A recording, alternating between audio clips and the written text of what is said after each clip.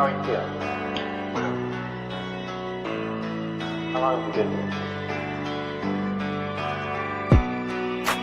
3 months, May 17th. And what brought you? That's difficult to answer.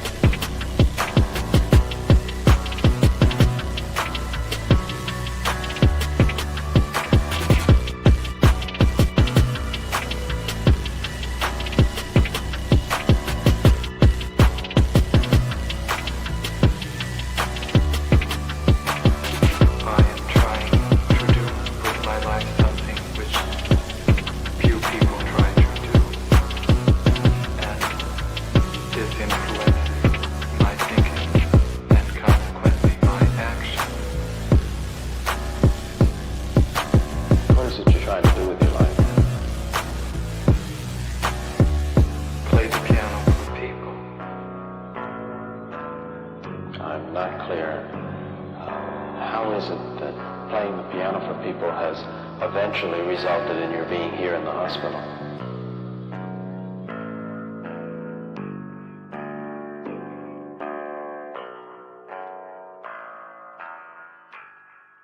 That's difficult to answer.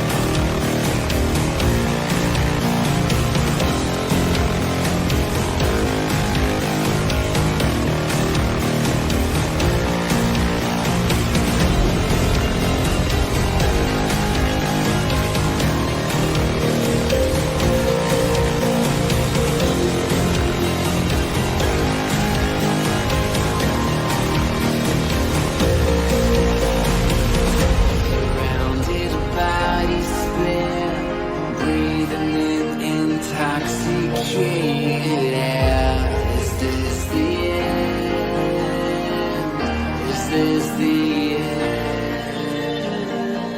There's a noise inside my head of crying people facing death. Is this the end? Is this the end? Oh, I'm burning in the stone.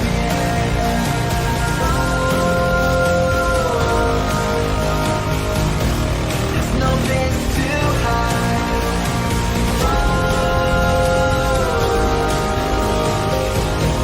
I'm burning in the stone.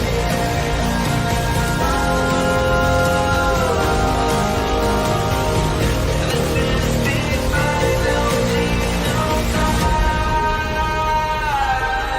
What have we done to the world?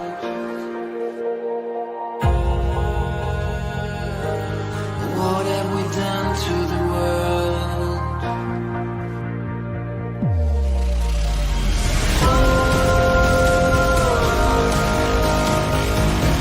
I'm burning in the stone.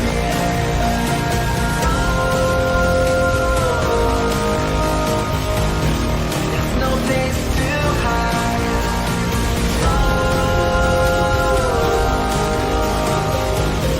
I'm burning in the stone. This is the final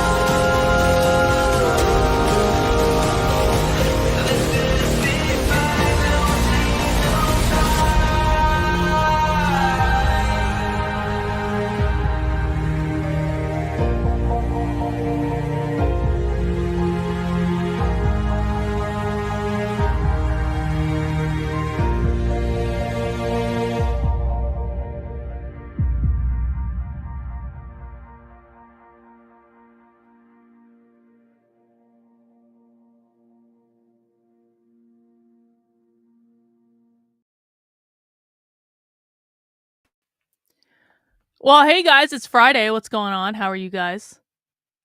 I am so glad this week is over. It's so crazy. Hey, it's my almost birthday. It's my birthday tomorrow. I will be turning 29 again. If you feel the need to celebrate my birthday today by sending me a super chat or just, buying my book or saying something nice about me, that'd be pretty great. Because I've had a week where I have been attacked by Jews on Twitter.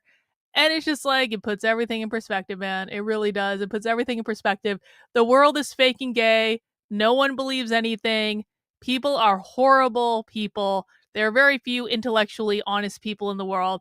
And I think we're actually going to see that displayed quite admirably in the exercise that we're going to do today. Oh, yeah, I saw this. Retarded James Lindsay actually laughed at the idea that Douglas Murray might be a neocon when Douglas Murray literally wrote a book called Neoconservatism and Why We Need It. I have this new game I'm playing on Twitter. As many people as would like to can play it with me. It's called Who Are the Most Intellectually Dishonest People? And how we play the game is this. Every single time you see someone in any context, it could be in your life, it could be in your work, it could be online, it could be, someone you hear ranting and raving in a coffee shop.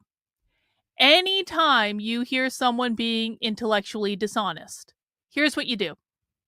You ask yourself two questions. The first question is this person Jewish? You might say yes, you might say no. The second question you ask yourself is this person a Zionist? Again, you might say yes, you might say no. And then just keep track. Now, I'm not suggesting that every person that you interact with is going to be, that is aggressively intellectually dishonest, is going to be Jewish or a Zionist or both of those things. I'm not suggesting that at all. Of course, there are many people in the world that are aggressively intellectually dishonest that are not Jewish and are not Zionists. We study them all the time. A lot of them are communists, although there are communist Jews as well. That's what Jewish Voice for Peace is. But there are many, many, many, many, many intellectually dishonest people in the world that are neither Jewish nor Zionist, and I just want to make sure that that is very clear. I'm not suggesting that you are always going to say yes to both those questions. What I am suggesting is just watch. Just keep track. We never want to get into a position where we say, all members of one group do X, Y, B, and Z, because that's not fair. At the end of the day, I am an individualist. I believe in talking to the person that's in front of me, not their skin color, not their identity, not their ethnicity, not their gender. I believe in talking to the person in front of me. And if that person treats me well and that person is intellectually honest, then it really doesn't matter what they look like. It doesn't matter what their gender is. Quite frankly, it doesn't even matter if their political views align with me or not. I've been able to have conversations many times with intellectually honest people who vehemently disagree with me. And that's cool, man, because they're behaving in an intellectually honest way. So we can never be those people, or I would never. I mean, you can do whatever you want, I guess, but like, I would never support being the type of person that judges people based on their group identity. It would never happen. But what we can do is we can start to pick up on patterns. What I do when I talk about the far left, when we watch the far left, is we're doing basic pattern recognition. We are looking for the things that show up over and over and over and over and over again across a variety of contexts. We're looking for themes that keep appearing. We're looking for the things that are not said too, because sometimes the things that are not said are just as informative as the things that are. If we get one whack job saying something crazy, that doesn't necessarily mean that's indicative of the whole group. There are always going to be whack jobs in any group. What you're never looking for is like the single instance of someone saying something crazy. You are looking for themes that show up over and over and over and over and over again. This is where conservatives get the grooming issue wrong, by the way. Because conservatives have like 2 or 3 clips that they pull from over and over and over and over and over again to say grooming is about sexualizing children and pedophilia. And it's like the same 3 clips over and over and over and over and over again. But if you look at the breadth of queer content, and we've watched a lot of it on this channel, and there is more that we will still watch. If you look at the full breadth of queer content, do we see themes related to pedophilia? No, we don't. We don't. In fact, what we have heard is them talking about protecting kids. Now, they have different ideas about how to do that, but I have never to this day heard a queer Marxist that I've been watching on this channel talk about sexualizing children. So conservatives cherry pick from like 3 different clips that they've been able, because you will always be able to find these whack job clips, okay? They cherry pick these clips that tell the narrative they wanted to tell, and then what they do is they ignore all other evidence to the contrary. We don't do that shit here. We do not cherry pick one single clip that cannot be replicated across the breadth of the evidence and say, this is indicative of what this is, because that's not intellectually honest. What is intellectually honest is to say that queer Marxism seeks to abolish capitalism via abolishing the gender binary and the nuclear family. These are things that we have heard show up over and over and over and over and over again across a variety of groups, across a variety of writings, across a variety of documents, videos, books, everything. That's the pattern. That's what they actually believe. Not the pedophilia thing, not the sexualizing children thing. And I'm not suggesting that sexualizing kids doesn't happen. I am suggesting that it is a separate problem that needs to be dealt with as a separate problem. But it is not a pattern of queer ideology. It's not. And the reason we know that is we watch so much of this content and we don't go into it with a preconceived notion of what we find. We go into it with an open mind, listening for the pattern that shows up over and over and over and over and over again. And so let's just do this experiment together. And I want everyone to play along with me. Every time you encounter someone in your life that is being aggressively, intellectually dishonest, ask yourself 2 questions. 1, is that person Jewish? 2, is that person a Zionist? And then answer honestly. It's either yes or no. And either answer is fine and no answer is better than the other. And then look for the pattern that develops. And it could be, because I'm not making a claim about what we're going to find. I'm really not. It could be that we find that all the intellectually dishonest people in the world are not Jewish and not Zionist. You always have to keep your mind open. You always have to look for things that contradict what you think are going to happen, because that's what challenges your own confirmation bias. So I would encourage everyone to play along. I know I'm going to be playing this game because I have some suspicions about what I'm going to find, based not just on the last week where I have had Jewish Zionists threaten to kill me, threaten to rape me, threaten to deport me, threaten to harm me in some way. Why, you ask? Because I made a joke about Jewish soda. God forbid. So maybe I'm wrong, but we're gonna give this a shot and we're gonna see what happens, and that's gonna be that. And everyone that can't handle a joke about Jewish soda, go fuck yourselves. I'm not taking it back. You can cry all you want, but if you are the people that are threatening to rape someone over a joke about Jewish soda, then you're not good people. That is fundamentally evil. In my book, I mean, maybe it's not evil in the Jewish Zionist book, but I personally would say that's fundamentally evil. And I would call on all Jews that do not agree with raping someone or threatening to rape someone or threatening to kill someone over a joke about Jewish soda. I would not threaten. No, I would never do that.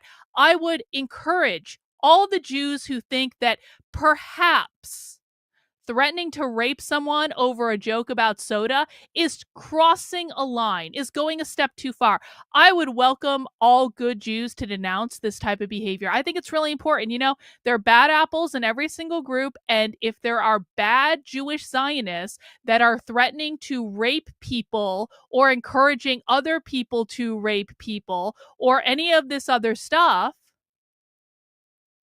then you should denounce that type of behavior. You don't want those types of people getting representing you. Let me see. I just got an email about something.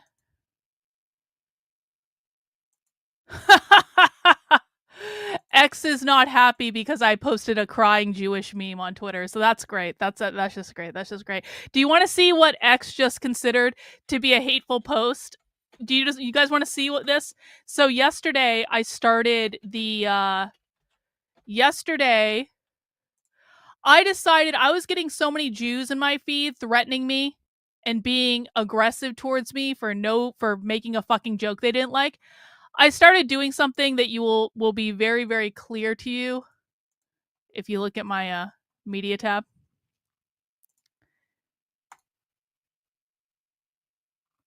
I started posting this image. I didn't make this image. I was just replying to people with this image. If you said something aggressive to me, all I did was reply with this image. There are a million memes like this on the internet. I didn't make this image. I certainly didn't threaten to rape anyone in conjunction with this image, unlike things people have been saying to me. I didn't threaten physical harm to anyone with this image, unlike things people have been saying to me over making a joke about Jewish soda. But you know who the real hateful people are, guys? People who are posting a meme that the Jews don't like. Those are the real hateful people. Those are the real hateful people, according to Twitter. So, whatever. I'm getting really kind of sick of Twitter, if I'm honest about it. Like, there's nothing good about Twitter anymore. Twitter is now just a clickbait factory. And it's like, it's so tiresome. It's so tiresome. Like, I yearn for a world. It's my birthday. I get to make a wish, right? Well, tomorrow's my birthday. I yearn for a world in which I can just talk to real people and not have to worry about bullshit on the internet. Am I asking too much? Am I asking too much to be able to spend my days without interacting with inauthentic shills? Because that's all that's popular on Twitter. And I'm with the exception of like Nick Fuentes, that's pretty much it. And maybe a couple other people. And I just find it absolutely exhausting. And so, I don't know, man. I don't know. Anyway, welcome to Happy Hour. Hey, Calvin. Actually, the book is already out. We're having our official launch party tomorrow, but Amazon decided to launch it earlier. What is Calvin asking about, do you ask? Shout out to Calvin, because Calvin was one of the people who read the book before it got published. If you guys haven't seen it yet, I do have a new book out. It is called The Communist Manifesto, a Revolutionary Fairy Tale. I actually just got the proofing copy in the mail. Don't worry about this gray line. Yours won't have this. This is just the proofing copy, so this is not going to be on the actual copy, obviously. But you can see, like, people doubted the white cover. I'm sorry. I still need to get I need to order my copies without this line. But you can imagine, this white cover looks awesome. It does. It looks so cool. People doubted the white cover. No, the white cover looks awesome. And the back looks awesome. It's got a giant skull on it. And I love the way the book came out. And it looks good. I was flipping through it earlier. I literally just got this like an hour before the stream. It looks good. You guys are going to see this when you're in the book. I made little illustrations for the chapters that show kind of like a symbol of the chapter. You'll get my favorite symbol on the chapters is, let me see if I can find it. Not there. Not that one. My favorite chapter image that I made was the boot coming down on top of the flower. And so you guys can guess what that chapter is about. But this is, let me get this back up.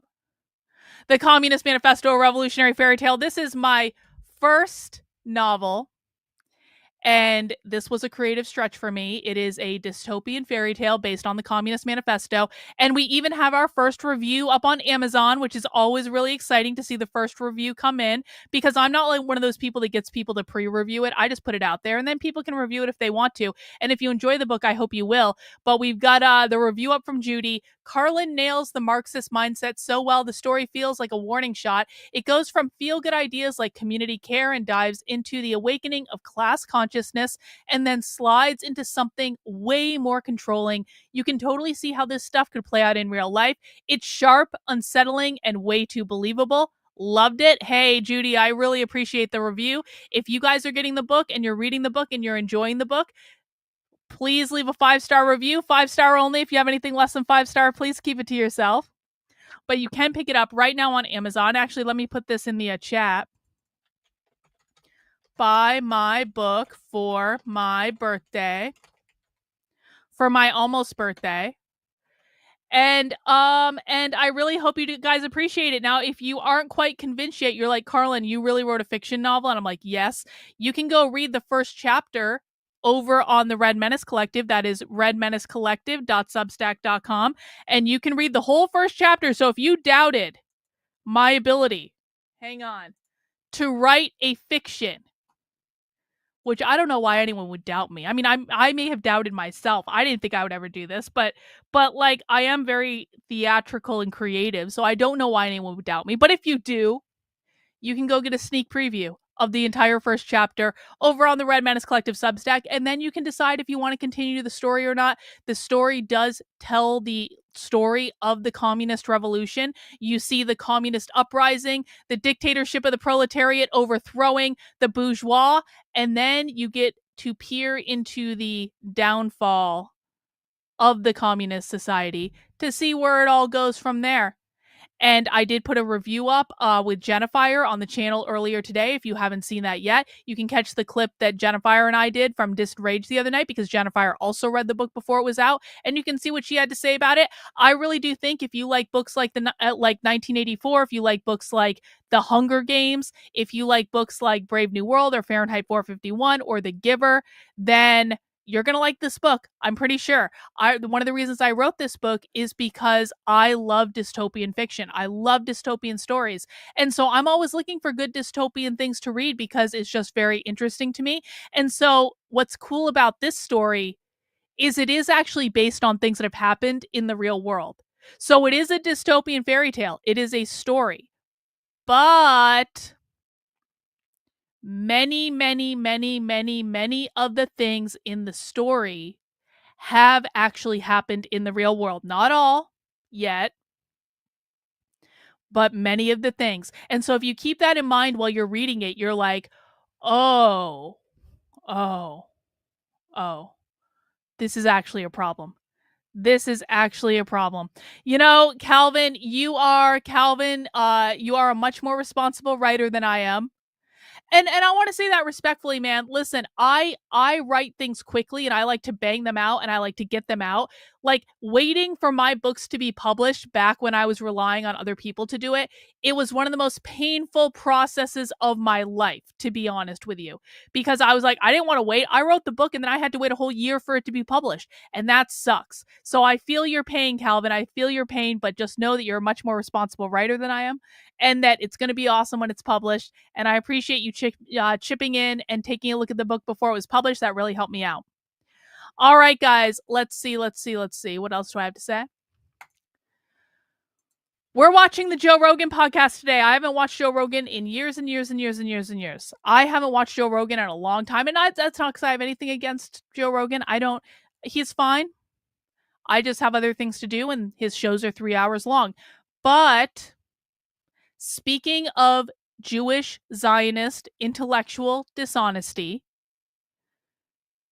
Douglas Murray was on the show with Dave Smith. Now, I want to be very clear. I am not the biggest fan of Dave Smith. I'm just not. I don't think Dave Smith is funny. I don't think Dave Smith is a good person. I don't think Dave Smith is authentic to what he believes. I think that Dave Smith is very, very good at taking other people's talking points and making them sound friendly and approachable. Now, listen, there is a role for people who are very good at taking other people's talking points and making them friendly and approachable. There's nothing wrong fundamentally with doing that. There need to be people out there that are telling the story. Dave Smith is a comedian, or such as it is. I don't think he's funny. A lot of people don't think he's funny. Some people do think he's funny. I remember when I was doing more stuff with the libertarians, I used to have to go to his comedy shows, and I used to have to pretend he was funny to fit in, but he wasn't funny. I didn't think. I think that Robbie Bernstein, who is also Jewish, but I don't mind him so much because he's not an intellectual disasshole. I actually think that Robbie the Fire Bernstein is much funnier than Dave Smith, like to a significant degree, because funny is funny, and it doesn't matter if you're Jewish if you're funny and not an asshole. Anyway, so I'm not like the biggest Dave Smith fan in the world. I'm not going to be an apologist for Dave Smith. But there are times when Dave Smith said smart things, and typically he's getting those talking points from other people that are smarter than him, and that's fine. But I saw so many clips going around of Douglas Murray just being a complete douche. A complete elitist douche. And the thing of it is like, I've hated Douglas Murray for like a long time. I read The Madness of Crowds back in the day. The Madness of Crowds is fine. It's a really good introduction if you were unfamiliar with the left around the time it came out. And I would actually be really interested to go back and read The Madness of Crowds again today, knowing much more than I did when I read it the first time. So I read that book. I've never read any of his other books because I find The Madness of Crowds, and I find Douglas Murray especially, to be an arrogant douchebag. And this has always been true. And it's like, take the most pompous asshole that you can find, who's probably a narcissist, and then select him to be the standard bearer of intellectualism about something, and that's going to make everything even worse. And so, and then after October 7th, Douglas Murray just went super, super Zionist. And I was like, yo, really? So I've tried really hard to not interact or watch Douglas Murray in a long time. But apparently this episode of Joe Rogan is a really good example of what an asshole he is. And so it's my almost birthday. And it's Friday, and it's happy hour, and I have beer, and we're going to talk about the beer in a second. And so I thought we would kick back and have a little bit of a light show. I thought we would kick back and have a little bit of a light show. And no, he doesn't. No, he doesn't. See, the thing about confident people is that they can trick you into thinking that they're speaking the truth when they're actually just speaking bullshit. Douglas Murray is a bullshit artist, but because he says it with an accent and he says it with a certain posture, certain people are going to believe him based only on the tone with which he speaks without thinking critically about what he's actually saying. Now, we will be talking critically about what he's saying on this show, so no, he doesn't speak facts. And anyone who thinks that Douglas Murray does speak facts is fundamentally unhinged from reality and is probably a fucking Zionist. Tomorrow, Melissa, is my birthday. Tomorrow, Saturday. So that's what we're going to be doing today, guys. Hey, before we jump into that, I've got beer. As is our tradition on Happy Hour, I went to the craft beer store and I bought 4 beers. You guys get to vote on which beer I drink first. I'm not going to drink all 4 beers on stream. Well, probably. Maybe. This is a long episode, so maybe I will drink all 4 beers on stream. It's my almost birthday. I can do what I want, okay?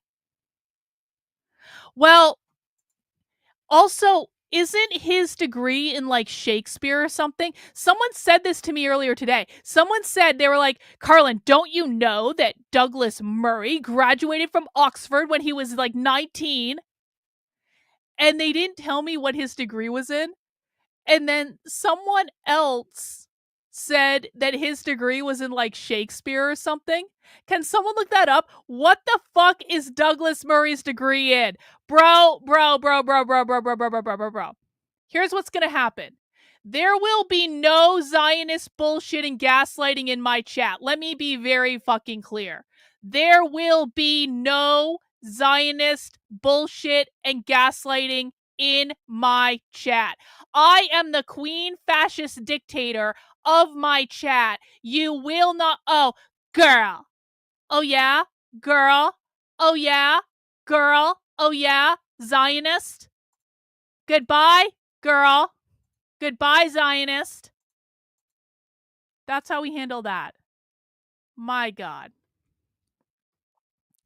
Yeah, so Douglas Murray's degree is in English or Shakespeare or something like that, and he pretends he is an expert on everything. Andrew! A $29 super chat for my 29th birthday? Thank you, Andrew. I really appreciate it. Hey, Jan, happy birthday, Karlyn. Here's to Karlyn's month of narcissism. Yes, it is my month of narcissism. I'm allowed to be a narcissist this month because it's my birthday and I'm an Aries and that's the way it goes.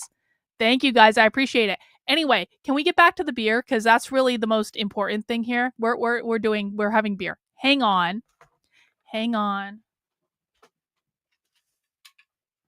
Okay. Here's how it works. I have 4 craft beers. I'm going to tell you about these craft beers. You guys are going to vote on which one I drink first. If you are drinking something fun, let us know in the chat. The first beer that I have today is an old favorite of mine. It is called Waffle Cone Confidential, and this is a waffle cone lager, and it is delicious, and it is, where is it brewed in? It is a Vienna malt, and it is super secret homemade waffle cones are in it, apparently. And it is from Reckless Brewing Company in Bethlehem, New Hampshire. There we go. Waffle Cone Confidential is our first beer option. Our second beer option I got because the can was pretty. It is called Neon Fusion. It is from 10 Ben's Beer. I don't think I've had them before. Vermont. It's a Vermont beer. It's a communist beer. That's okay because it is a raspberry and blackberry sour, and I think that'll be delicious. And the can is pretty. Third option is an ugly can.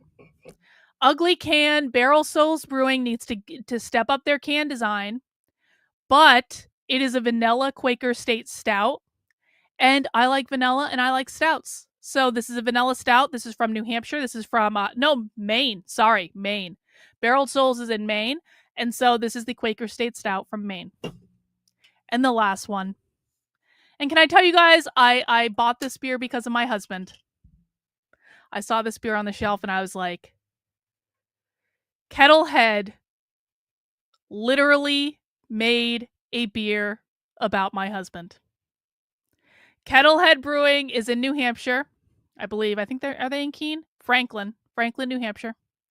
We drink a lot of their beers. And they apparently have a Russian stout named Viktor. As in Victor, as in my husband, who is not a Russian. He's a Ukrainian, but he does speak Russian as his first language. And I'll be honest, he kind of looked like this when I first met him. He wasn't quite like that beefy, I guess, because he was skinny. But the guy on the can actually looks a little bit like my husband. So that is Viktor, the Russian stout. So I'm going to put the poll in the chat. Again, we have Waffle Cone Confidential. We have the Raspberry Blackberry Sour. We have the Vanilla Stout. And we have the Viktor Russian Stout, which Russian Stout is not usually my favorite, but like I had to buy it. Obviously, I had to buy it. It's got my husband on the freaking cover. All right, let me know which beer you guys want me to drink. You can vote in the chat. While you do that, let me get up the video. We're going to be here for a minute. So if you guys are drinking something fun, let us know. If you guys would be so kind as to mount the like button for me. Let me check something out, actually. Actually, does this still work? If you guys want to do something extra special for my birthday. Oh, no, that's not right. There we go. If you guys want to do something extra special for my birthday, we got my Cash App and Venmo on the stream. We've got you can subscribe to my Substack. The best birthday present you can give me is supporting my work or buying me beer or buying my book. And I want to thank Andrew already for getting a super chat in. So let's get that on the board. Let's set a goal for today. Everything set up into Cash App or Venmo will also count towards our super chat goal. And we'll be doing the same thing tomorrow because it's my birthday. So I'm going to ask for money because it's my birthday. And I show up for you guys 6 days a week. And I feel like you guys should show up for me when it's my birthday and make me feel special. And how we do that on the internet is money. And so I appreciate it. All right. Who'd you guys vote for? What beer? Of course, I am drinking Viktor. So I'll get that. I will get that beer poured. And in the meantime, let's kick off the Joe Rogan experience and see what an asshole Douglas Murray is. Joe Rogan Podcast, check it out. The Joe Rogan Experience. Train by day, Joe Rogan Podcast by night, all day. All right, we're up. Ladies and gentlemen, good to see you guys. What's happening? Are you going no headphones? Oh. Keep the do? I'll do that. I'm not quite sure what they add, but yeah. Okay. There we go. All right. The goal of this is every time I see people that disagree with anything that's happening, any gigantic world events, it's one of these retarded shows where they're screaming. There's the word again. We brought it. Yeah. We were just talking about that. You did it early. The word retarded is back. Yes. And it's one of the great culture victories. Yes, I agree. That I think is spurred on probably by podcasts. But these things are always like Pierce Morgan-y, which is fine, where everyone's screaming over each other and, there's 5 different people talking over each other. There's never just rational conversations where you discuss things. And I respect both of you. I think both of you are brilliant. And I bet you agree on a lot of things, and I bet you disagree on a lot of things. And it'd be fascinating to see your perspectives on these things. So that's why you're here together. Okay. And Well, Douglas, Can I ask you something? yes, sir. Since the war in Israel began, and since the war in Ukraine began, you've had quite a lot of people who are very against both in different ways. Yes. Do you think you've had enough people on who are supportive of either war? Okay. I don't know that word. Okay. I'm going to pause it right here because this is one of the clips I saw. I know this is one of the clips going around. How fucking ungrateful do you have to be? How ungrateful do you have to be to get invited on Joe Rogan's podcast and actually go on there and say, how dare you talk to people I disagree with? How much of an arrogant, elitist, entitled douchebag do you have to be to go on someone's show and not even get into conversation, but to start off the show saying, how dare you talk to people who I disagree with? Who the fuck do you think you are? It would, listen, I know I can be aggressive on the internet, but this is my show. This is actually my stream. This is my channel. There is no reality in which I would go on someone else's show, especially someone like Joe Rogan. It's one of the biggest podcasts in the world. And the first thing I'm going to do is harangue him about decisions that he made that I don't agree with. That's not my place. That's not what people want to hear about. That's not my fucking job. And guess what? Joe Rogan doesn't answer to me. It's like the epitome of ungratefulness. It's like Douglas Murray feels entitled to all of this. And no, Douglas Murray, you're not entitled to shit. Heard enough, if that's a good word. Let's say enough people who are on the side of Israel instead of wild critics of Israel. Well, I've had a few. I mean, I believe God Sad is really on the side of Israel. Really for sure. Jordan is on the side of Israel. You had Mike Baker, Coleman Hughes. Yeah. Coleman did it for like 20 minutes. So it wasn't why he was here. No. I mean, none of them. And none of them is why they're here. You know, it's a good question.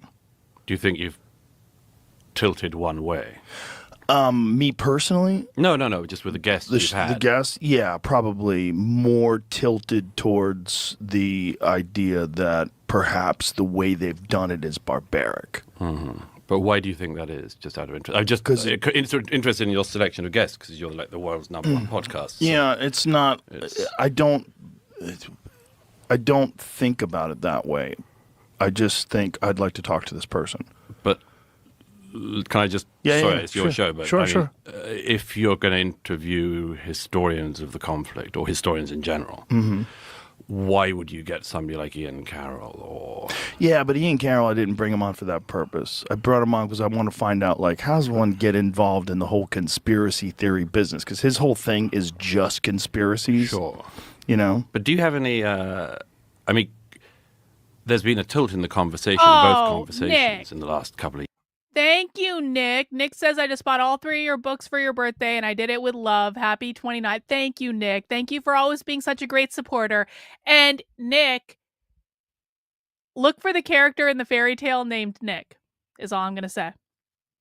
There might be a character in the fairy tale named Nick, okay? As my thank you for always being such a great supporter. Years. And it's largely to do with people who have appointed themselves experts who are not experts.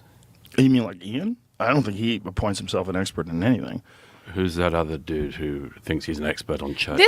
This is the other thing. Okay, I'm sorry. I need to rant again. Who the fuck is Douglas Murray to say who is an expert and who is not an expert? Who appointed Douglas Murray as the arbiter of who qualifies to speak on a topic? If there is anything that I have learned in the past several years, it's that most of the people who claim to be experts about things, who have the degrees and they have the fancy jobs and they have the big titles and they're on the news, if there's anything I've learned in the past couple years covering the far left and comparing what I do and what I find with what the so-called experts say, if there's anything I've learned, it's that they don't know shit about shit. They are fundamentally unhinged from reality.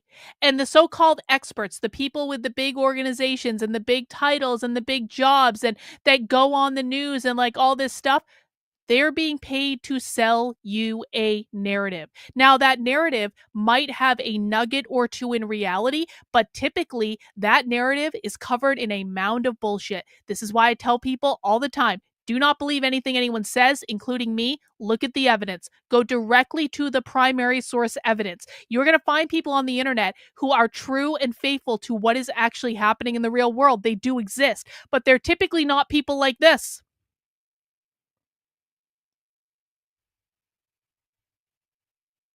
There is no one single arbiter in the world of who is and is not an expert. If someone has spent over 10,000 hours doing something, they are an expert in what specifically they're doing, and it doesn't matter how Douglas Murray feels about that.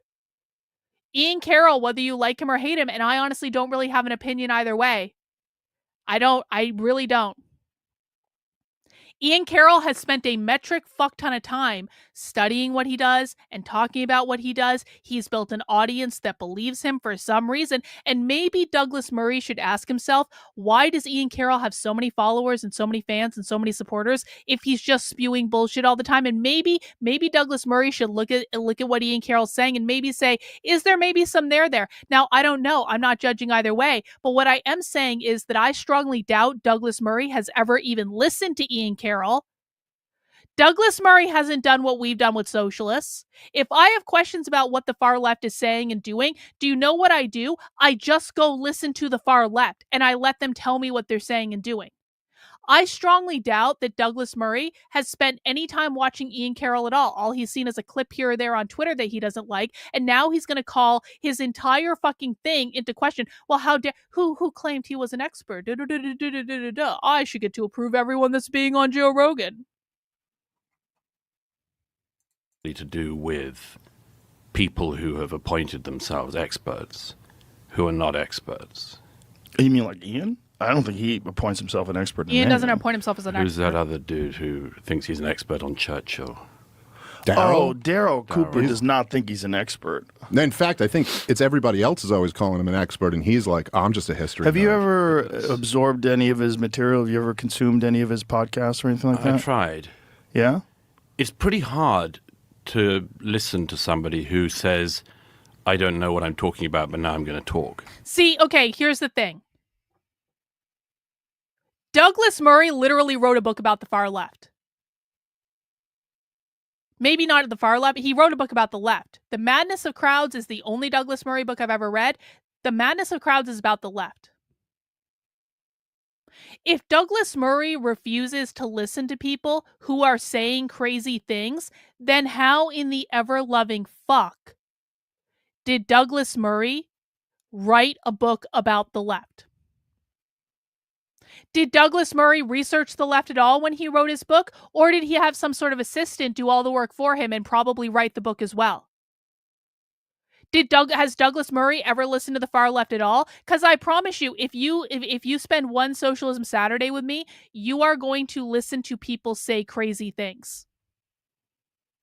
And you're going to sit there and listen to it, and guess what? You're going to survive because you're an adult. Apparently, Douglas Murray just can't bring himself to listen to someone he disagrees with. He's so much of an evolved man that he cannot bring himself to listen to someone he disagrees with. And instead of listening to what a person has to say, he goes on shows with millions of viewers and makes shit up. Anyone who is not willing to listen to the people that they're talking about should either shut the fuck up or admit that everything they say about that person or that group of people is just making shit up to serve a political narrative. If Douglas Murray wants to talk about Ian Carroll, fine. But has Douglas Murray ever listened to him? If he's never listened to him, then he needs to shut the fuck up or admit that he's making stuff up. If Douglas Murray wants to talk about Daryl Cooper, Martyr Maid, and by the way, I've never listened to Daryl Cooper. I watched his interview with Tucker Carlson and that's it. He seemed like a really interesting guy, honestly. He had an interesting perspective, but like, I haven't dug deep into his content. I'm not a Daryl Cooper super fan. But if Douglas Murray isn't willing to listen to Daryl Cooper, then when asked about Daryl Cooper's expertise, Douglas Murray should either shut the fuck up or admit that he's just making shit up because he doesn't know what he's talking about. And so if Douglas Murray is going to go on anything and say, I just find it so hard to listen to people that I disagree with, he should not be considered an expert on anything because obviously he's just existing in an echo chamber where he only listens to people who says things that make him feel good, which makes him no better than a leftist. Or I don't know about this, or I'm not capable of debating this historian, but I'm going to just tell you what I think. Yeah, but that's not I think that's exactly a little that's bit not out of exactly what context. Daryl was saying. I mean, Daryl's point of view, however you feel about this, what Daryl is saying is he doesn't really like doing debates. He likes to do long format stuff where he can really explain his position. If you throw a lot of shit out there, there's some point at which I'm just raising questions is not a valid thing. Mm-hmm. You're not raising questions. You're not asking. No, raising questions is actually always a valid thing. It is never the wrong thing to do to raise questions. Because then you get to answer the question in an intellectually honest way. Now, apparently Douglas Murray can't have that conversation because the reason Douglas Murray doesn't want people raising questions is because he knows that it backs him into a corner where he cannot answer the question in an intellectually honest way. And so then he has to deflect and make shit up, and then he gets called out on it. But like, if you are behaving in an intellectually I swear I'm not going to rant like this the entire show, I promise. But I have things to say, all right? If you are behaving in an intellectually honest way, then there is never a time when you should say, people just shouldn't be raising questions. It's unfair to raise questions. No. If you're an intellectually honest human being and not a politically driven shill for Israel, then there is never anything wrong with asking questions. And if you can't answer the question in a way that serves your purposes, then maybe that should tell you something. Questions. You're telling people something. Do you think Daryl's doing that? I think there's a whole bunch of guys doing that. I think Dave is doing that, very obviously. Dave's a comedian, but he's now mainly talking about Israel. No, I don't know if I'm main. Dave Smith has been talking about Israel for fucking ever. I have known who Dave Smith was since like 2020. I was involved in Libertarian Party politics in 21 and 22. Dave Smith has been talking about Israel literally forever. And this is what the fucking Jews on Twitter say too. They're like, you're obsessed with the Jews. All you talk about now is the Jews, which is provably not true.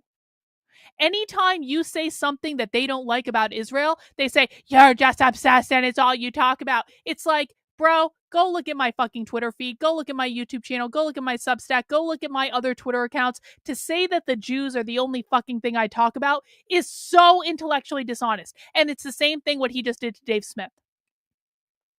Dave Smith has always talked about Israel. Always. Now, he talks about other things too. But if you're going to say in a time when Israel is expecting us to give them billions of dollars. Israel is expecting the United States of America to send our sons and daughters to go to war with Iran on Israel's behalf. And you're telling me that one of the standard bearers, whether I like it or not, of Libertarian Party politics isn't allowed to talk about the issue? Is he going to say that Dave Smith isn't Jewish in this podcast? Is that actually going to happen? If you don't support Israel aggressively enough, you're not Jewish. That is actually the Israel position, by the way. Let's see, I guess.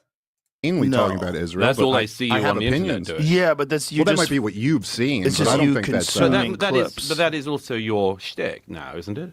Well, what do you mean by that's my shtick? Well, you're not a geopolitics guy in general, are you? Yes, he is. I don't even know. Dave Smith has always talked about anti-war. Are you fucking shitting me? Dave Smith has done hours and hours and hours and hours and hours of shows talking about Yemen.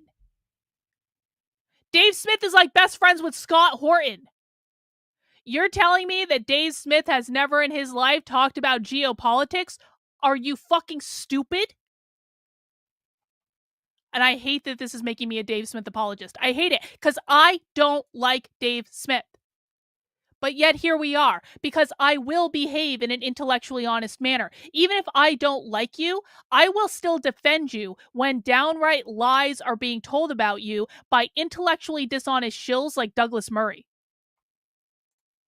Exactly what you're asking. Yeah, I'm saying exactly, you've decided, Amelia, being exactly. a comedian, you've decided now to become somebody who talks about Israel This and is the not, conflict. I think you're incorrect. I don't think it's a decision. I just think you have long-form conversations, multiple of them. It's a huge event that's in the news, so it comes up. I don't think it's a thing.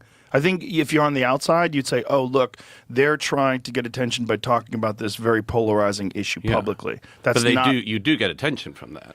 If you'd spent the last year speaking about Myanmar, you would not be on my lips. Yeah, but or a he lot of other does people's. talk about Yemen constantly. He talks about a lot of things that aren't in the news. Well, I tend to talk about the conflicts that my government is directly involved in, which I think is reasonable to me. But I don't quite get, like, what's all the appeal to authority stuff? I mean, you have to be an expert? Or, no, I think what authority exactly matters. I think expert? authority matters, and I think that if you just throw a lot of shit out there and then say, I'm not interested in the alternative views on this, and particularly when it's a counter-narrative that is wildly off.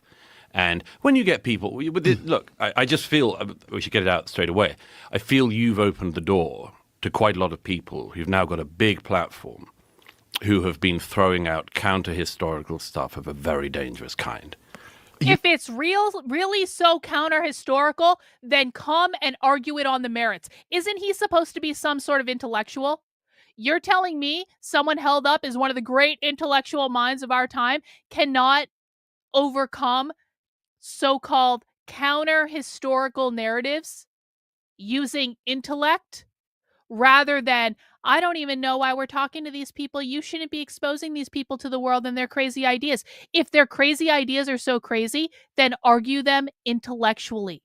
Bring facts, bring evidence, bring sources, do something other than we need to censor ideas we don't agree with while still claiming to be anti-woke, Douglas Murray. You guys want to know what the woke right looks like? It looks like this. You mean Daryl? Are you talking about Daryl? Daryl, who's the other one? I don't think Daryl has... Derek, I don't think there's anything dangerous about what's the what other guy? Derek... what's his name? Cooper, is it? Which one is it? No, that's it's Daryl Cooper. Doesn't even know Who's the his other name. one? Seriously. The Doesn't one know I just his checked name. on the way here. Daryl Cooper. And I have a Rolodex in my head of random socialist activists that I've tracked. And people who watch my content will know this. If we're watching socialism, I'll see a random activist and I'll be like, we watched a presentation by that person 3 years ago, and here's what they have to say, and here's what organization they work for. And I have a savant-like quality with this for some reason. I don't exactly know why. But the reason I bring this up is Douglas Murray is supposed to be some sort of fucking intellectual genius, and he can't remember Daryl Cooper's name, and he's gone on the Joe Rogan podcast to smear Daryl Cooper partially, and he can't even remember his fucking name. Don't tell me this guy's a fucking intellectual god. He has an accent and speaks with confidence and has probably had so much fucking media training, it's not even funny. Paid for, of course, probably by Zionists in Israel. That's why people believe him. The accent and the confidence, and that's it. Rottweiler, thanks for the super chat. How ironic. Murray was a staunch sunlight is the best disinfectant, and now he's been compromised for a while. Stopped listening to him a long time ago. I haven't listened to him since like 2019 or early 2020 maybe. Thanks, Rottweiler. Appreciate it. Oh yeah, Daryl Cooper, Ian Carroll. Look, these guys are not historians. They're not knowledgeable about anything. No one's calling Ian Carroll a No, but historian. then why listen to their views on Churchill? Oh, Daryl is shut the incredibly fuck up. knowledgeable. It's not. It's just He's not. Yeah, He's he not. is. He's Why do you say wildly... Several reasons. One is, when he was offered to debate the current greatest living biographer of Churchill, he said, I can't, because he knows much more than me, and I admire his work, and I've learned... I can't and I don't want to are two different things. from it, but I'm going to bet you and people again can correct me if I'm wrong. I'm going to bet you that Douglas Murray right now is lying about Daryl Cooper. I bet Daryl Cooper would have a discussion, but a debate is a completely different thing. Debating on the internet is a waste of fucking time. It doesn't change anyone's mind. Hey, thanks, Melissa. I appreciate you dropping by. Debates are not helpful to anyone. If you want to learn something, have a discussion. You wanted to say happy birthday. Thank you. Power. Yes, Aries. We're both Aries women. We understand each other. I can't possibly debate him. That's Andrew Roberts. Right, but you don't have to be able to debate people to have opinions. No, on you don't things. have to debate people. If it's not your thing. But if you, for instance, but if you say, I've decided that Churchill is the bad guy in It's not World what he War said. II. It's not what he said. It's not what he said. Neither Carroll nor Cooper have said that? Well, listen, I don't know what Carroll said, but Daryl Cooper has not said that. What he said was he jokes with his friend Jocko, who's an Anglo-Saxon. He jokes with him, I think that Churchill was the secret villain of World War II. And what he's saying is by Churchill's actions, the war escalated. He's not saying anything. He's not just asking questions then, is he? No, but he's got a point the claim of view. isn't that he's just asking questions. Yeah, he has a point of view. You can explain this better. He literally says yes, he he's said joking. in the comment, he goes, listen, I'm being hyperbolic. And then he once again disclaimed, he goes, and I'm not claiming Churchill committed the most atrocities or was the worst part. But in many ways, I do view him as the chief villain, as my hyperbolic, provocative statement. But what's Douglas, the point of that? Well, okay, but Pat Buchanan wrote an entire book on this. Is he not allowed? Is he not an expert? Is he not allowed to be he's interviewed? certainly not an expert. He can be interviewed. I've watched Pat Buchanan debate. I watched Pat Buchanan debate against Churchill historians, and he was absolutely leveled because he doesn't. No one is obligated to participate in a debate if they do not feel that participating in a debate is a good use of their time and energy. Know what he's talking about. When did Pat Buchanan debate and get leveled? About 20 years ago. I'm just He curious. debated against Andrew Roberts and several other historians at Intelligence Squared in London. I was there. He didn't know what he was talking about. He had a contrary view, and it was interesting and stimulating to hear. But if you only get the contrary view, which is, isn't it fun if we all pretend Churchill was the bad guy of the 20th century? Churchill was the bad guy of the 20th century. At some point, you're going to lead people down a path where they think that's the view. And that's horse shit of the most profound kind. Oh, my word. I don't think that's what he's trying to do. I think that's exactly what they're doing. Wow. And the problem is that because your own platform has come about because you're a very successful comedian and much more, and you do ask questions, and you are interested. But there are a lot of people who have come along, partly I think because they've come on this show, who have come along and they've decided, I can play this double game. On the one hand, I'm going to push really edgy and frankly sometimes horrific opinions. And then if you say that's wrong, they say, I'm a comedian. But wait a minute. No, That's not what anyone's saying. Tell me I'm just a comedian. Well, I'm just throwing stuff out What there. horrific opinions that's wrong are you talking about specifically? Once guys like this get into very obvious stuff, which is guys like Daryl, the ones I'm describing. Thank you, Kenna. you Very have to clear. listen to Daryl to really understand what he's saying. If you take Daryl's words out of context, Daryl has some of the most nuanced, balanced, and charitable views on all the figures in history. Well, particularly Hitler, it seems. No, just you're not wrong. true. You're wrong. He doesn't. What did he call him? How did he describe him? I think he compared him to a methed out psychopath who was holding an entire nation of people hostage. I believe was the way He also put it. said on here that he wasn't anti-Semitic until the Holocaust. There were no speeches of Hitler's in the 1930s. No, again, this is No. Listen, this on your show. He said he was not public about it. He said he was downplaying it to win over. He said there was a Yeah. period where he was downplaying it to win over popular support in Germany. Yeah. It was his argument. There is no historian of World War II who thinks that Hitler was downplaying anti-Semitism in the 1930s. That was what he was doing. He wrote a book about it in the 1920s. He got to power on it, and he grew his power on the back of it. The idea that you can argue that... See, this is the point. Gloria, thank you for making this. The problem is that history is messy. There is no unified narrative. Instead, there are multiple views on an event that can all be valid at the same time because you're looking at things from multiple different perspectives. It can be true that Hitler did atrocious and awful things in World War II. It can also be true at exactly the same time that Winston Churchill did awful and atrocious things during World War II. It can also be true that Stalin, who the United States allied with, Stalin was our ally. It can also be true at the same time that Stalin did horrific and atrocious things in World War II. All of those things can be true at exactly the same time, and they are not contradictory of each other. And until people start acknowledging that there is some nuance at play in all of this, then it's nothing more than intellectual dishonesty and political narratives and bullshit. In the 1930s, Adolf Hitler was downplaying the anti-Semitism. Like, there's no historian who would agree with that. So why would you throw out the idea that in the 1930s, Hitler was not being anti-Semitic in public? That was what he was doing in public. He announces to the German parliament what he wants to do. So when you're throwing out claims like he was keeping it down in the 1930s, first of all, what are you doing? And secondly, why? Okay. I mean, I think that it's kind of hard because I don't even know exactly what Daryl's point on that. Why is Douglas Murray going? That is a perfect freeze frame on Dave Smith, by the way. So Douglas Murray wants to ask why. Why is Douglas Murray going on this podcast and being completely intellectually dishonest?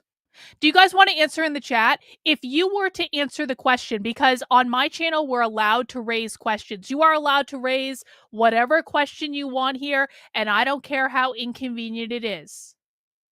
So I would like to raise the question. I would like my chat to answer this.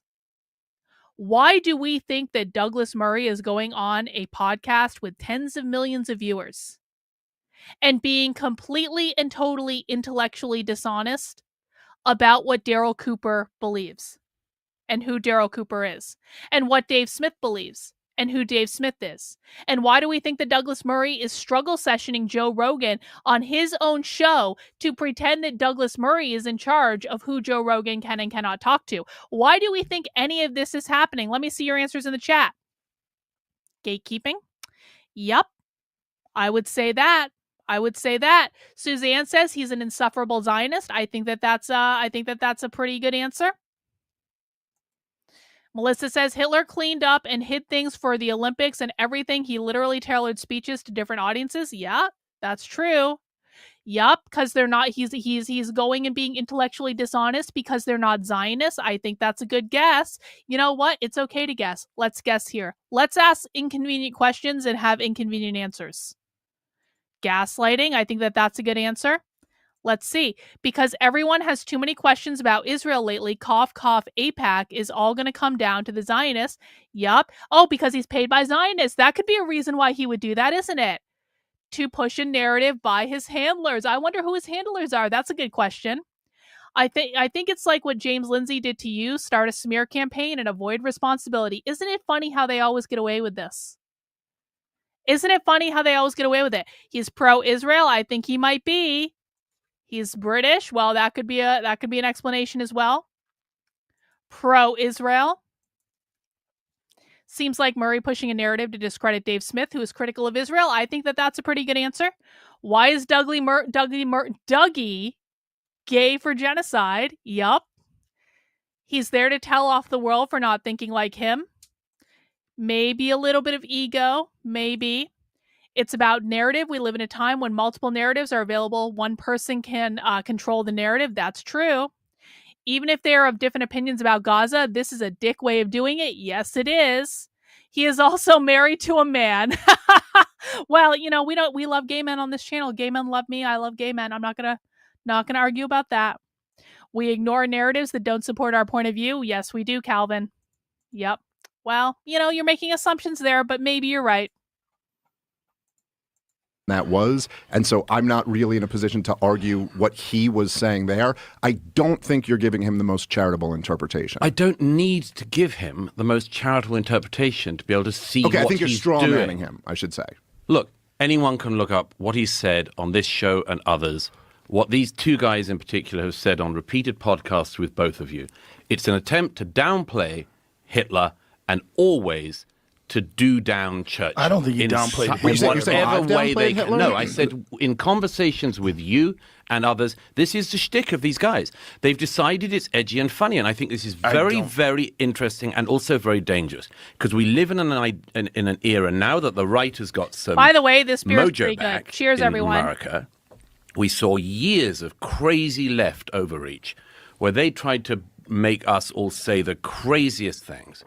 And completely predictably, there are now figures on the right playing with really dark and ugly stuff on their side. Exactly. And they are mainstream. I don't think I Daryl think alone. it's partly being mainstreamed by the two people I just described. And both of you have kept speaking to these people. And you Bro. don't get on.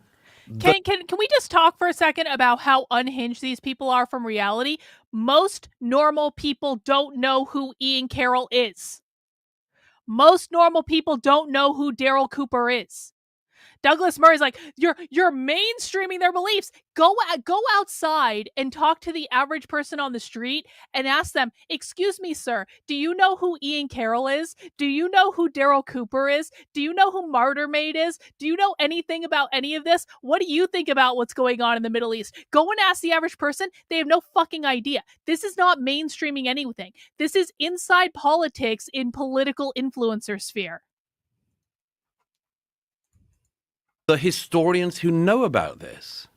And that's just alarming to me. Well, can I just say, so because I kind of do agree with part of what you said there. Like, I do think it is true that almost as a reaction to like the woke insanity that we've seen on the left, and I think nobody's been a more effective critic of that than you. I do think there has kind of been a right-wing reaction that has... No one's been a more effective critic of woke insanity than Douglas Murray, who wrote one book one time and then turned woke himself.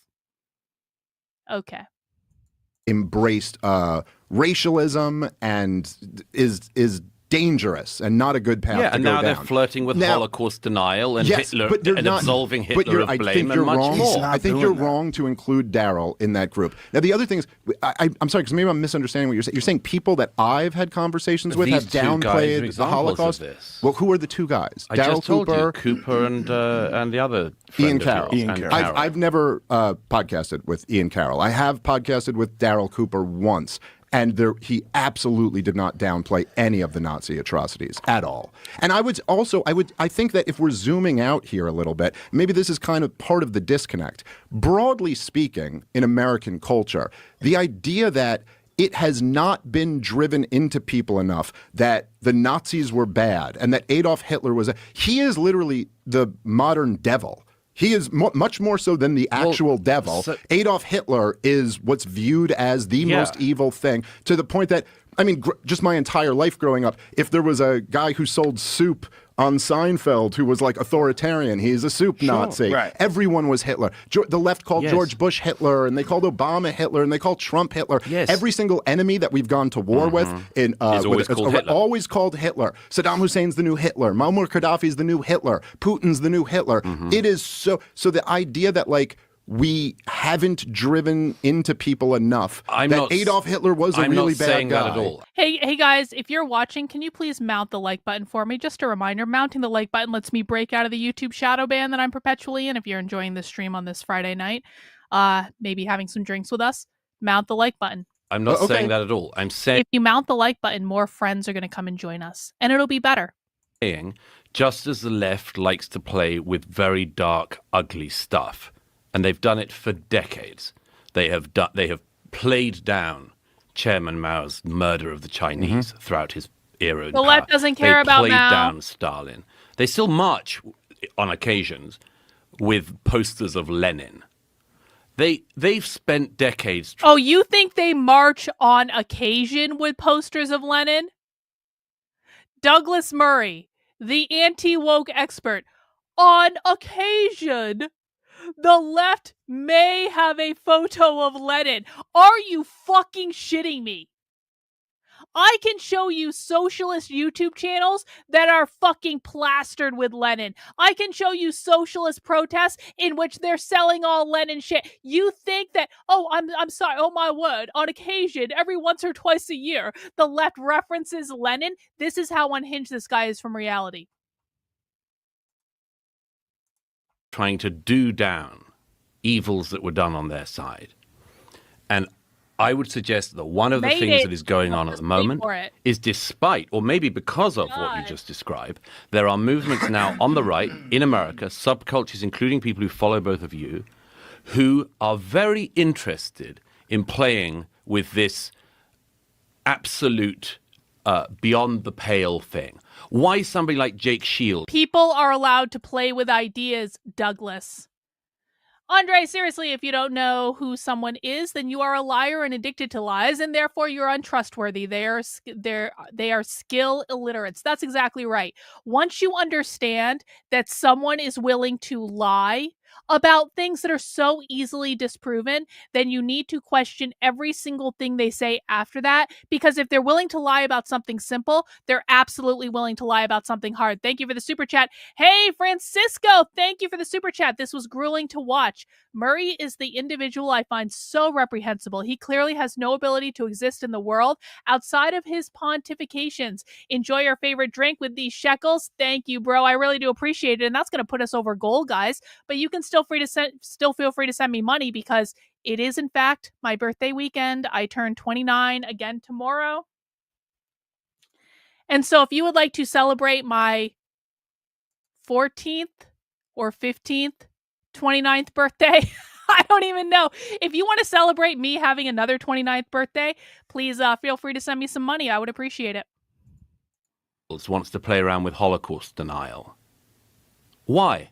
I can't answer for Jake Shields. I don't know. Thank you. Why do you think? I have no idea. I think I'm telling a you, lot of people get captured by audience capture. Captured by their audience. Yeah, I think that's the thing. You get a lot of positive reinforcement from a bunch of twisted people. Well, it's also, I mean, there's something about, Michael Malice had that great line. He goes, when you take the red pill, you're supposed to take one and not swallow the whole bottle. Yes. And I think there's like this dynamic. What happens is, and of course, people know the red pill is the analogy from the Matrix. The idea that you wake up to realizing that so much of the stuff you believed was bullshit propaganda. Absolutely. And is all lies. And this is a real danger when the establishment and the institutions are all caught with their pants down, having sold a bunch of very consequential policies based on lies. And then once people realize that, they go, well, what else have they been lying to me about? And then they almost want to look into every single thing and go, yeah, I think the whole thing was lies. Now, I agree with you. There's danger in that. And I think that there are some things that then people jump to conclusions that are totally wrong.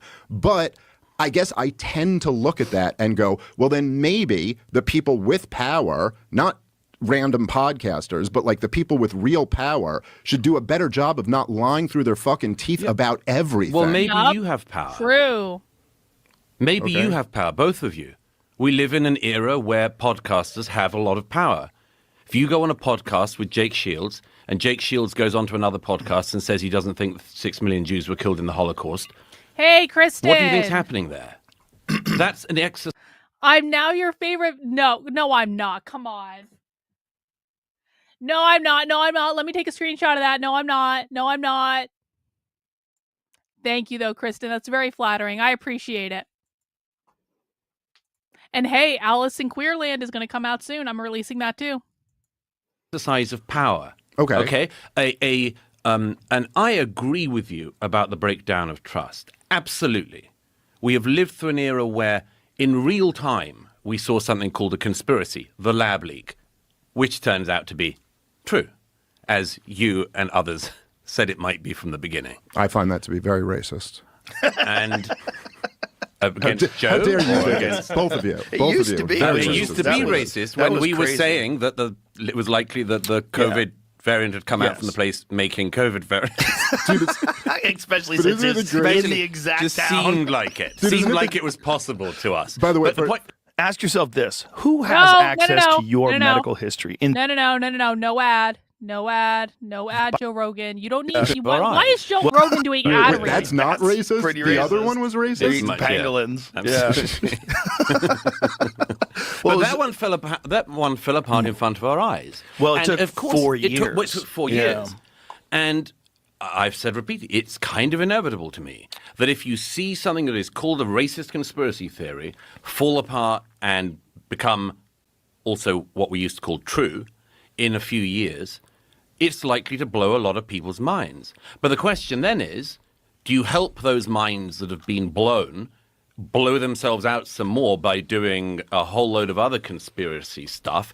Do you decide to go, hey, what else have we been lied to? Maybe Churchill wasn't a great guy. Maybe Hitler wasn't such a bad guy. Maybe the Holocaust, etc., etc. And that is exactly no what one is saying maybe Hitler wasn't such a bad you guy. are saying that. No if one's you're saying saying that. that in the You're doing- 1930s, Hitler kept the anti-Semitism down. No, that's not what he's saying. What he was saying is that he didn't do it as publicly. He was doing it in meetings because the support for that kind of thinking wasn't as ubiquitous The as thing it is, was. Joe, I've seen this before. I know exactly what these guys are drinking. They're drinking a couple of very, very discredited historians like David Irving, and they are just regurgitating it. And it was always been the same thing. It is always an attempt to minimize Hitler's anti-Semitism actions. Eventually down the road, you get to minimizing his actual involvement in the Holocaust, and then you can go but you on to the can't next say that stage. about Daryl. It's Okay, not I think true. what you're Exactly what guilty they're of doing. here is kind of similar to, I think, something that the woke left has done, which is this concept creep, where you're talking about some people online who are doing this thing, and then you're lumping in other people with them. Listen, I'll just say this right now. Daryl Cooper is currently, I believe, almost finished, or he's working on a big World War II series. And Can't when wait. this comes What's out, it gonna be on? we can see It's a podcast. Yeah, he does long form podcasts. When this comes out, I am quite confident to say beforehand that if you're going into it expecting him to be downplaying the atrocities of the Nazis or downplaying the evil things that Adolf Hitler did, you're going to be Look, disappointed. My point is, why are we even talking about this guy? Because you brought him up. Yes, because he literally comes brought him on up. podcasts like this. My point is, this is not a serious historian. He's not a historian. He never claims to be. He's been doing these long form podcasts on these subjects for over a decade. And if you go back to 2015 and listen, If he's been doing long form podcasts like this for a decade, I'm sorry. He is a fucking expert. You might not like that some people learn better on their own than they do in school, but that is actual reality. Some people learn better by sitting and reading a book on their own than they do in a college fucking class. If he has been doing podcasts on these topics for a decade, and he's doing long form podcasts, and he's doing in-depth research, and he's citing sources, and he's not just making shit up, then he is a fucking expert. And by the way, you're only in college for 4 fucking years as an undergrad. If you've done 10 years of work, which is probably more in depth than anyone fucking does in college,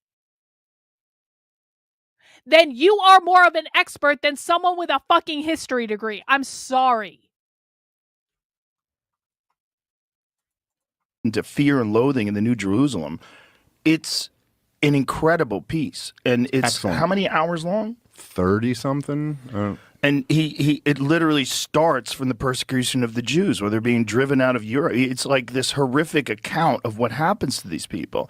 It's what he's trying to do is paint a picture of how the world goes mad. This is like Good Will Hunting is one of the greatest movies of all time. You'll never convince me differently. I lived in Boston when that movie came out in Boston. There's nothing like seeing that movie in Boston in the theater. What we're watching right now is Good Will Hunting versus the Harvard elitist douchebag at the bar. That's what we're watching. Do you want to be Matt Damon, who sits in his house by himself and just reads books and then all of a sudden knows everything about how the world works and has a ideometry? So you can say what's on page 73 of this book and he'll tell you what's on page 73, but he never graduated from high school and he's a janitor at a community college or MIT or wherever he was a janitor at. But he knows all this shit because he read all the books and he learned better on his own. And he can process this information better than the elitist Harvard douchebag. I'm going to tell you guys something. I worked at Harvard. I worked at Harvard. I worked at Dartmouth. I worked at Dartmouth for years. I've been around these people. I will take someone reading in their spare time about topics that they're actually interested in every single day. I got into fucking Dartmouth. I made the choice not to go to Dartmouth because of how much I couldn't stand these fucking people. And people might judge my educational journey all they want, but you know what? At least I was around real fucking people and not entitled, arrogant, fucking elitist douchebags. Yeah. How about them apples? Exactly. And how the world goes sideways. And he's doing it from the perspective initially of these Jewish people that are living in Europe, that all of a sudden their neighbors are turning on them and they're being attacked. You know, my cousin was an elite women's ice hockey player right when women's ice hockey got added to the Olympics. So my cousin went to a boarding school specifically to play ice hockey because she was at the most elite level of ice hockey that women could be. My cousin was this close to making the Olympic team for women's ice hockey, and she had a lot of friends on the Olympic team. My cousin ended up going to Cornell, where she's to this day holds records in the field hockey department at Cornell. My cousin once told me she wished she had gone to Harvard because the hardest part of getting into Harvard is getting into it. But once you're accepted and you're a student at Harvard, they basically do everything they can to make sure that you do not fail. Like, there is no failing at Harvard, okay? So the hardest part of graduating from Harvard is getting into Harvard, and she always regretted not going to Harvard because at Cornell she actually had to work for it, whereas at Harvard they would have just set her up and she wouldn't have had to worry about it.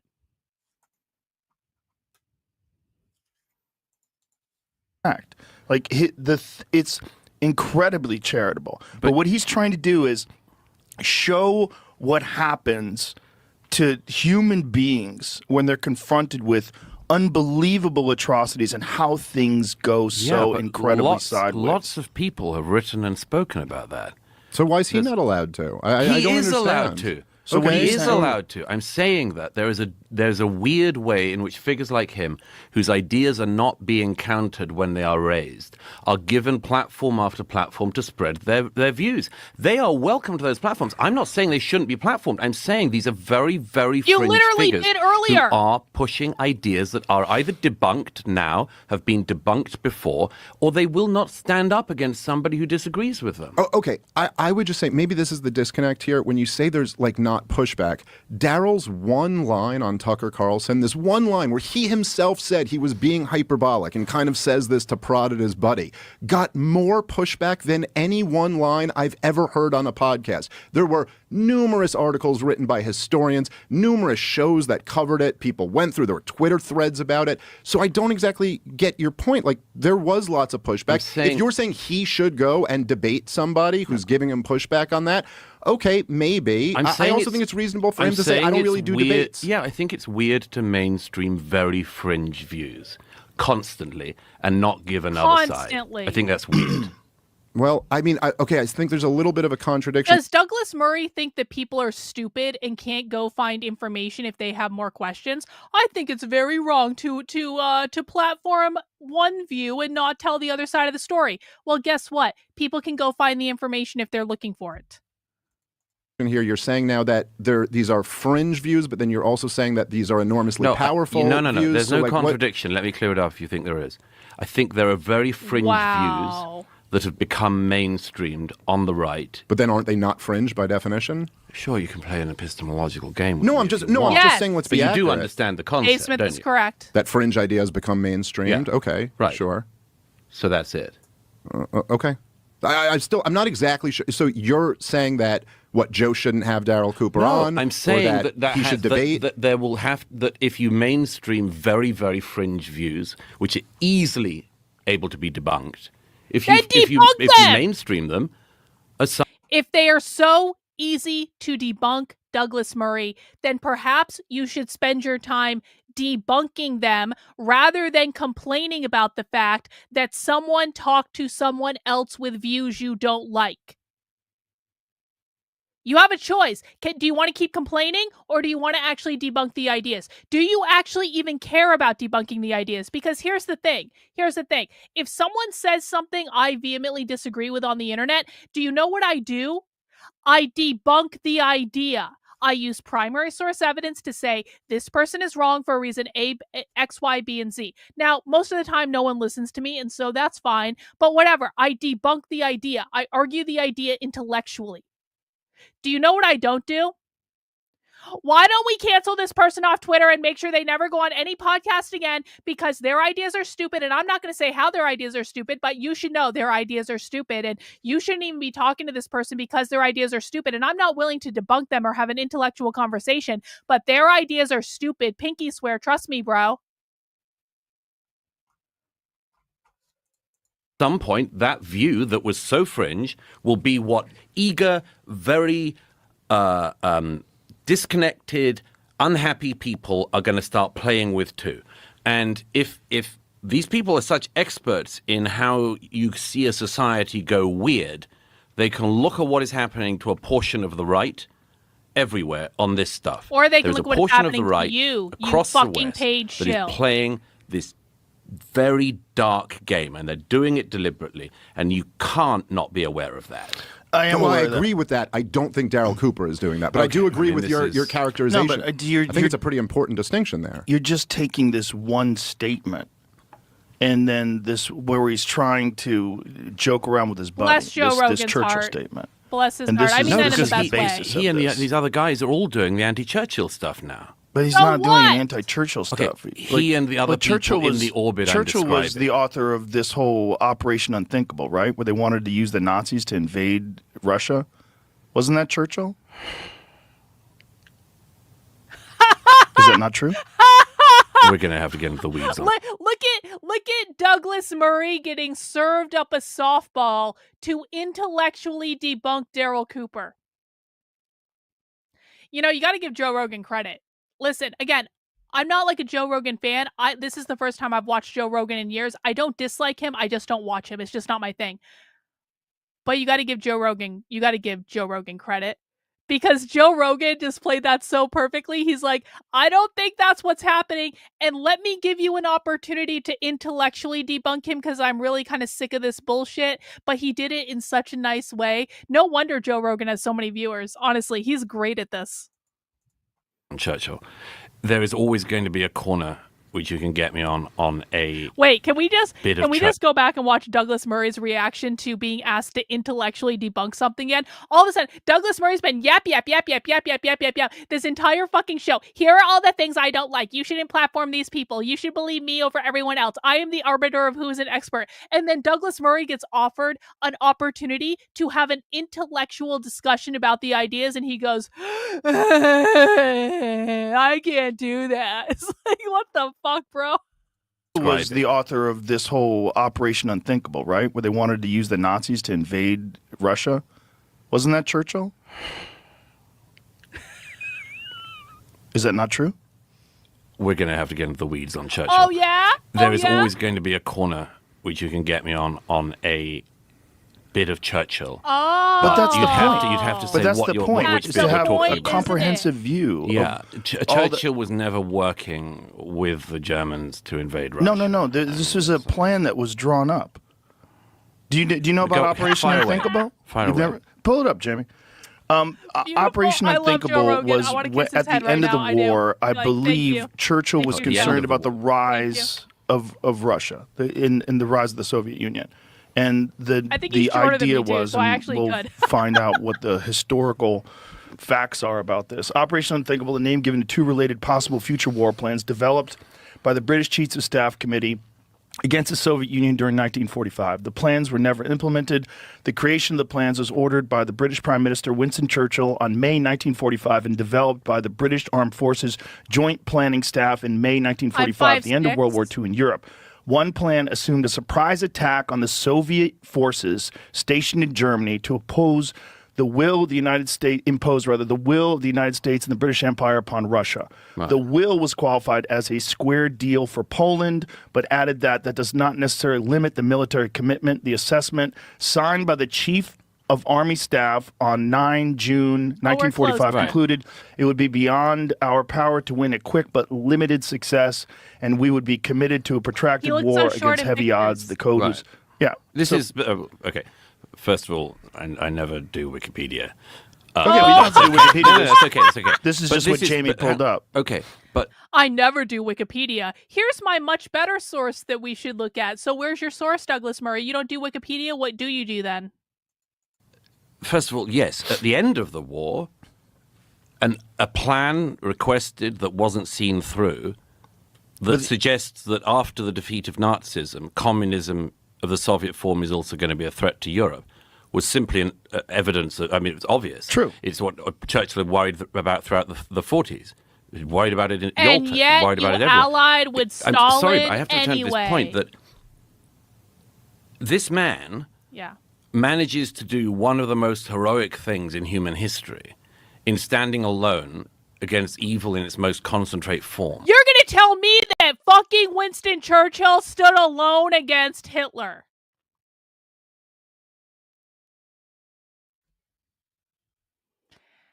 How many Americans died in World War II when the United States didn't even want to get into it in an orchestrated situation because Churchill wanted to force the United States into World War II? You're going to tell me that Winston Churchill stood alone against Hitler? My grandfather fought in World War II, motherfucker. You're going to tell me that no one else was involved. It was just Winston Churchill. Wow. And he does about as much as any human being can do to save the civilized world. If you just park that and you go on to a plan in 1945 to try to counter Soviet domination of Europe, you see what I'm saying? This is this is not doing something in the round. Yeah, it's also, look, I mean, I'm not even like I'm not at all the expert on World War II. And I'm not like going to debate with you about World War II, but I would say that like there's a lot of room for nuance and disagreement with what you just said. You know, in the 20th century, we had 2 world wars. They're the worst thing, objectively speaking, the worst thing that's ever happened in the history of the world. And the Second World War is the biggest bloodbath in human history. And it ended with handing the man who you just mentioned, Joseph Stalin, half of Europe. Yep. So listen, if you want to argue, I'm Jewish and of German descent, so like I'm not against the argument that it was the Nazis had to be defeated and that was the most important thing. But there still is just the basic facts that it almost couldn't have gone worse. It was like just a nightmare for civilization. And if people want to look back at that and go, man, was there any other way this could have been handled? Was there any other way? Were there blunders that were made here? Now, personally, what I feel much more comfortable arguing would be that I try to blame everything I can on Woodrow Wilson as much as I can, because also he created the income tax and the Federal Reserve and did so much to damage my country. But I think American entry into World War I was really a disaster. And imposing the Treaty of Versailles on Germany was a disaster. I also think that's kind of fairly mainstream history. Like that's not a particularly controversial view. Shouldn't that be. like imposing the Treaty of Versailles on Germany ended up in disaster. Well, no, except that, as Martin Amis said, the only way to not get to the Treaty of Versailles would be for Germany to win World War I, but yeah. Yeah, but we're not talking about the Nazis winning the war. Sure. We're talking about, you know, listen, I think that... But hey, here's Shayna. Shayna's good to see you. Wasn't Churchill supposedly relieved when the Pearl Harbor attack happened because he knew that the U.S. would finally get into the war? Yeah, I did hear something to that effect. Listen, I'm not a World War II expert, so I don't know for sure, but I swear I have heard things to that effect, Shayna. Thanks so much for the super chat.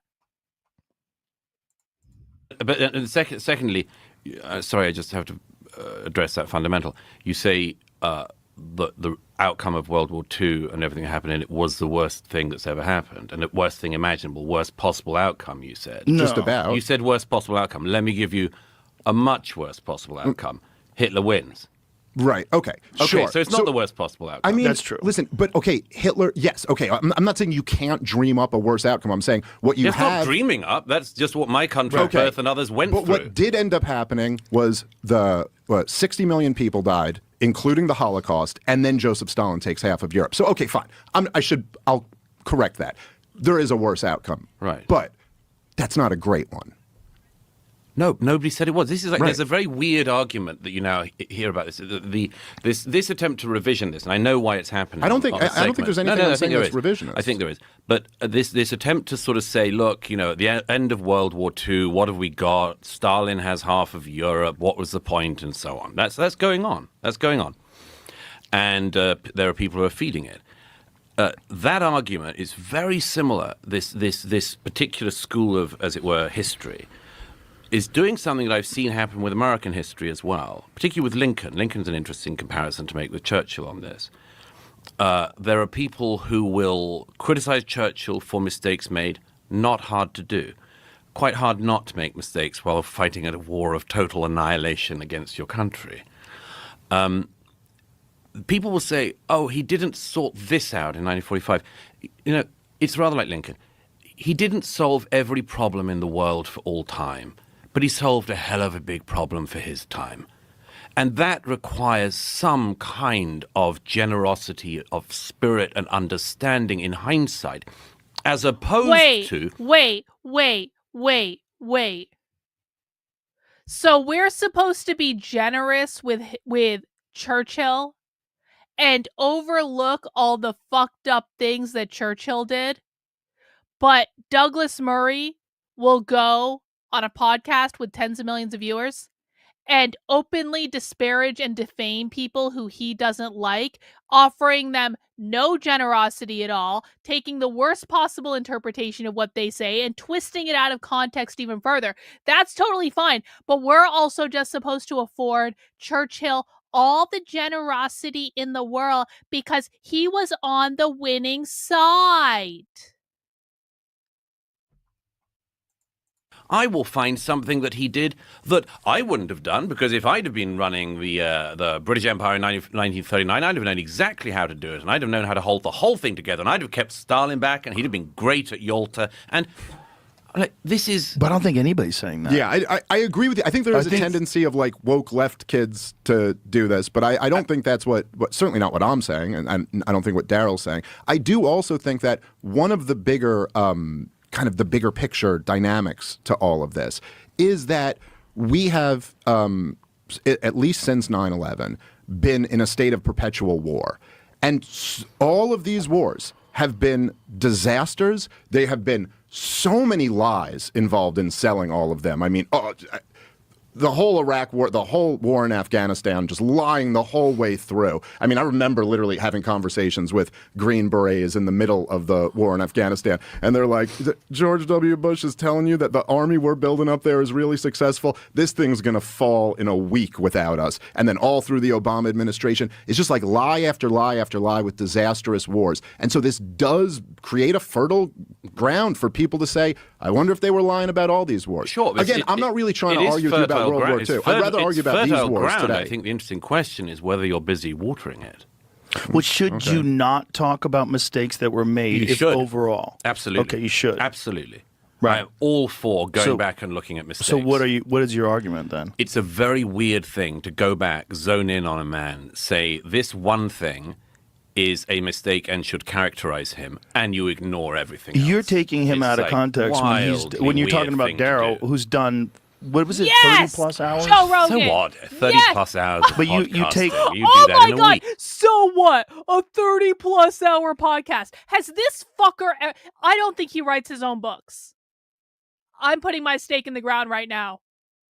There is no way in this fucking universe that Douglas Murray writes his own books. I'm sure Douglas Murray has assistants doing all his research for him. Douglas Murray has assistants drafting his shit, and then Douglas Murray comes in at the last moment and he proofreads everything and says, yes, this is good enough to go, and he sticks his fucking name on it. And the publishing company he works with probably helps him do all of this. There is no way in this fucking universe Douglas Murray writes his own books. If he's gonna go, psh, a 30-hour podcast, anyone can do that. Are you fucking shitting me? I make at least a dozen hours about socialism content every fucking week. And all I do is I react to socialist content to do it, and that's already hard enough. You're telling me that Daryl Cooper spends time deep diving into something so much that he creates a cohesive 30-hour podcast? Does anyone have any fucking idea how much time and effort goes into producing a nicely produced, just cohesive story of a 30-hour produced podcast? That is hundreds and hundreds of hours for one fucking podcast. That is an incredible amount of work. He doesn't like, it is enough work for me to show up and do 30 hours of socialism content, which I have done before in a single weekend, and that sucked. But to tell me you're producing and writing and putting together a highly, like, produced podcast, that is hundreds of hours of work. And Douglas Murray's like, psh, you know, it's just a podcast. It's not really that hard. He's never written any of his own books. I promise you. Because, and the reason I say that is that it takes a lot of time to write a book. I write books in short spurts. I write books in a couple of weeks. When I'm writing a book, it will, because I need to get it done. But I stay up all night writing those books. I stay up all night editing those books because it takes time to write a fucking book. If Douglas Murray is going to scoff at producing a 30-hour podcast, there is no way in this universe that he has written his own books.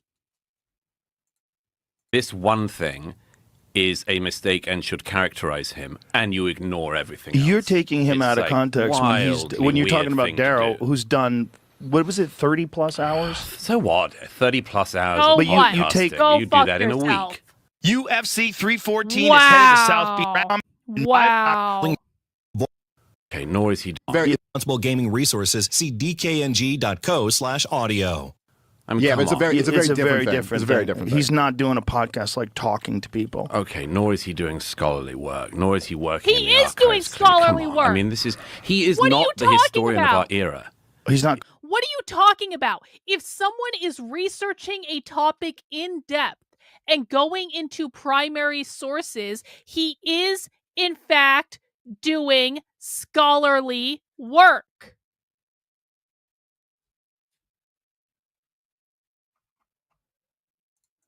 Claiming to be. This is the thing, Joe. This is like punching jelly. No, but you It can don't always adapt- consume. it But you can don't adapt consume his around. work. What I'm saying, because I don't need to consume endless versions of a revisionist history. I understand. But I it's know where not this comes revisionist from. history. If you listen to his work, it's not revisionist history. He's basing it on Yeah, so historical listen to it. But work. yeah, I know. But okay, so this is my point about jelly. It's a shape-shifting thing. Comedian or historian? He's not a You can be comedian. both. Historian or podcast? You can actually be a historian and a comedian at the same time. You can be a historian and a podcaster at the same time. In fact, some people might argue it would be a pretty good thing for historians to be podcasters because that means historians can tell stories of history to the world via podcasts. That's supposed to be the fucking point. It used to be considered a good thing for people to have multiple sets of skills. Would-be historian or actual historian? You say he doesn't claim to be a historian, but he's pumping out tens of hours of Well, neither history. does Dan So Carlin. he's an He doesn't claim to historian. be a historian either. You see my point about the move? It's like some weird jujitsu move. No, I don't- Where you say, hang on, This is like when people claim I'm not a journalist. I'm like, I'm sorry. What about all those events I've gone undercover at where I could have gotten the shit beat out of me if people knew I was the one undercover? What about all those stories I've broken that you assholes had no idea what was going on that have gotten tens of millions of views all over the fucking world? You're going to tell me I'm not a journalist because I don't write for the New York Times? Are you shitting me? It's the same thing here. Thanks, Kenneth. I appreciate it. you know all about Sure. this as well. You say, I'm not a historian but I'm going to spend my time talking about history. So what? I'm not a journalist, but I'm going to spend my time talking about this thing. I'm not an expert on this, but I'm going to spend my time You talking can about spend your this time thing. It's talking a about weird whatever move, the fuck yeah? you want. No. You don't think? No, I'm a free American. I can talk about You what I can like talk to. about So what I you don't. So want. what is the point I've here? noticed you can, but But we what's all the can. point? The point is, what are you pushing? What are you watering? What am Why? I pushing? Yes. Liberty, free markets, peace, prosperity, not getting in another stupid catastrophic war, which we're on the precipice of right now. That's what I'm pushing. What are we on the precipice of? Well, I think weren't you just talking about it the other day? Everyone I hear on the inside says we're about to attack Iran. Yeah, we are.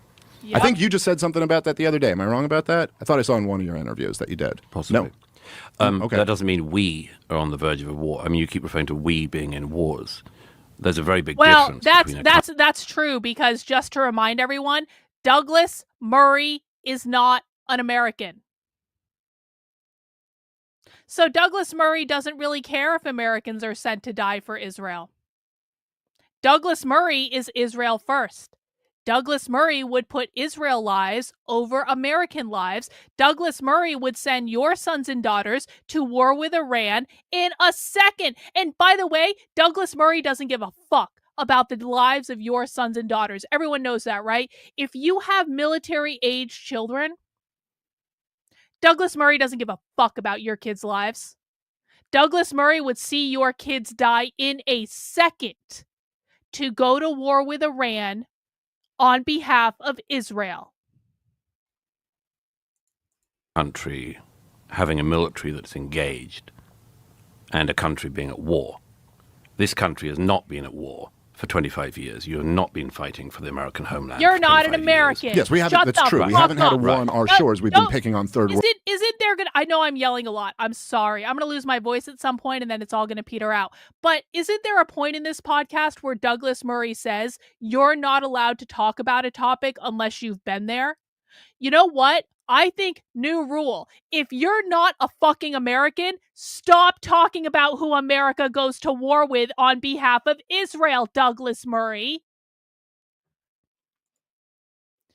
Exactly. Multiple sources of income. Yeah, exactly. It used to be a positive thing to have multiple sources of income and multiple sets of skills, and now it's considered to be apparently a bad thing. People are so dumb. Thank you. Play. World countries halfway around the world. Well, you haven't been randomly picking on them. I mean, Afghanistan, you went... I didn't say it was random. Yeah, right, okay. It wasn't like you suddenly decided to bomb, again, Myanmar or something. You went for Afghanistan to find bin Laden and take revenge for 9/11 and stop an attack like that happening again on the American homeland.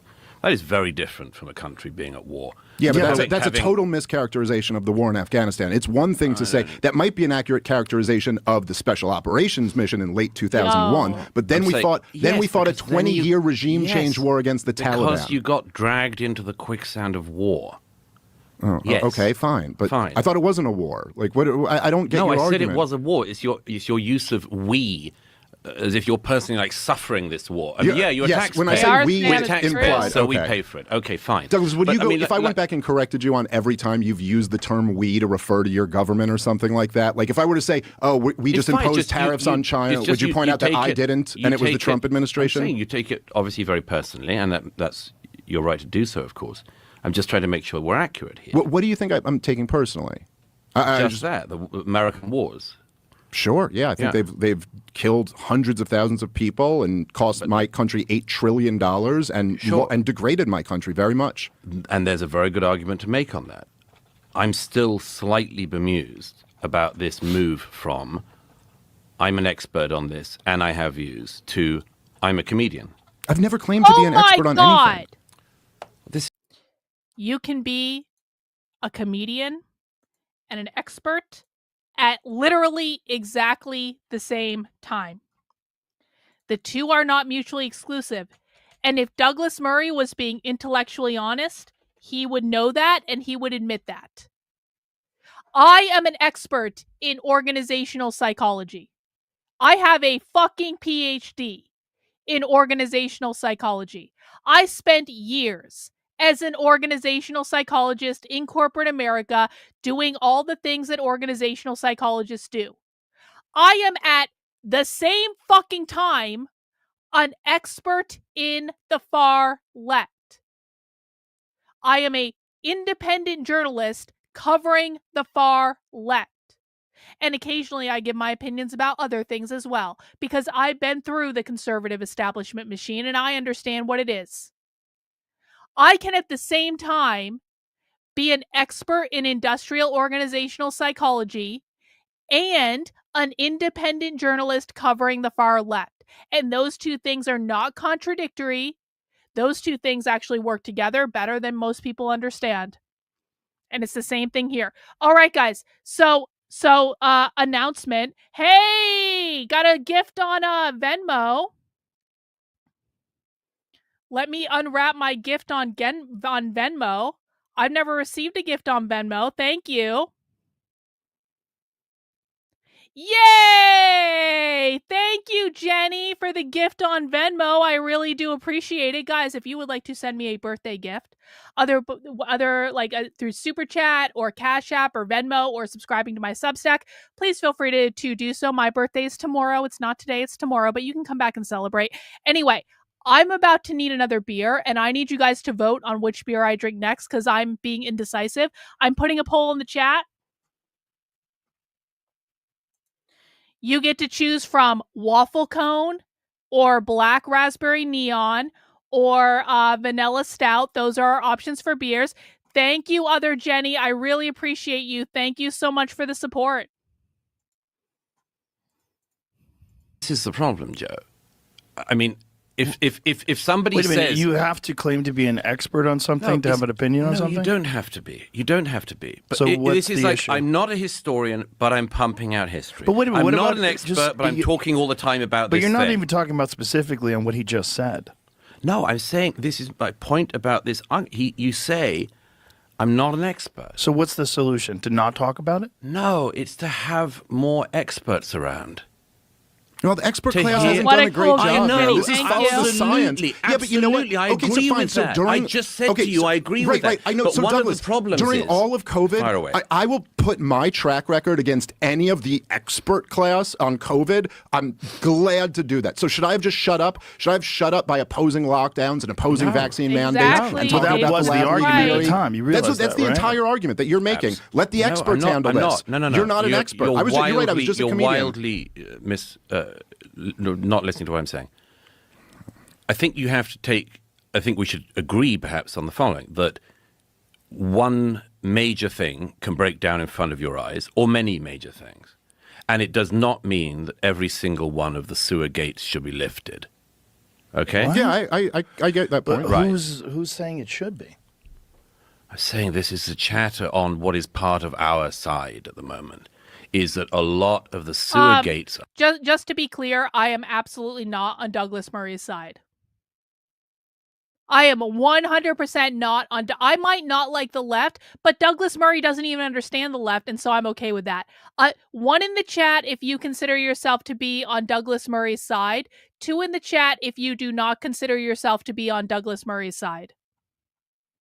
There are an awful lot of people online who have gotten very used to the idea that if they don't like what the left is doing, then everyone else should agree with them on every other topic. And that is just not true. I don't like what the left is doing, and I think Douglas Murray is an asshole. And it seems to me that most of my chat right now kind of agrees with me. We are not on your side, Douglas Murray. We are not on your side at all. We are not your friends. We are not your allies. We think you're an elitist dickwad, and we don't like you. Are being lifted, sometimes by people who know that they're doing it, sometimes by people who don't, sometimes by people who say, I don't know, I'm just throwing it out there. But at the very least, there's some damn hygiene that should be required, isn't there? Yeah, I'm not sure Right. exactly what you're asking, but Hey, Tayan, sure. thank Just you. that. Let's have a bit of hygiene on our own side, not lift every sewer gate. And when you say not our own side, let- you mean the right wing broadly speaking. Broadly So- speaking, and I'm sort of funny about libertarians. I'm never quite sure. I always think, I always say, I think libertarians are essentially the bisexuals of politics. They should just choose, Joe. They should Well, choose. that's. It's kind Are you serious? This is supposed to be one of the great intellectuals of our time, and he is saying libertarians are the bisexuals of politics? Bro. They just want everything at the buffet. Wow. That's very funny. Well, I think we want some things. I don't know. Okay, that's a weird way to put it, but I get see your point. All right. Well, All right, I mean, I don't what know. you guys Look, voted I mean, for? essentially, I just don't. Maybe there's something I'm missing here. But if your argument is that, like, you're Waffle saying I claim to be an cone! I love expert, but then waffle I have cone. like a parachute to get out of it by being like, hey, I'm just a comedian who's just saying this. Yeah. But I don't think I've ever like really claimed to be an expert. I Why have are you going opinions on around? I know, things. but but Because if I'm you're interested in not- these topics. Yeah. Okay, this is very important. This is very important. You guys voted on Waffle Cone Confidential. For those of you who are new here, I am a craft beer aficionado. I want to highly recommend Waffle Cone Confidential. It is from Reckless Brewing Company, I think in Bethlehem, New Hampshire. It is an amazing beer. That's why I bought it for my pre-birthday beer selection. If you don't think you like beer, then just go to a craft beer store. You just haven't found a beer you like yet. And Waffle Cone Confidential is an amazing beer. And I'm really glad you guys voted for it. Okay, back to the show. Sorry. I know, but isn't it weird to go around, for instance, let's get to the last year and a half. It's a bit weird to be simultaneously saying, I'm not an expert on a conflict Yep. and talking about it everywhere. I am. I don't think so. Not really. I mean, I don't know. I don't think like I don't know. I don't see how you Do can't you have an talk opinion about on these things? Which things? All these things that we're talking about. Some of them, yeah. Are you an expert I am on some, yes. on some? But But you talk not. about some that But you're not some an are expert on. You'll Right, notice so that I what should you didn't do? just. You'll What note- should you do if those subjects get Isn't- breached? Well, I think that you educate yourself as much as you Shouldn't can. you say I'm not an expert and then give your opinion if you're depends. in the middle of a conversation? I think it's, as I say, I think that it's a weird move to say, I'm not an expert on this, but I'm going to talk about it nonstop. I think that is strange. Listen, I will certainly concede that I am weird. So I'm not disagreeing with you. It's weird that I'm as obsessed with all this stuff as I am. I mean, like, okay, I'm a weird guy.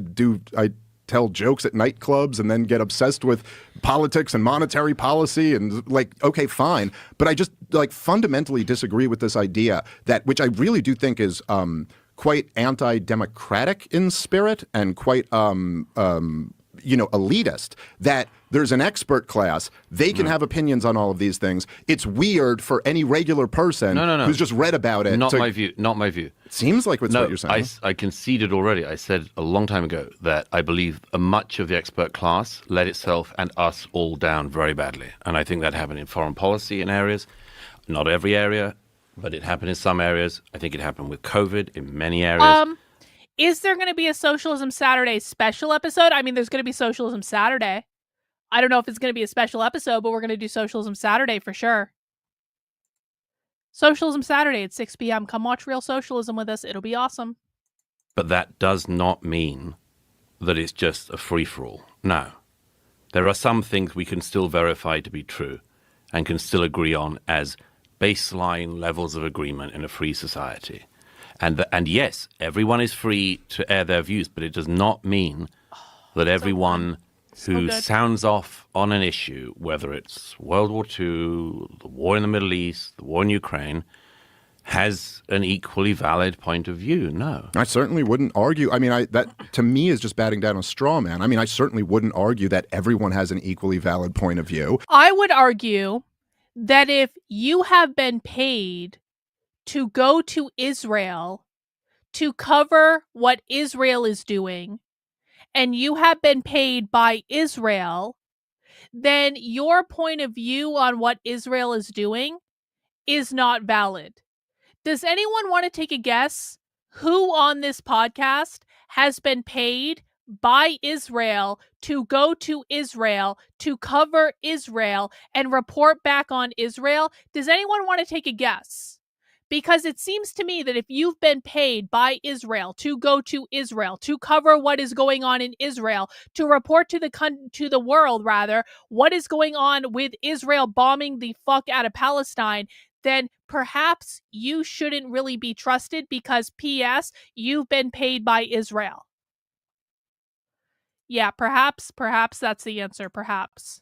And I certainly wouldn't argue that there shouldn't be some standards of like who you would want to find interesting and talk to and who you wouldn't. But also it's like, so let's have the conversation that like, I don't know, like if there's, if there is if there are experts out there who can smack all of this stuff down or just destroy every point that I make over the years or whatever, like, okay, so then do it. And then let's see. Yeah, I know, but well, that's a bit weird because also then it's like the debate me bro thing. But you just I think criticized Daryl for not debating. No, it's fine. It's fine. Yeah, I know.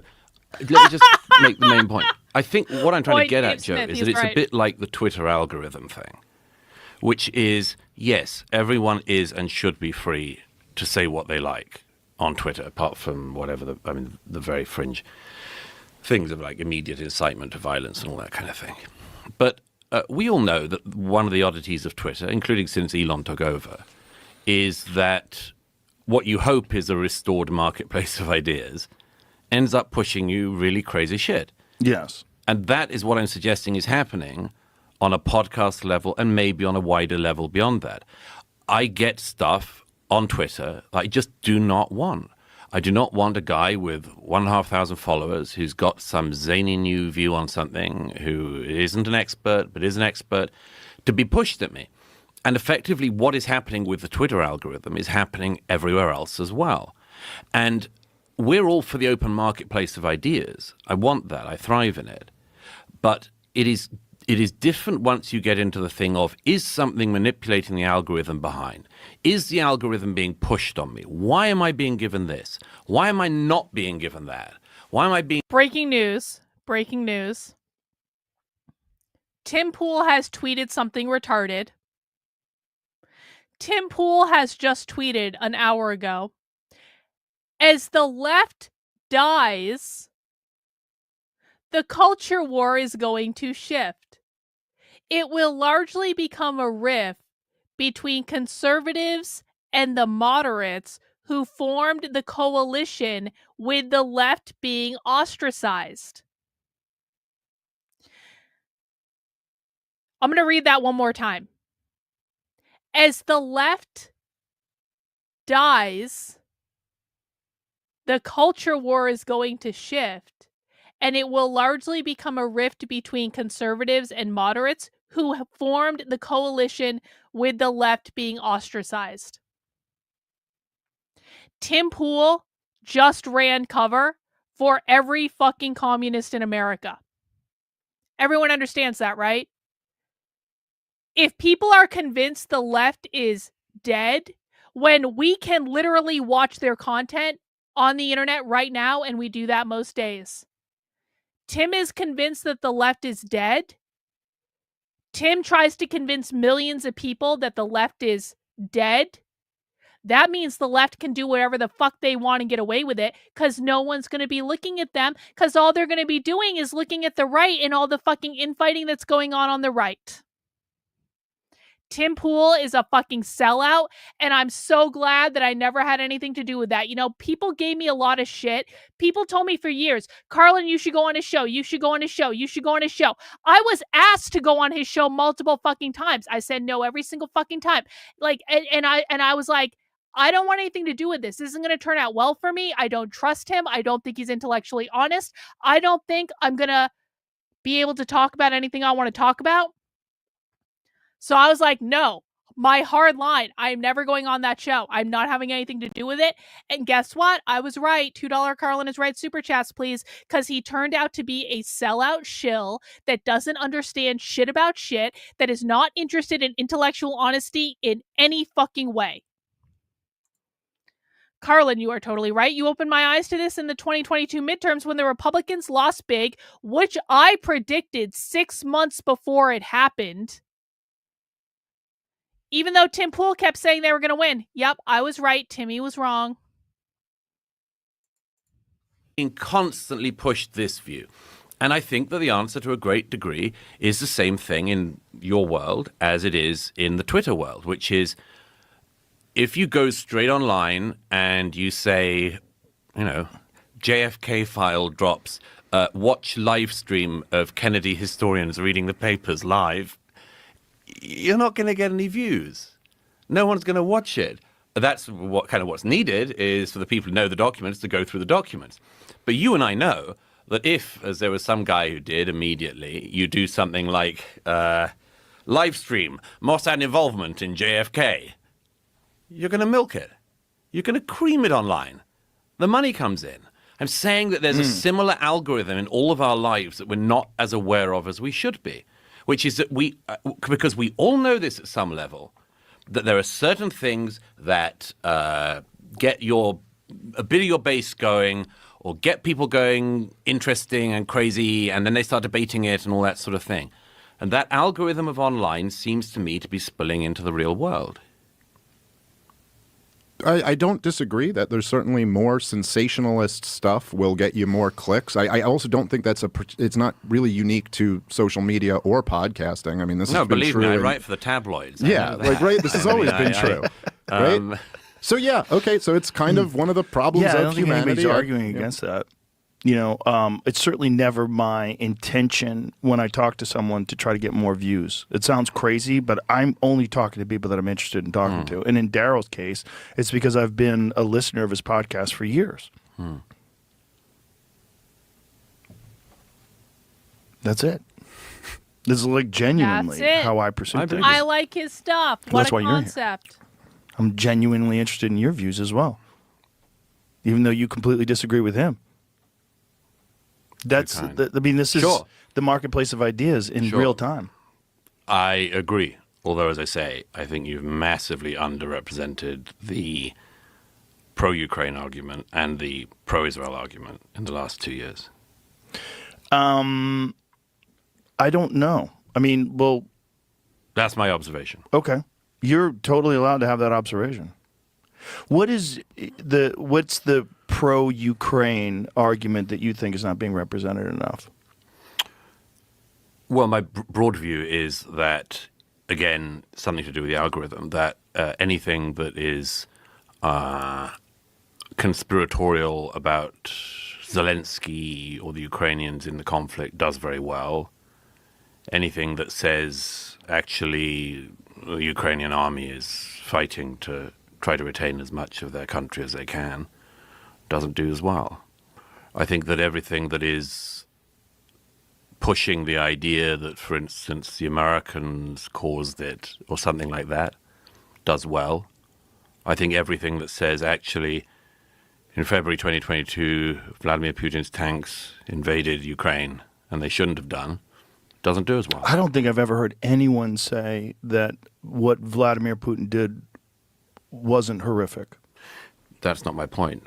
The point is that after that, it does seem to be exactly. There's a whole set of things. Let's look at, for instance, the issue of corruption. Okay. Ukraine is a pretty corrupt country by EU standards, That's a good question, Sandy. By World Bank standards, and it's been a problem as it is in that neck of the woods. Mm-hmm.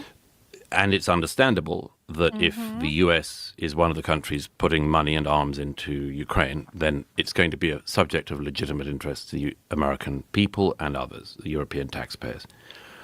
Nevertheless, you end up in this, and I know this because it's the same thing in the old media. You end up on like the new bit of the story, and there's always a risk that you will lose sight of the beginning of the story.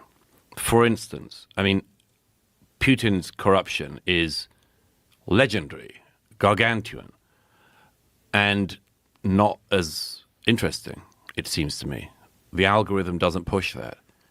And I think that's, to a greater extent, the case with the Israel-Hamas war as well. Well, isn't there a little bit of a concern? Like, I would say a couple things here. Number one, I'm not denying, I don't know how the algorithm works or what it's pushing, and it's an interesting thing that we probably should all know more about, but I think there's a danger when you're to just classify everything as, well, the algorithm pushes this and doesn't push this. It's like, it could also be that some ideas are just resonating more and some ideas are more popular than other ideas, and there's probably both of those things are at work in that dynamic. Sure. But I also think that something like the reason why, say, talking about Ukrainian corruption is more interesting in a lot of ways than talking about Russian corruption is obviously because, like, well, one of these countries is an enemy and the other one is one that we're sending tens of billions of dollars to. And so, yes, debating on between Zelensky and the weapons companies, I don't know. He says he only got $70 billion of it, but we've spent closer to 170, so whatever. But the point is that, obviously, if there is a country that we are propping up, funding, arming, and they're corrupt, I would say my starting point would always be to be more concerned with that corruption than an enemy country, which it's almost kind of a given is a corrupt country. Like, I don't know. Agree. I'm sure there are fringes of the right who might say, like, Vladimir Putin's some great guy or something like that. But that is, I really do not think that is the argument that most people who are critical of Biden's policy are making. Sure. I mean, I think one of the interesting things that happens in this is the old cliche of losing the wood for the trees. Mm-hmm. It just happens an awful lot, and it's the nature of the old news cycle, let alone the current one, the social media era.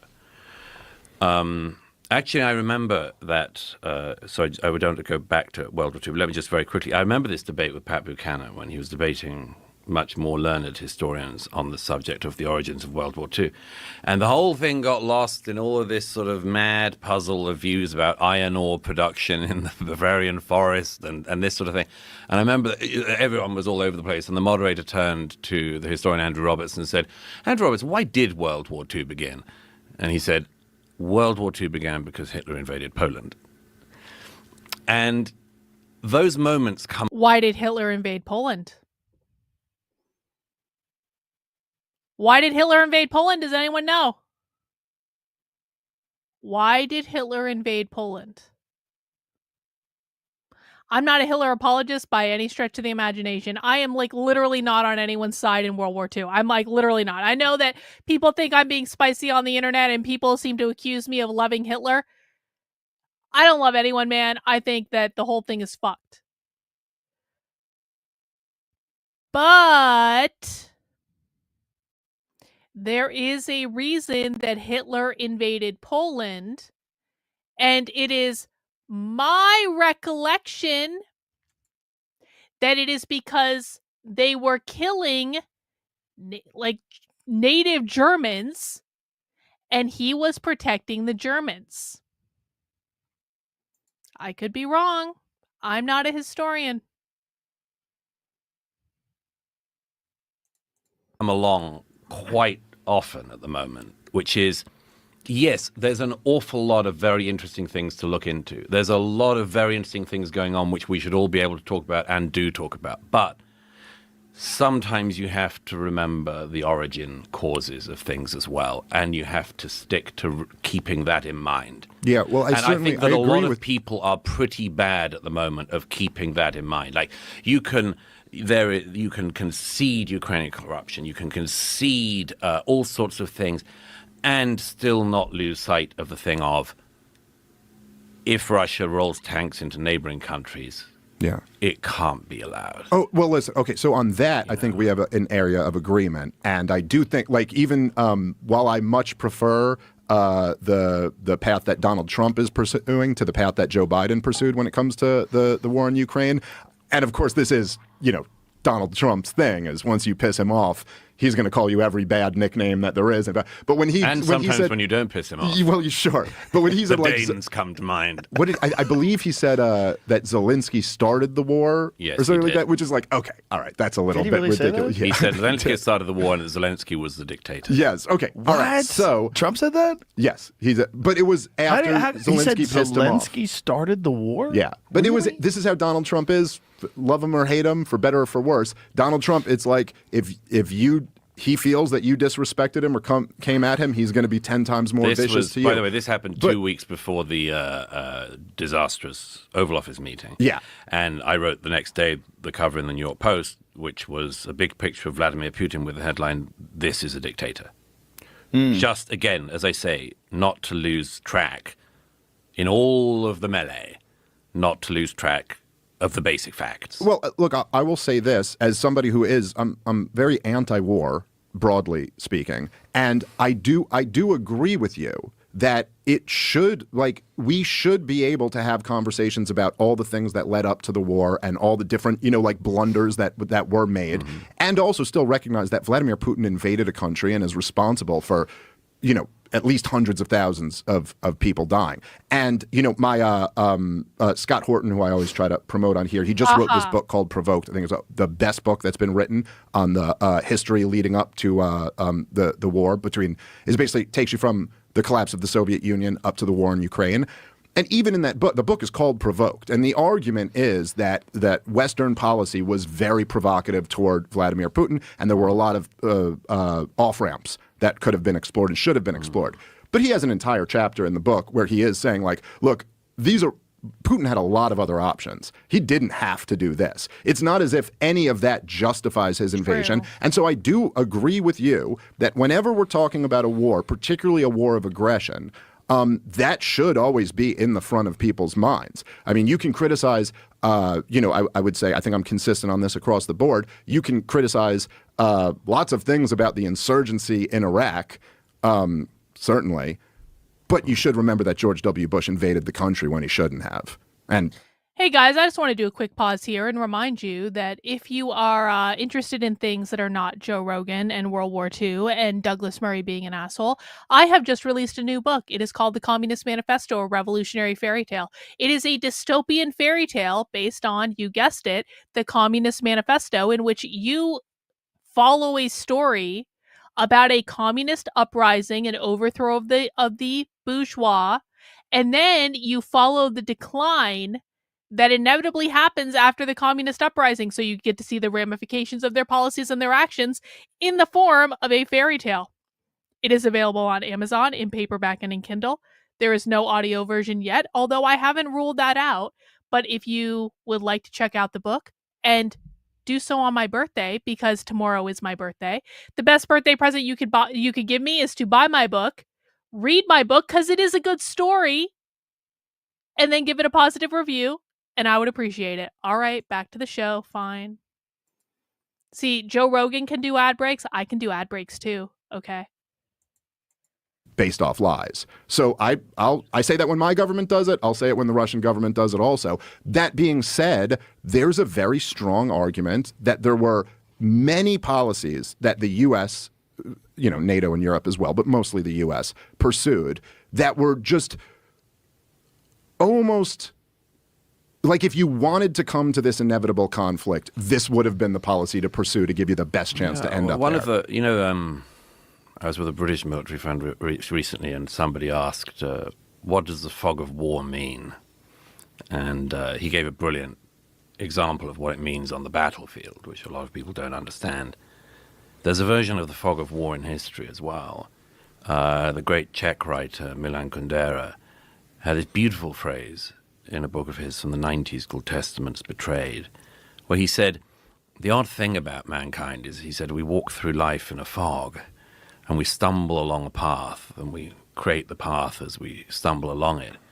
So that's not the interesting thing. The interesting thing is that when we look back, we see the man and we see the path, but we don't see the fog.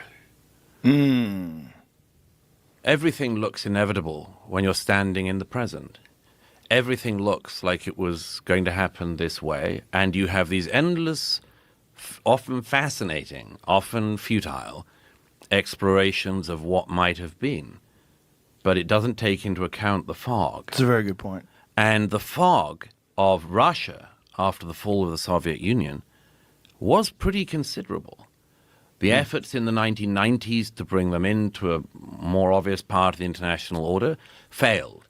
And my own view has always been that, in part, we missed an opportunity to pay a kind of civilizational respect to the Russians, which they deserved. But also throughout the period that people now say there are all of these off-ramps, and now so many people claim that NATO went around the region desperately trying to provoke the Russians into some kind of war, or inevitably leading them that way because of NATO expansionism. They never take into account what was, in my memory and experience, very clear, which was NATO didn't go around recruiting. People came to NATO. Countries came to NATO wanting to join, precisely because they feared the aggression that Ukrainians have suffered since February 2022, and indeed before. I was in Georgia just after the 2008 war began, the country, not the state. Always has to be confirmed, otherwise people are like, what? Right. Who invaded Georgia? We attacked Georgia? They're the bastards. But I was in the country of Georgia, and Putin had tried to invade them and had seized South Ossetia and Abkhazia. And they were desperate to join NATO. In fact, they're desperate to join the European Union. I rather frivolously said to a Georgian friend, if you want, we can swap. You can take our British membership of the EU. But in the NATO thing, they were desperate for it. And they were desperate for it precisely for the reason that many of the Ukrainians were desperate for it, which was only way to stop Putin expansionism. So, you know, in the whole fog of the post-Soviet era, that is one of the many things that gets left out of the conversation. And by the way, Putin's actions in February 2022 and since, all he's done is provoke 2 new countries to join NATO, and his borders with NATO have grown. That's true. Finland and Sweden wanted to join. And the only reason Finland and Sweden wanted to join was because they too are scared. It's a heck of a thing to get the Swedish to join a military alliance. It doesn't come easy to them. It doesn't come natural. And these countries joined because, like Georgia, like Ukraine, they desperately feared Putinist expansionism. And they weren't wrong. Okay, but I get your point. First off, the war in Georgia in 2008 actually came, what was it, 2 or 3 months after the Bucharest summit, where NATO announced that Georgia and Ukraine would be entering NATO. So just making that point, that the NATO aspirations came first. But listen, I don't think you're wrong. I don't think anybody is ever implying that, like, we've expanded NATO through force and that the countries who were joining, or at least the governments of the countries who were joining, didn't want it. Although in the case of Ukraine, there's a great piece in the Washington Post about this in 2006, where joining NATO was actually very unpopular. And there was a lot done, and largely because they just didn't want to take on the headache of the conflict that this might provoke. But, you know, the question, I think, isn't necessarily like, do these countries wish to join NATO? Of course, I think most countries in the world would like to join NATO. I think most countries in the world would like the most powerful government in the history of the world to guarantee their defense and subsidize their defense. The question is that in America's interest? And in terms of your point of seeing through the fog, I mean, look, there was, as you know well, in the 90s, in the late 90s, during the first round of NATO expansion, there was a lively debate amongst this. And I don't mean a debate amongst outsiders or experts or whatever. I mean, within the real deal experts, the wisest. Do you know why I don't like Dave Smith? Well, there are many reasons. First of all, he's not funny. He claims to be a comedian. He's not funny. But most importantly, and this is just an intuitive thing, and I acknowledge that this is an intuitive thing, Dave Smith has a similar facial quality to Tim Pool that they get when they're explaining something that they feel very strongly about. And it's an arrogant look. Have you guys ever seen Tim Pool do this, where Tim Pool's in some really ritzy place and he feels completely entitled to be there, and he's just like, he's got this look on his face that's like so arrogant and douchebag. Dave Smith does exactly the same look, where it's like, and it's just like, I can't stand that shit. I can't stand it. I want to punch him in the face. I think it's so fucking annoying. Now, he's right more than he's wrong on this podcast, but that doesn't mean I like him, because unlike people on the internet, I don't like people just because I agree with them. I think he's an asshole. Gray bears in the national security apparatus. There was a real debate with at least 3 secretaries of defense who warned against this. Yeah, the mansplaining Robert Gates, look. Robert McNamara, William Perry, the secretary of defense at the time, almost resigned, said his biggest regret in life is that he didn't resign over it. George Kennan was able to see right through that fog. He literally said, the Cold Warrior, founder of the containment strategy, saw right through that fog and goes, this will inevitably lead to a conflict with Russia. And his exact words were, and then when there's a Russian response, everybody will say, look, this is why we needed to expand NATO. But the point here is, okay, even within that deep debate, which there were lively debates about, even the people who were on the pro-expansionist side of things, like Henry Kissinger, even he said Ukraine would have to be a special arrangement. Ukraine will not come into NATO because obviously that's leading to a war with Russia. And so I don't think it's unreasonable, and I think this is a fair thing that we should do in all conflicts, is like, to have, as Mearsheimer puts it, to have strategic empathy, to say like, hey, listen, let's reasonably place ourselves in the other person's shoes and say, how would we react if somebody was expanding their military alliance that is explicitly anti-us and is bringing it up to our borders and now is openly for years and years and years saying that we are going to bring your largest neighbor, where you have very important strategic interests from your point of view, into our military alliance, and you are saying over and over again, this is our brightest red line. Do not do this. And then they keep flirting with doing this over and over. Then they back a street putsch that overthrows the government there. Don't you think maybe that would be a provocation? First of all, two things. If you want that strategic empathy that Mearsheimer, I'm not an admirer of, but if you want to do that, you can do it the other way around as well, surely. Yeah. I mean, do the same thing with the Ukrainians. Do the Absolutely, same thing yes. with the Latvians and others. Yeah, but I would never, Douglas, but my response to you was never, I can't understand why the Latvians or the Lithuanians would want to be in NATO. I understand, right, yes. Right. And I can understand why Russia thought that Ukrainian membership of NATO was a red line. I can understand that. But that wasn't why Putin invaded in 2022.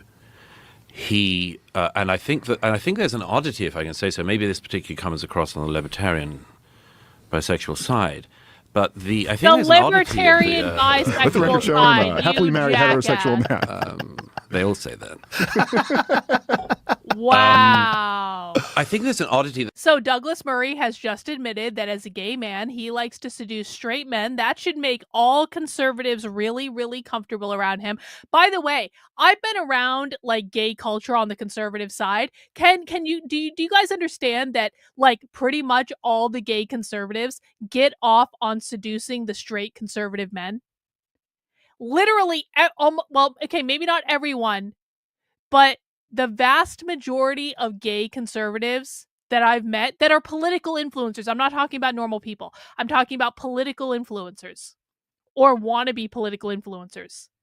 Almost every single gay political influencer that I've met openly brags about getting off on seducing straight male conservatives. Almost every single fucking one. That sometimes particularly happens on the libertarian side, which is a presumption that things only really happen in the world because we make them so. And, Russia invades Ukraine because of American policy in Eastern Europe post 1989, 1990. Something happens in the Middle East because of American policy. And I think it's a very blinkered and parochial view of things, because my experience in countries around the world is that there's a heck of a lot going on that America is frankly not really involved in. Well, that's certainly a straw man of my position. I am not saying that America I know. What I'm is... saying, no. But what I'm saying is, it is very, in fact, it's partly, since you very kindly raised the issue, Joe. Your book. Find your book. On it's one of the democracies and death cults. It's one of the things I find very interesting about this with democracies, which is that it's one of the things in the nature of a liberal democracy that because we have the right to air our opinion, because we have the right to criticize our government and much more, we end up doing all of that. And there is a misapprehension people can come to, I don't know if you do, but they can come to, which is effectively we are the only force that causes action in the world. And there's a reason for that, which is that we have, thank God, a say in how liberal democracies are run and how we're governed. And we can chew over all of the disagreements that we have. But when a liberal democracy comes against a kind of rock, like a death cult, a totalitarian regime, a dictatorship, like Russia or the Iranian revolutionary government, there's always this temptation to say, to focus our attention on our own side, because we can't do a darn thing about the other one. It's a version of, the great late Senator Daniel Patrick Moynihan said when he was ambassador to the UN. He had this great rule, it's sort of known among those who know about it as Moynihan's rule, which is he said, if you sit at the UN, or the UN Human Rights Council, or any of these bodies, you would come away with the belief that the most abused people with the fewest rights in the world live in America and other Western liberal societies.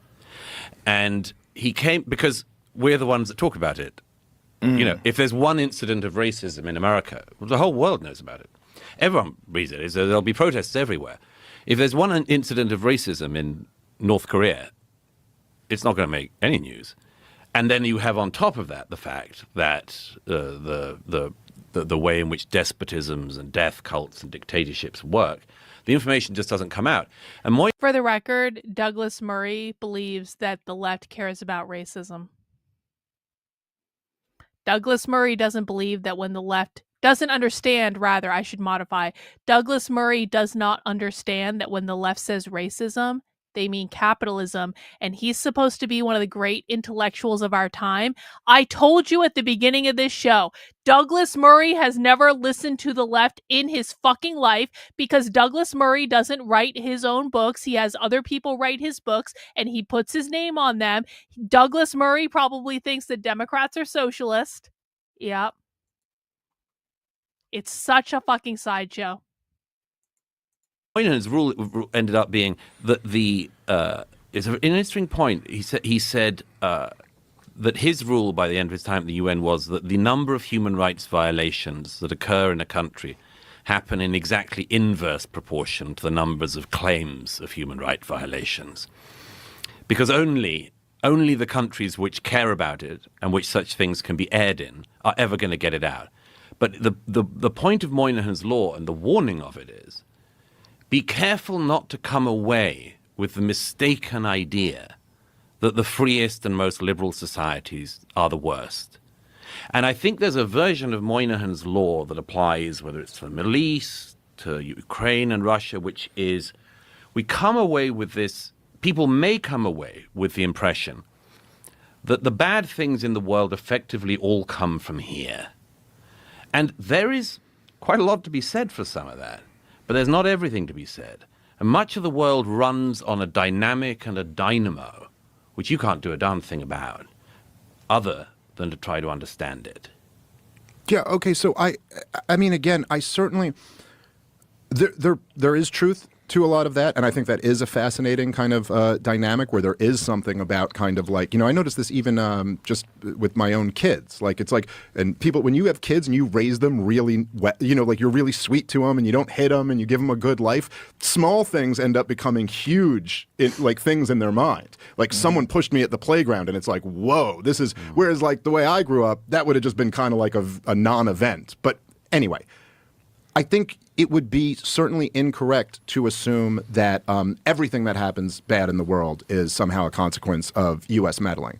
I also think that there's people on the other side here, maybe the people who are more neocon-leaning, more war hawky-leaning, they have a tendency to only focus on the bad things that everybody else does and act like our policies have no impact on this. Should be ridiculous. So very specifically, you know, with the Russian invasion of Ukraine, and I'll just get two like bullet points on this, and we could talk about a lot of this. But look, number one, in 2008, as you well know, right, the Joe Biden's CIA director, who was the CIA director for the entire war up until Donald Trump just came back in, he wrote the Niet means Niet memo to Condoleezza Rice, a private cable to the then Secretary of State when he was ambassador to Russia, to let her know that this flirting with bringing Ukraine into NATO is gonna end up in a war. And by the way, the Russians don't want to do it. His words exactly. If you keep pushing with this, the Russians are going to have to make a decision that they don't want to make, which is whether they intervene or not.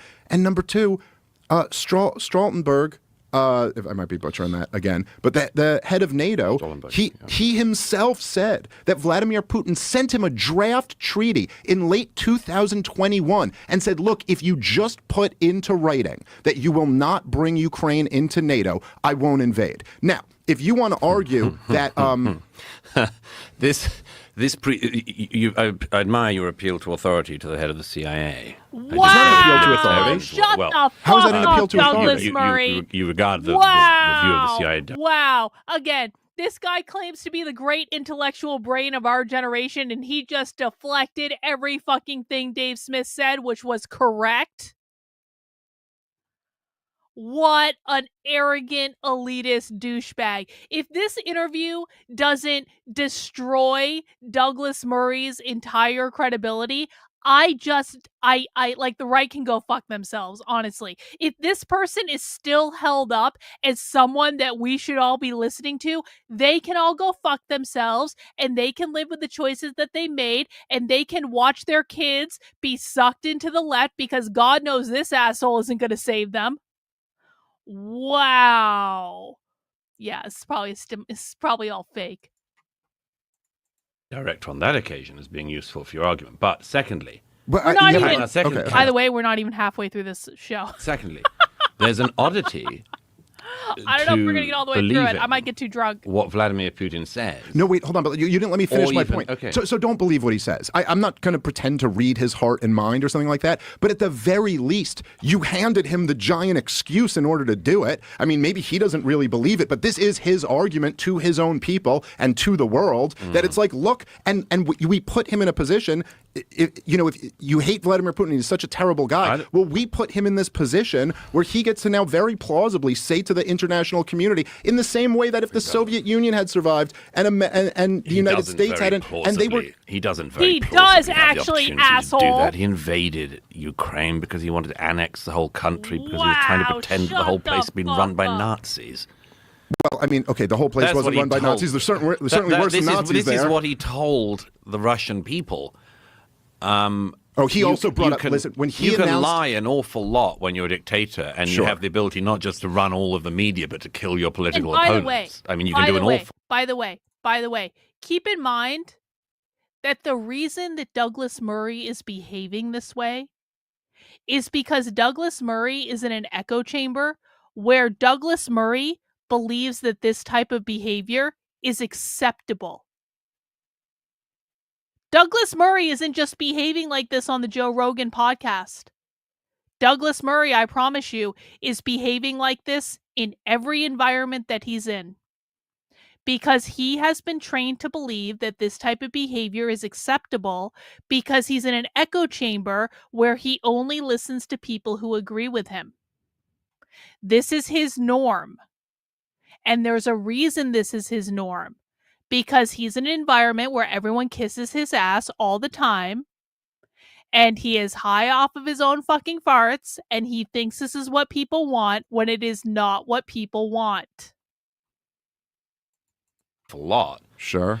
None of this. I just got back from Ukraine again the other week, and it's so weird. I saw the Oval Office meeting as it happened from a trench in the front line between the Russian and Ukrainian positions in the east of the country. And it was so weird seeing the way in which this country's territory was being talked about by outsiders, and particularly by America. Because there's so many oddities about it. But the people who are fighting there, the soldiers on the front lines, like the ones I was with, they're not fighting against Putin forces because of NATO expansion or anything. They're fighting because he lied to his own army, he lied to his own people, he lies to the world, and he decided he wanted to gobble up Ukraine because he wants to reconstitute the Soviet Union. And as a result, these young men are in dugouts in the middle of winter, fighting Russian soldiers because the Ukrainians' homes are 30 kilometers behind them. And I think among much else, that's stuff that cannot be forgotten about. None of this is simply about NATO expansion or this or that. It's about a country. For the record, for people who don't know, my brother-in-law is literally in the Ukrainian army. And so if anyone thinks that I'm coming to this from a detached standard and I'm just shitting on Douglas Murray to shit on Douglas Murray, my brother-in-law is literally in the Ukraine army and got shot. And my in-law's house got hit by a fucking bomb. So I'm not unsympathetic to the argument, but that doesn't mean Douglas Murray is behaving in an above board manner. Country whose people are suffering in their third year of war, and it's almost total war. It's as much total war as we've got in the modern age. And But that's not.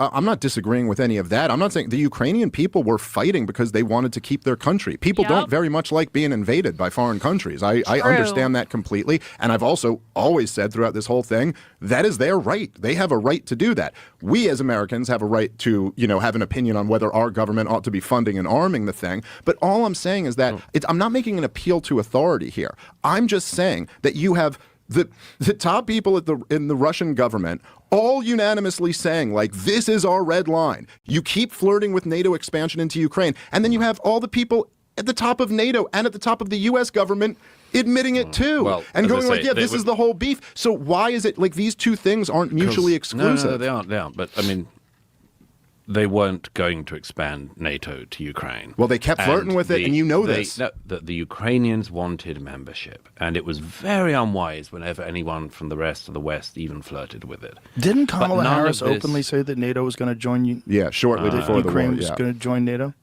Yeah, I never saw her as the Kissinger of our era. Which I agreed. No, That doesn't mean she an area of didn't say agreement, it. Douglas, That's Tim that Walz. we can come. He's the Kissinger. He's the guy for that. Well, obviously, that guy's the future. But it is still the vice president of the United States of America, and it's But it's again, not just. Again, that's not why Putin invaded. But Well, I mean, you can he assert invaded. that, He but- invaded because of the thing he's dreamt of since he falling down of the Soviet Union. Is Do you know wants how he to- dreams? We know a lot from what he's said and what he's done since the fall of the Soviet Union and his statements. Certainly, very early on in his presidency. Right, he's but if he does have a continued. red line and you violate that red line, is that because he's following his dreams, or it's because His dream is, as he's said many times, is the reconstitution of the Soviet Union's territory. I don't think that's exactly what he's said. He's alluded many times to like how great the Soviet Union was and what a tragedy it is that it collapsed and things like that. But regardless, Something we can agree is What? a fiction on his part. I mean, I think the was a Soviet Union disaster. collapsing is one of the greatest things that's ever happened Right. in the history of the world. One of the- Okay, so obviously I'm not pro-Soviet Union. But what I will say is that I'm married to someone who has Russian-speaking parents. And it is my understanding, although I haven't checked in on this recently, so this could be old, maybe they don't agree with this anymore, but it is my understanding that my in-laws are very nostalgic for the Soviet Union, even though they're Ukrainian. And so, listen, that's not a position I'm taking. I'm not pro-Soviet Union.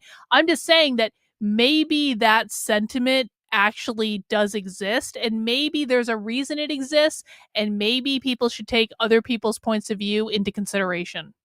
Now, my husband doesn't agree with that. My husband is also anti-Soviet Union, so he is separate from his parents on that issue.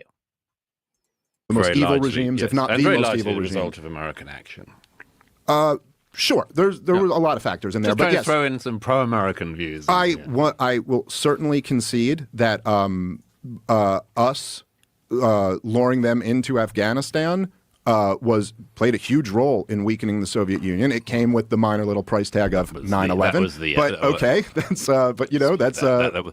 the Soviet Union did not fall just because of Afghanistan. No, I didn't say. I said it played a role. I didn't say it was just because of Afghanistan. No, it was He's deflecting in also the because fucking communism as an podcast. economic model just doesn't work, and it was a disaster, and it was destined to We collapse. can Like agree on that. all centrally planned, totally socialist economies are destined Except for that, bad yeah, results. I don't like the word destined in that because, I mean, in my experience, things that don't work can go on an awfully long time. Well, look, the Soviet Union went on an awfully long time. I mean, it was. I thought when I went to North Korea some years ago that couldn't go on for much longer, and on it goes. Yeah, no, okay, so you know. fair point there, but certainly it's going to be, it's a much different dynamic for a communist country like North Korea, who is a relatively small and not expansionist, whereas the Soviet Union was trying to maintain an empire, which is a much tougher thing to do. Look, the United States of America is going broke trying to do it, so it was pretty tough for them to do. All I'm saying here is that, like, if the dynamic, again, it's not just that, like, first off, in 2008 at the Bucharest summit, we announced we were doing it. Now, we didn't give them a map plan, but we announced they are coming into NATO.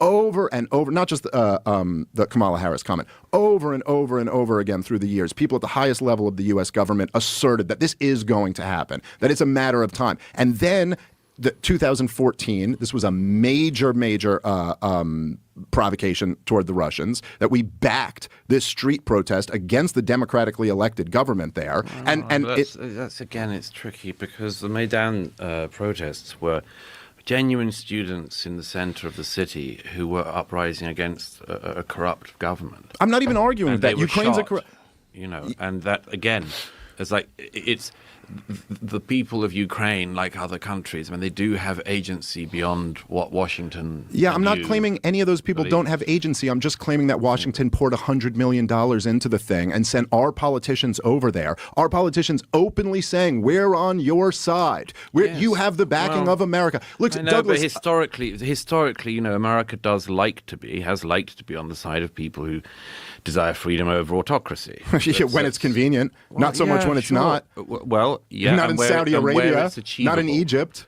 I'm glad you joined me in my dislike of the House of Saud. Okay, fine, but look, it does attack. I was worried for a moment there. Yeah, but it does attack your central point there. That it's like, no, I'm sorry. Like, see, this is my beef. My beef isn't ever with talking about the corruption or the evil things that other governments do. What I don't like is this whitewashing over our own corruption and the evil things that are the idea that America. We have a history of just standing with the people because we love democracy so much. No, we use that as an excuse when we think it's in our strategic advantage. We will overthrow democratically elected governments with no problem, which, by the way, Yanukovych was democratically elected with elections verified by the EU. But I'm not denying any of those kids had agency, and I'm sure a lot of them were protesting against their own corrupt government. But the point is that, like, look, imagine on, I think it was Jeffrey Sachs came up with this, isn't mine, but imagine on January 6th, if, like, Chinese politicians were coming over and handing out sandwiches to the rioters and saying, "We have your back. Listen, we would lose our collective minds if another country came in and did something like that, okay? But we lost our collective minds about Vladimir Putin installing Donald Trump, and it was all just completely made up. It wasn't even a real thing. True. But so to think, okay, well, those we people didn't lose our minds on that. A certain subset of the mainstream media lost their minds. Yes, for me wasn't even a subset. For me being the main set. Yeah. For me being the bisexual libertarian here, you have corrected me on my collectivism. I'm really creeped out by the way Douglas Murray is speaking to Dave Smith. Is anyone else creeped out by this? I feel like Douglas Murray is like trying to like flirt with Dave Smith, and it's very off-putting to me because it's coming across in like a really smarmy way where it's like very fucking casting couch, and it makes me very uncomfortable to watch it. Several times here, and you are right. Yes, we didn't lose our mind. I am speaking, but many other people here did. But you're pouring $100 million into a street protest against a democratically elected president of Ukraine, and the whole issue is over, essentially, whether he's going to tilt toward an economic deal with Europe or tilt toward an economic deal with Vladimir Putin. Douglas, like, if anyone did that in our region of the world, DC would overthrow that government, invade in a moment. If China poured $100 million into Mexican protests and was able to overthrow the democratically elected government, what do you think DC would do? Change the subject, maybe, but he totally deflects. Pours hundreds of millions of dollars into this country, billions indeed. Did he just say Qatar? Is Douglas Murray literally about to make the argument that there is Qatari influence in America?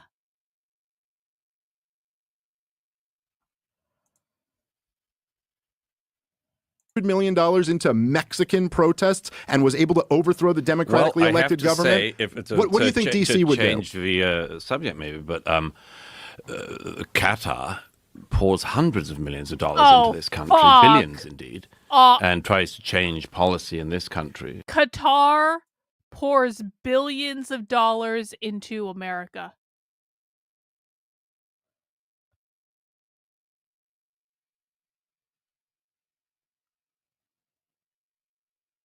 Okay. And nobody's trying to overthrow Qatar. Nobody's trying to overthrow the emir or his Perhaps family. because it's and they've actually been poisoning happening. American universities, American institutions, buying up American politicians. They pour billions into this I country. think I just sent you something about Billions. that this morning. Yes, I mean, well, okay, but that is a little bit different than overthrowing our neighbor Billions. government and trying to No, install sure, I agree. a It's hostile different. I'm just government saying, toward us. you're Yes. saying that like we'd lose our mind if anyone tried to interfere here.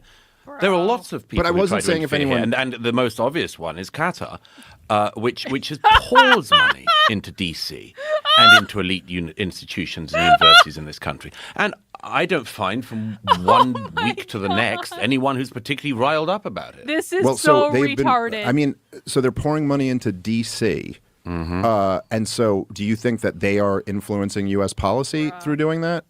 I think they're trying to, yeah. Maybe they are trying to. I mean, I don't know. They're definitely succeeding with. Yes, the Qataris are the ones that we need to be worried about influencing Washington, D.C. Not Israel, Qatar. Okay. Yeah. Uh-huh. Greatest intellectual mind of our time, guys. Right here. Right? We're watching it right now. Aren't we all blessed to be watching this? The universities and others.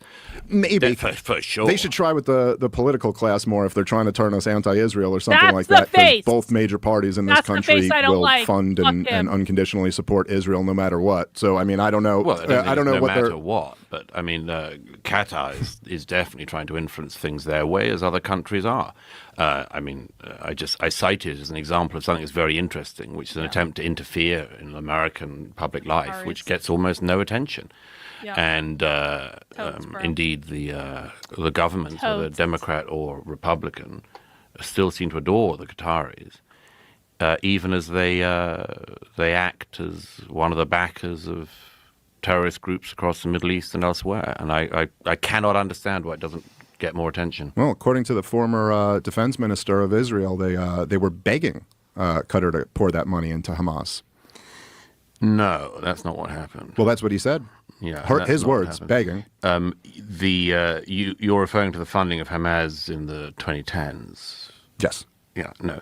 The Qataris poured the money in, and the question on the Israeli side was what you allowed to do with funds that were going into Gaza, and the Israelis allowed the funds to go from Qatar to Gaza. I think a little bit more than that. I think when the funds dried up, Netanyahu sent the head of the Mossad in there to beg him to keep the funds going. Again, I'm not sure. It's like quoting the head of the CIA, quoting the head of the Mossad. So maybe, but Maybe? that's not the evidence of the last 18 years. I mean, you can. Okay, so I mean, I guess I think I'm allowed to quote powerful people when they admit what they're doing. I mean, it's kind of like I know, but like, again, I mean, it's just an interesting thing because again, it's a discipline about this, which is, do I only quote powerful people when they say the odd thing that I agree with, or do I simultaneously distrust all powerful people? It's just an interesting rhetorical. Well, no, I mean, I think that obviously, like, I don't blindly trust anyone in the political class or the media class for that matter either. But when they admit things that are like very against their interest to admit and kind of give away the whole game that now they're pretending doesn't matter.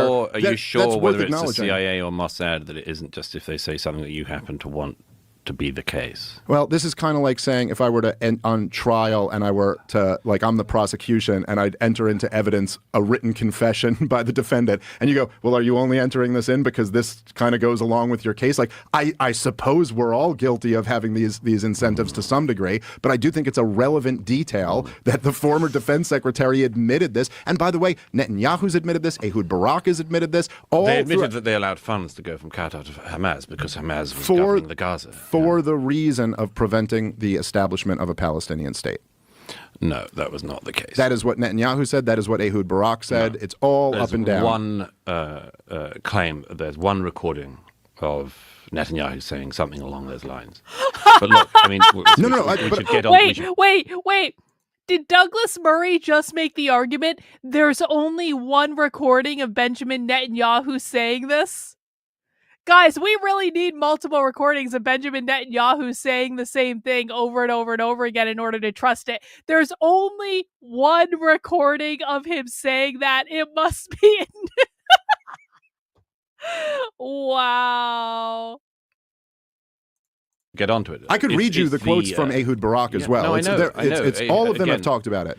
The situation. Let's get onto it. The situation there and the war of the last 18 months now. I only have one recording of the president of the American Library Association saying libraries should be sites of socialist organizing.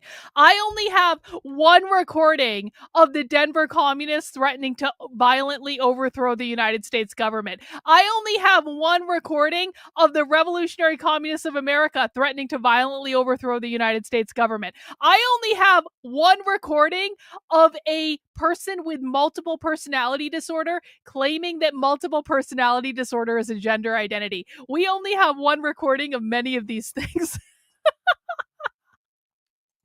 More than 18 months in the Middle East. My God. Is a result not of that, but of Hamas deciding to start another war with Israel and trying to annihilate their neighbor.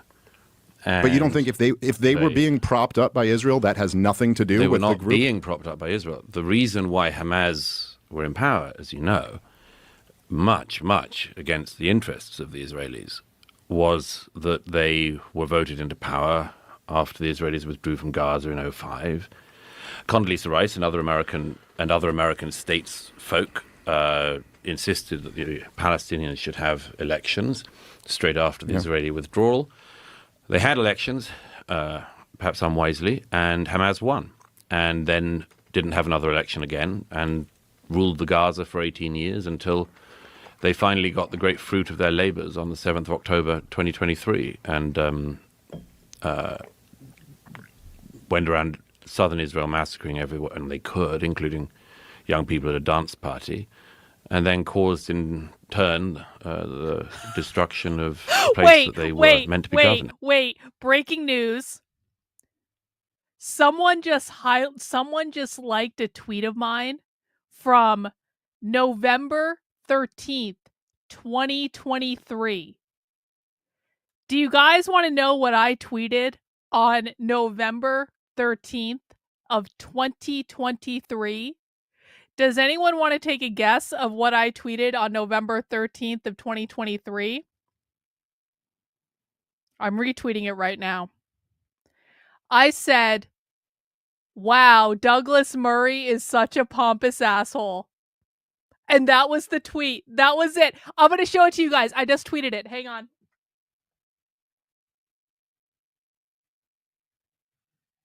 I just retweeted it for posterity. Look at this.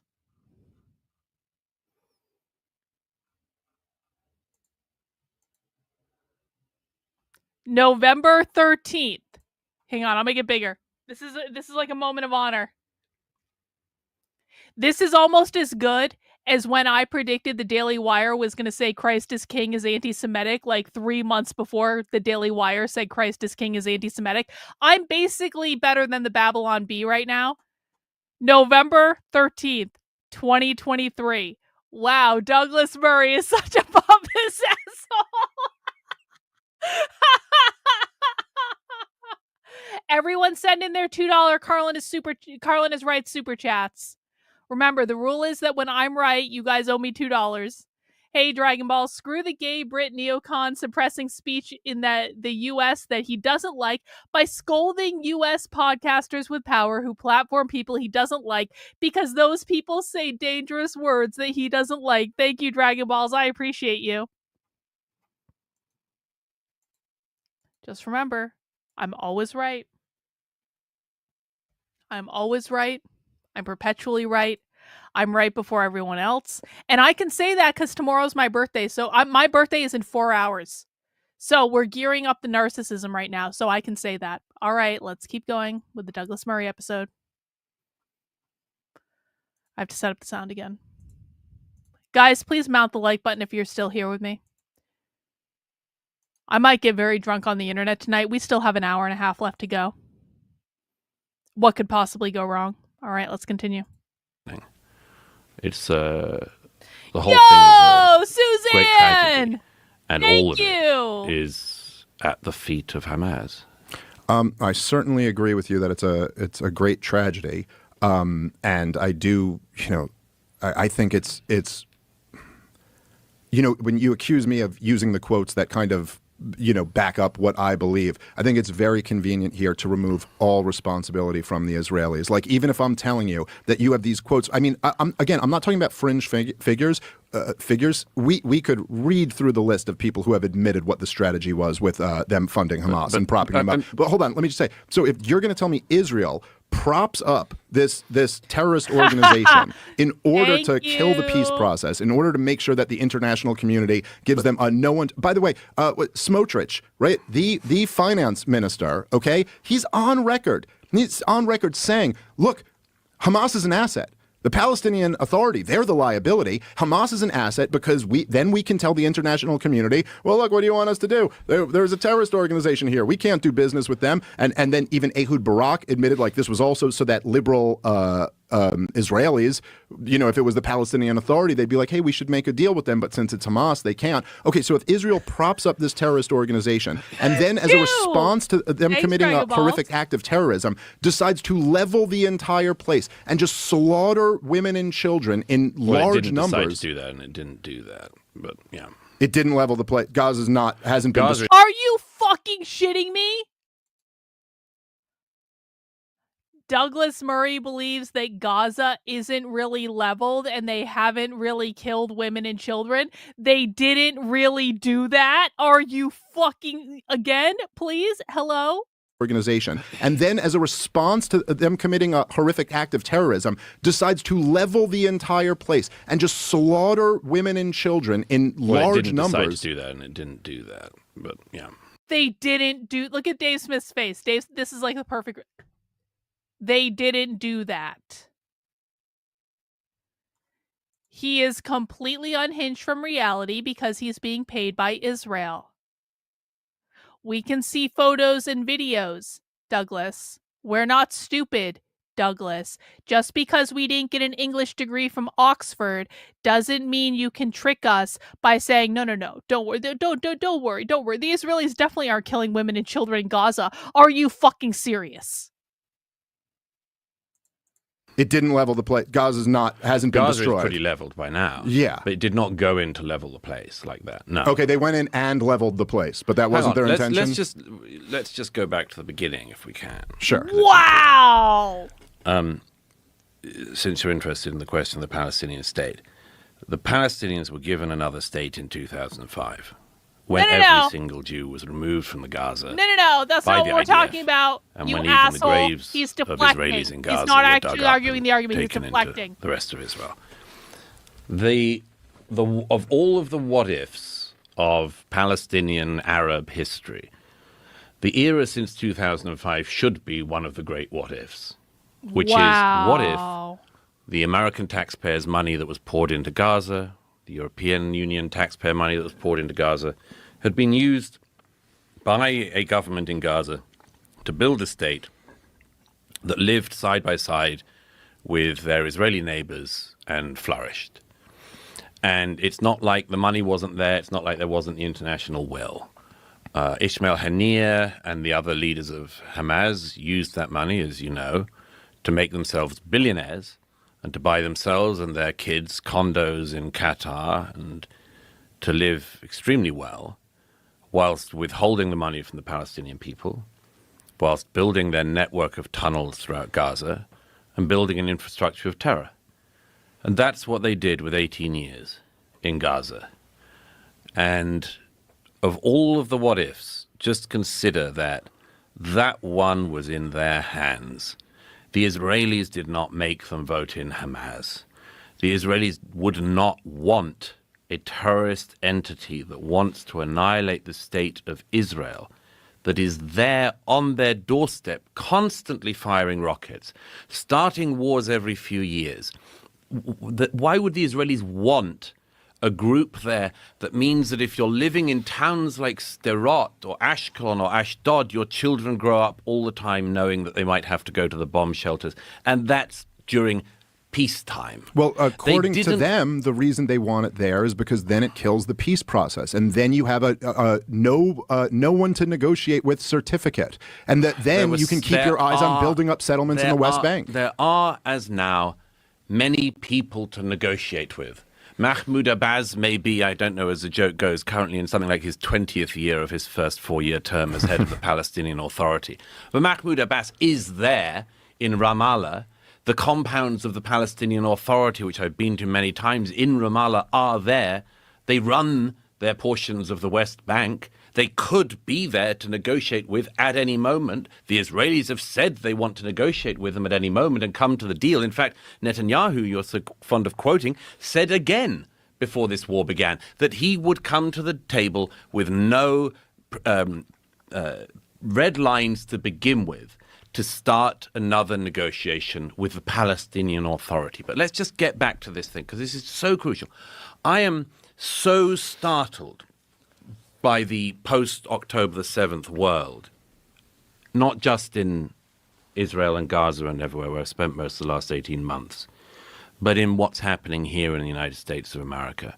It blows my mind, much of the response here, and the desire to leap over the first victims of this and go on to all of the proximate causes, theoretical causes, what-ifs, and so on. I was, as I described in the opening of this book, I was in New York on the 7th of October, and I woke up and started seeing what was happening and discovered that later that day already there were plans to organize a protest in Times Square. And what was the protest in Times Square?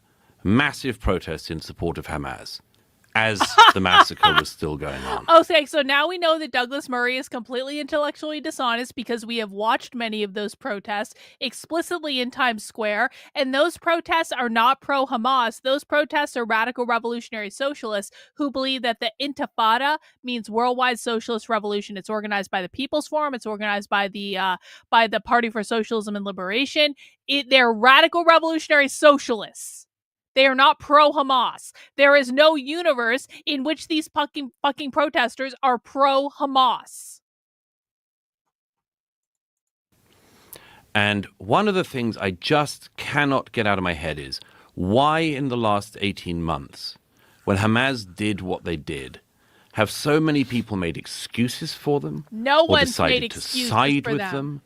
Or deny their actions, Things or that excuse didn't their happen. actions. Why do you think that is? Things that didn't happen. Several very, very big things. One is, I think people wanted to ignore the nature of the atrocity because it was so appalling that it went against much of their narrative. I was at a reunion of one of the survivors of the Nova Party on one occasion, and he said to me, "What would you do if this had happened in your country?" And I thought, well, it hasn't happened at this scale, but something like it has happened. The Ariana Grande arena bombing in Manchester in 2017, the Bataclan massacre in Paris in 2015, the Pulse nightclub shooting in 2015. But all of these occasions when young people were murdered for being at a pop concert or a nightclub, the world's attention, the world's empathy, the world's sympathy went to the victims. Only in the case of the young Israelis dancing in the early hours of the morning on October the 7th, 2023, do the victims become victimized again and not believed. The era we lived through in the late 2010s was the era of believe all women. And of all the Israeli women who were raped that morning, much of the international community does not want to listen to them at all, and certainly doesn't want to believe them. What about the men? What about the Palestinian men who I have seen on video getting raped by the Israeli soldiers? What about the Israelis who literally protested in favor of raping Palestinian men in the Knesset? What about the Hannibal Doctrine, Douglas? The Hannibal Doctrine, which said literally that Israel murdered its own citizens on October 7th. Not just its own military, its own citizens. Now, I think we can all agree that rape is abhorrent. in any circumstance. And as a woman who has been raped, I feel like I have special privilege to fucking say this. But I don't think it's any better for Israeli soldiers to rape Palestinian men than it is for Hamas to rape Israeli women. Both are equally bad. But of course, we can only talk about one. We can't talk about the other. And I think there are reasons for that. And there are many reasons. One, at the most fundamental level, is that I think a part of a generation that's coming up has been told there is something especially wicked about Israel, that there is something especially wicked about Israel's existence and its actions and its people, and it means that when their people are burned alive in their homes or raped at a music festival and shot in the head, they are uniquely undeserving of sympathy. Oh, fuck And I think off. that people have been indoctrinated by very bad actors into this, and as a result have excused atrocities or will make excuses for them, make excuses for the people who do them. I think, in addition, it plays to some of the darkest things of the regional mind as well as the international mind. The aims of Hamas, their stated aims, include the annihilation of the Jewish people. And October the 7th, they had their best go at doing that. And the fact that in a decision between whether or not you're on the side of the people who want to dance and live in peace with their neighbors, or whether you're on the side of the people who want to rampage through a dance party bar in the early morning, macheteing at people, I find it amazing that there are so many people who don't know which side they're on. But there are a lot of them. There are a lot of reasons for that. But one of the foremost reasons is the fact that the state of Israel has been uniquely libeled, has been uniquely lied about. Its history has been uniquely lied about. It has been uniquely put under an international spotlight and then misrepresented in a... Yeah, it's really, guys, it's really the Israelis that are the victims of this situation. It's the Israelis that are the victims of the world. No one else. And because the Israelis are the victims of the world, we should give the Israelis all of our money. And we should send our sons and daughters to die on behalf of the Israelis for a war that we're not fucking involved in. Because Israel are the unique victims of the world. And no one else comes close because Jewish. Way which I cannot think of many other countries in the world that have been treated that way. And there are deep reasons for it and shallow reasons for it.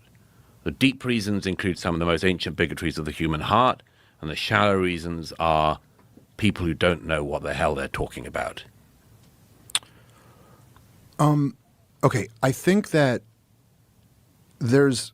Look, I'm not going to speak for what every person out there believes. I don't exactly agree with like the characterization that there was no outpouring of like feeling after October 7th. And certainly like everybody I know was just like, oh my God, this is like a horrific atrocity. And like an unprecedented terrorist attack from Hamas, the worst terrorist attack in Israeli history against Israelis.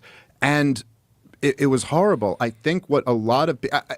I'm not arguing that there are no people who are actually pro-Hamas or there are no people who are actually like hate Jews or something like that. I do think that what happens is that a lot of people get put in that category who do not belong there. Much like we've seen this over the last year and a half where a lot of people, you know, you have John Podhoretz calling Thomas Massie anti-Semitic scum. Because he said, we're dead broke. We can't afford to fund everybody else's war here. People have been calling Tucker Carlson anti-Semitic all over the place. When these are two guys, Thomas Massie and Tucker Carlson, who have never uttered the words "the Jews" in their life. Like they're just not anti-Semites at all. So there's a lot of people, I think, who are, when they're critical of the Israeli government's response to this, get lumped in as pro-Hamas. I will certainly say that's certainly not my position. I think your description of them, death cult, by the way, the same term that Daryl Cooper used to describe Hamas, I think is an accurate one. And it was horrible. But I think that I think that your characterization, first of all, of that they gave the Palestinians a state in 2005 is just wrong. I just think that is not at all an accurate way to describe the disengagement, which we could get into more if you want to. But first of all, I would just point out that if the two-state solution was achieved, I assume you're arguing it was taken away after that. You're not still arguing that the Palestinians have a state, or are you saying they have had a state since 2005? They were given a state in the Gaza. And when was it taken away? Well, they kind of screwed it up for themselves on the 7th of October. So you're saying from 2005 all the way till October 7th, there was a two-state solution. It had been achieved. Well, it was another state, yeah. Oh, okay, but that would be two states. No, it would be another state. Bro, it was different from the PA. Bro. Okay, right, but I'm saying a Palestinian state. Yeah. Dave Okay, Smith is so right. what's interesting about that is that this is not how any of the leaders really describe it. I mean, when Netanyahu himself is not Douglas claiming Murray's that making they had shit already up. achieved a two-state solution, why are you talking about this? What happened in 2005 in the disengagement was that essentially Israel went from occupying the place to surrounding the place. And they've had it under a brutal blockade since 2007. And Yep. yes, you were right that it was... Why do you... Yes, saying the words "the Jews" is now considered to be anti-Semitic. Yep. Mm-hmm. We are not allowed to talk about the Jews. If you talk about the Jews at all, you are an anti-Semite. Congratulations. I don't agree the blockade was brutal by any means. You don't think the blockade of Gaza was brutal? I mean, how brutal do you think the Egyptians are? Pretty brutal. Yeah. They allowed stuff in.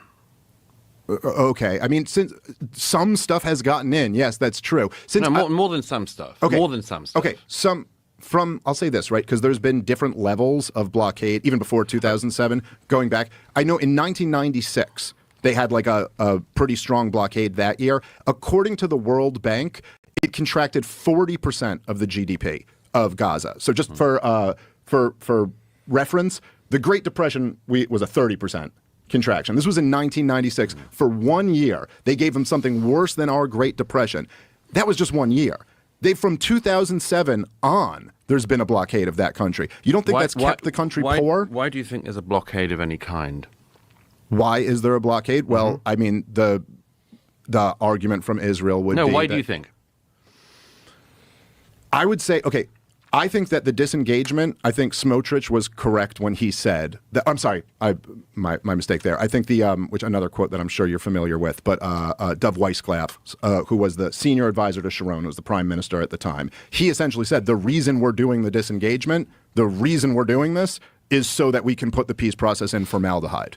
This is the reason we're doing it. You're not answering my question. You're Yes, continuing to cite I'm getting very there. right-wing Israeli politicians. But what do you think is the reason? I'm getting there. I'm saying, so I think they disengaged in order to kill the peace process. I think they put the full blockade around the country for the reason that they've always kind of done it there, that, yeah, they don't want too much stuff getting in. They want to keep them, as they put it, on a diet, and they don't want rockets to fly into Israel.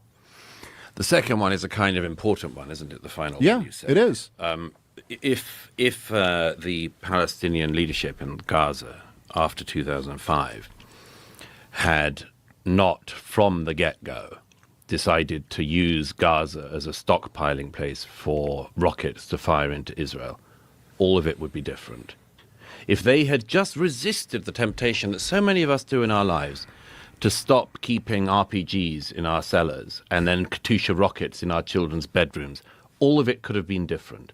If that desire to live in peace beside your neighbors had superseded the desire to stockpile rockets, it would all be different. Yeah, or if And Israel what just you hadn't describe occupied as- them for 60 years, it would all be different too. You're telling me that Douglas Murray doesn't differentiate between Hamas and the Palestinian people at all, and he claims to be the intellectual arbiter of the world. Okay.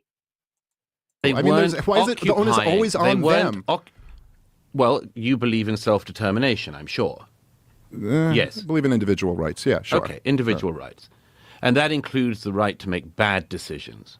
Yep. Yes. The Palestinians in Gaza, when they voted in Hamas, made a very bad decision. Yeah, of course, And Douglas. in the but years, but hang When on, did yes, hang what on. fucking year? And in the years after, In what fucking year did that happen? In what fucking year did that happen? Oh, did that happen? What was it? Like 20 fucking years ago? 20 fucking years ago. So Douglas Murray wants to murder Palestinian children because their parents voted Hamas in 20 fucking years ago. Can you just imagine for a second? I want everyone to put yourselves in the position of the Palestinians.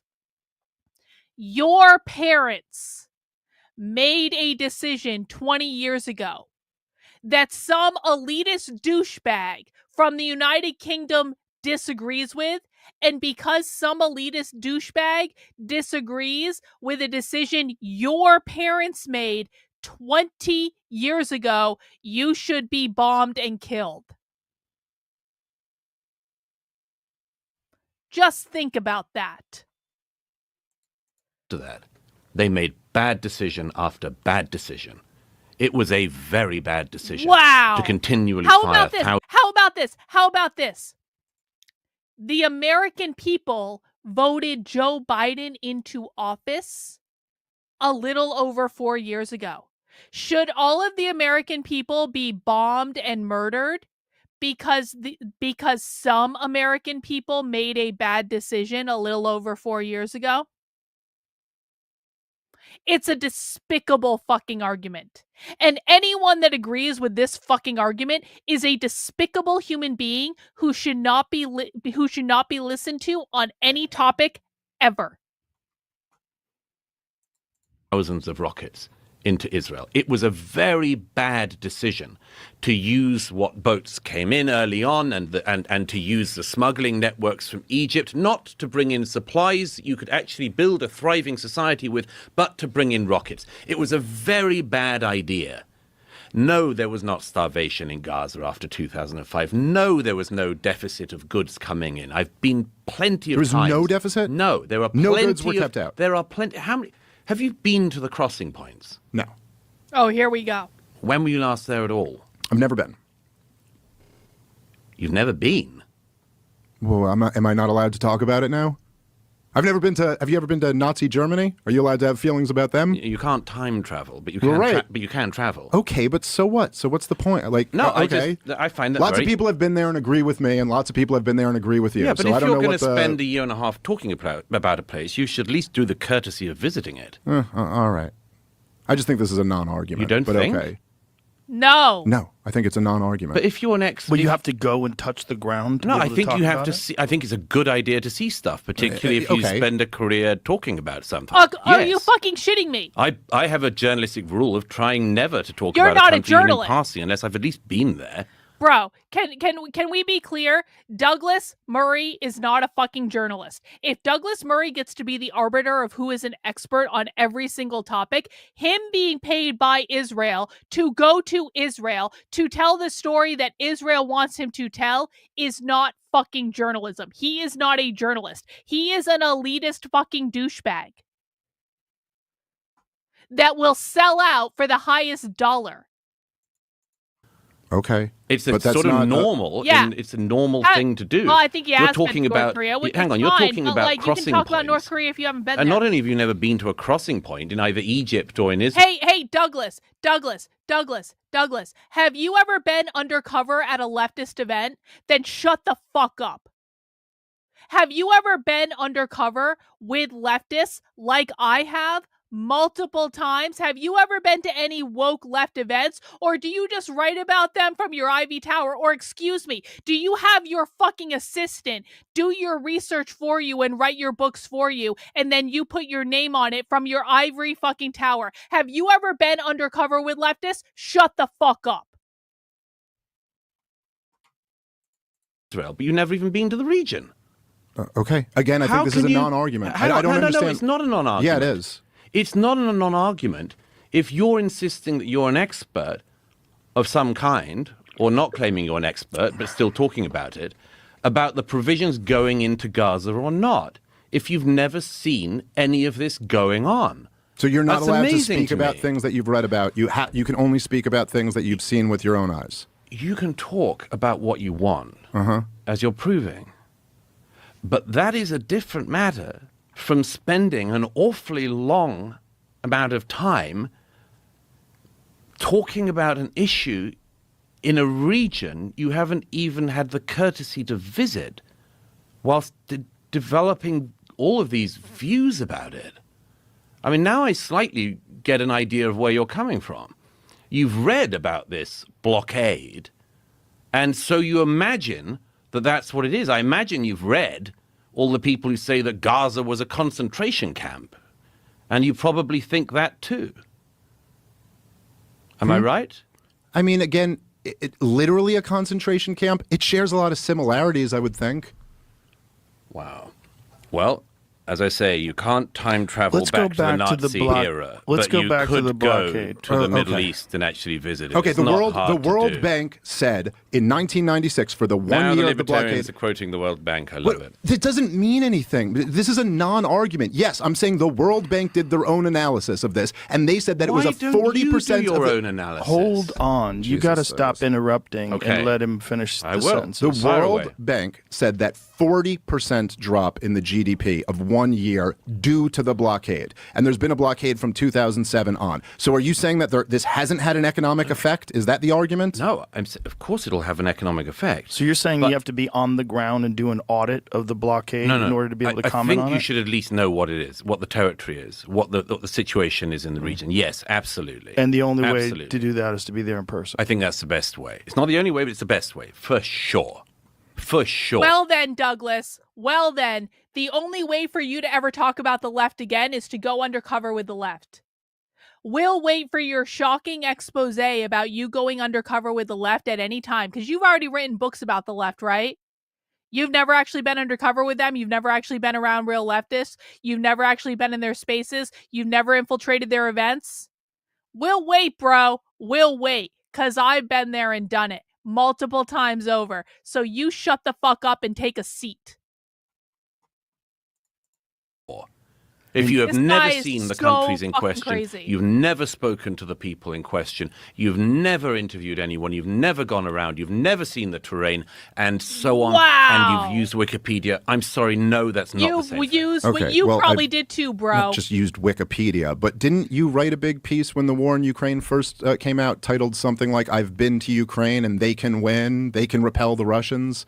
So you could go there and still get it wrong, right? No, I was with the Ukrainian armed forces in 2022 when they were retaking territory from the Russians. Right, the last time they had any advances, yeah. Yeah, right. I said I can see how they can win, which would be advances like that, yeah. You Sure. said if we just fund them, or if we just arm I them, didn't that say they can then I said, they can I repel. said that the Ukrainian army was making great successes, which it was when I was with them in the fall of 22. Okay, listen, there were lots of But- people who went to Iraq and said we'll be greeted as liberators and I it'll know, be paid but- for in oil and democracy will True. spread through the region. So I don't know. Either take on the arguments or don't. But I don't But think I'm saying, but your argument's incorrect. Oh, okay, fine. Well, then present a counter argument to it. But to just tell me I'm not allowed to talk about something I'm because I'm not not an saying expert. you're not allowed to okay, talk fine. Well, about you're it. not I've an said expert, so you repeatedly, shouldn't you're talk talking about about it. it You haven't now. been there. Yeah, I know. But you keep playing this game where it's like the whole opening to this podcast was like the non-experts talking about this is such a problem. Now you're saying because I don't haven't been think- there, I can't talk about it.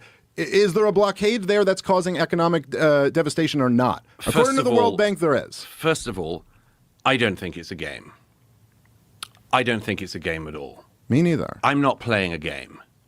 Okay? Okay, but this is semantics. No, but this is important. I've seen plenty of this up close. I've seen plenty of this with my own eyes because I do believe that one of the things you should do if you're talking about something is to see it. Yeah, you've established Okay, that. but Is there a that's- blockade? The blockade that existed, to the extent it existed, was a blockade to try to make sure that the Israelis and the Egyptians knew what materials were going in and out of Gaza after the first rocket fires, when Hamas, in fact, before Hamas was elected. The Israelis and the Egyptians didn't do a very good job of it, were meant to be trying to make sure that the materials that went into Gaza were not materials that could be used to build up the Gazan Hamas war machine. The reason why trucks get searched is not because the Israelis want to search through grain or flour. It's because they wanted to stop the trucks containing the arms and the munitions that the Gazan Hamas and Islamic Jihad fighters were going to use to fire against Israel. And I'm sorry, it just makes the most obvious strategic sense.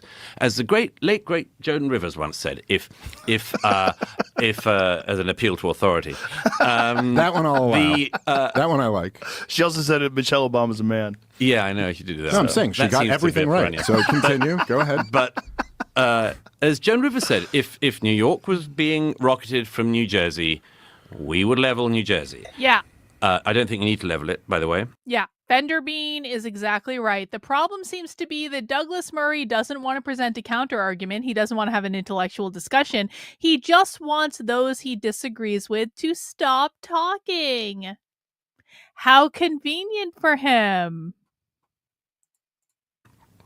But you would at least try to make sure that rockets weren't being imported in larger quantities into New Jersey. Of course. Okay. That's all the Israelis were doing. And they haven't turned All away that any they were food doing. or aid. They haven't No. they haven't said you can't bring potato chips in, or you can't have cookies because they have give- dual use. No, Isn't this their whole argument that No. there's anything that could be used to build a rocket has to be excluded?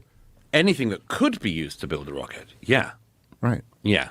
Yeah. But that's a good reason, again, not to build rockets and fire them at your neighbors. It's almost Yeah, I like there's agree. a cost to play. It's almost like there's a cost to pay for, instead of living in peace with your It's almost like there's a cost to pay for putting people in an open air fucking concentration camp for decades. It's almost like there's a cost to pay for basically quarantining an entire race of people so that they can't interact with the world unless Israel fucking says so. neighbor, constantly trying to wipe them out. And that is what Wow. Hamas did for 18 years. 18 years. This is why I think it's so How many elections were in those unbelievable 18 years? taking agency away from the Palestinians of Gaza, is that the Hamas had 18 years, and 18 years is obviously the time from the birth of a child to the end of their formal education. Wow. They literally had the opportunity to create a generation in Gaza that wanted to live beside their Israeli neighbors. And from everything I've seen since the 7th of October in the region, and from all of the dead and the survivors and the family members I've seen, so many of them, particularly the people in the south who were attacked on the morning of the 7th, were literally people who dreamed of living in peace with their Palestinian neighbors. They were people like Vivian Silva, whose body wasn't identified for months because there wasn't enough of her charred remains left to even extract DNA from. She spent every weekend... Hey, Douglas, what about the baby whose arm I watched get amputated the other day? How about that? What about all the children that have been murdered by Israel, the Palestinian children that have been murdered? What about didn't I see a video one time of a kid walking down the street and got fucking shot by an Israeli soldier? What about the Palestinians that the Israeli soldiers have raped? Like, this can go both fucking ways. What is the cost of a fucking genocide, Douglas? What is the cost of leveling all of Gaza, providing these people nowhere else to live? They're living in squalid fucking conditions. Thousands of children have been killed. What is the cost of that? Like so many people in the communities in the south of Israel, every weekend driving children with the most rare medical conditions that couldn't be treated in one of the Hamas-run hospitals in Gaza into very specialist units inside Israel. And she spent every weekend doing that and working with B'Tselem and all of these radical left Israeli groups. And it didn't matter a bit when Hamas came in because they burnt her in her own home anyway. My point is, in all of the counterfactuals of this conflict, the most important one is what could have happened if instead of educating a generation into wanting to annihilate their neighbors, Hamas in power had spent 18 years building up a state, teaching peace, creating coexistence with their neighbors. You think any of the people on the kibbutzim in the south or the young people dancing at the Nova party weren't dreaming of... Who, speaking of the party, speaking of the fucking rave, who actually burned all those cars at the rave? You want to talk about that fucking rave? How did Hamas melt all those cars at the rave? What equipment did Hamas use to melt those fucking cars at that rave. Because it's my understanding that Hamas paraglided into Israel. Did the paragliders melt the cars at the rave? Is that what happened? And yeah, kibbutzes are inherently communist. We watched a whole documentary about it, so I don't feel bad for them. Did Hamas even have the military equipment with which to melt the cars at the rave? Where the fuck did they get it? Did they use the space lasers to melt the cars at the rave? Is that what happened? Because I've definitely seen pictures of the cars at that rave where there was a whole fucking field of cars that looked like they had been firebombed. The thing of it is, though, is that we know that Hamas didn't have the capability to do that. We also know that Israel has a thing called the Hannibal Directive, where Israel very literally murdered their own citizens on October 7th so that they wouldn't be taken hostage by Hamas, because Israel deemed it better to murder its own citizens on October 7th rather than allow them to be taken hostage by Hamas, where they could be used against Israel later. So how the ever-loving fuck, if you want to blame Hamas for all the death and destruction at that rave, how did they do it? Because I think Israel did that to its own people. That's just speculation. I don't know that for sure. I'm not an expert, but I don't know how Hamas melted all those cars at that rave. The day that the Palestinian government in Gaza would have created those conditions for them to live beside as well. Of course. I don't think anybody's arguing. Yeah, no, right. Everybody argues against nobody's it, arguing. Douglas, it's just, No, again, I mean it's, here. I mean, Here. it's not what I'm saying. Look, I'll say this again, because you bring up the point about agency again. And I hear this a lot as a counter. Much like I said in Ukraine, it's not denying anybody agency. I'm not saying that. Believe me, if I was in control of how people acted, I would certainly.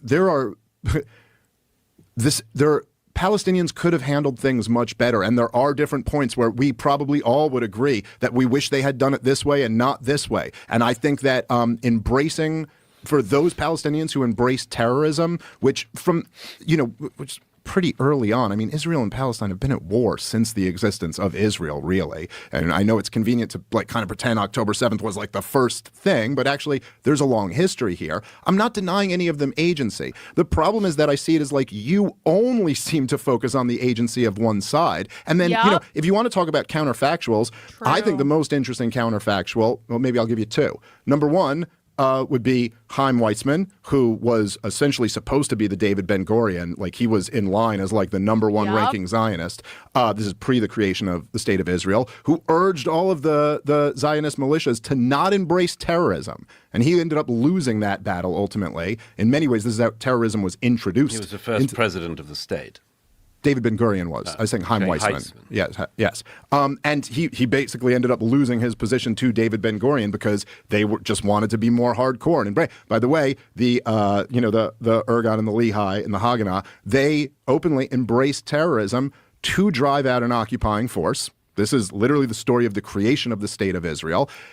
The Palestinians fell into a terrible, tragic mistake early on. And I'm saying, listen, I reject terrorism, as we all should, just because killing innocent people is wrong. I'd like to get to that a little bit more in a second, because it's interesting that we haven't really gotten into what I think is a great humanitarian crisis here. But they were following, I think in some ways they were very influenced by the Algerian model, that they were like, hey, look, we could listen, there's a lot of groups, whether it's...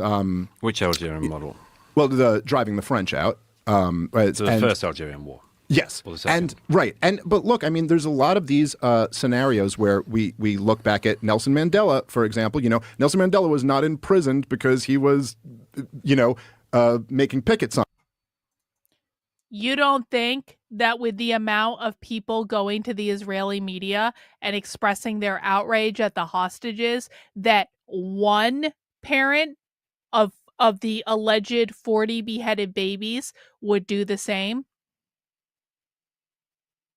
Can we just have some common sense? The 40 beheaded babies thing was debunked almost the minute it happened.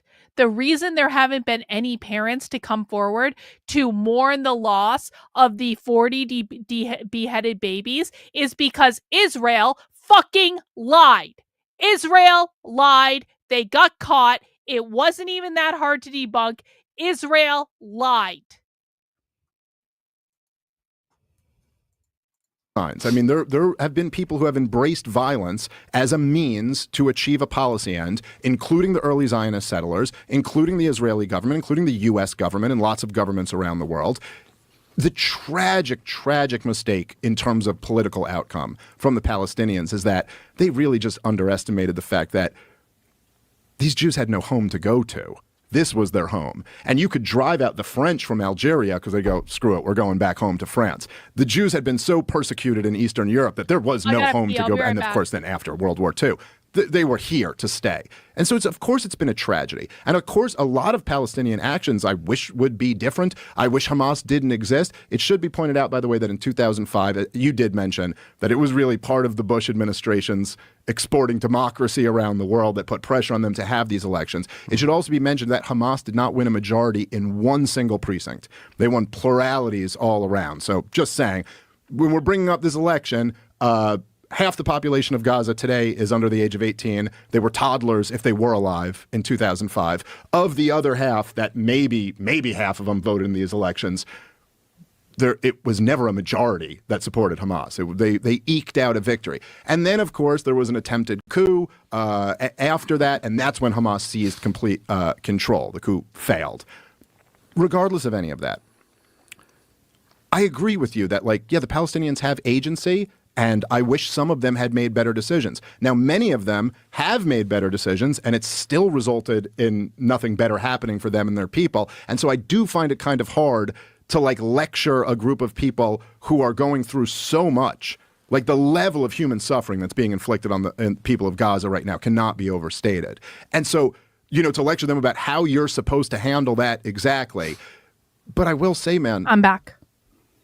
Why is think Rumble there's kind down? of this selective empathy that you have here. I agree with you. Talk about these teenagers being slaughtered at a music festival on October 7th. It's my God. I have little kids. I can't imagine StreamYard is telling me nightmare Rumble's down. of this It's happening not to down. somebody's children. But at the same time, we're not having this conversation on October 9th or in November or December of 2023. We're having it in 2025, where the tragedy that's been inflicted on Gaza is orders of magnitudes greater than October 7th. There are just every day people are inundated with images of just dead women and children. This is one of the most brutal wars. And by several metrics that really, personally matter to me, like the number of dead kids, that's a pretty good one. It's more children have died than in any recent war. I mean, this is it does, I do think there's almost a fundamental framing bias that you get into when people have these. You guys these are about debates, to see a very rare occurrence for me on a live also. stream, and that but it's it never seems happened to me before. that I'm gonna there's smoke almost weed on a an live stream. implicit difference in the value that you place on Israeli life versus the value that we place on Palestinians' life. And to even we've gone this far into the conversation. My birthday, I'll haven't do what even I talked want. about the Okay, fact that whatever. dude, Israel has. Feel however you feel. If you want to argue, I haven't been there. Stuff does get through the blockade. Okay, fine. This is a captive people. That Israel has dominated since at least 1967. Many of them are there because of the creation of the We're state of watching Israel, Joe Rogan. who I'm used allowed to to smoke live weed when in we're what is watching now Joe called Rogan. That's the Israel. rule. And they are just, the amount of human suffering that's being inflicted on them, when, even as you kind of acknowledged with the George W. Bush exporting democracy, Hamas in many ways was Happy forced birthday to on me. these people. All right. In fact, we saw protests against Hamas just recently. So I don't know. I mean, that to me seems to be the greatest human tragedy. And I think much more so than you can characterize it as people being pro-Hamas or people being anti-Semitic. But I actually think that the mass movement around the world of people who oppose this war has been that people feel really awful about all these babies and who are being slaughtered. Okay, quite a few things. First of all, let's just get one term correct, because you said you do think it's a concentration camp. Yup. So it shares many, Right. And you also say that there's a disproportionately heavy youth population in Gaza. Yes. Right. Do you think that's not Accurate? Do I have a birthday wish? That's a great question. Thank you for asking me that. My birthday wish, and I'm actually serious about this. My birthday wish is that I would like people to read my book, and I would like people to give my book a positive review. My book is The Communist Manifesto, a Revolutionary Fairy Tale. I would like everyone to buy this book. I would like everyone to read this book. Honestly, read it though, because I feel really good about this story. I've never been so proud to publish a book before. I'm really, really happy with it. And this is a dystopian fairy tale about, literally based on the Communist Manifesto. Oh, I share my birthday with, well, I'm going to read it as wish, okay?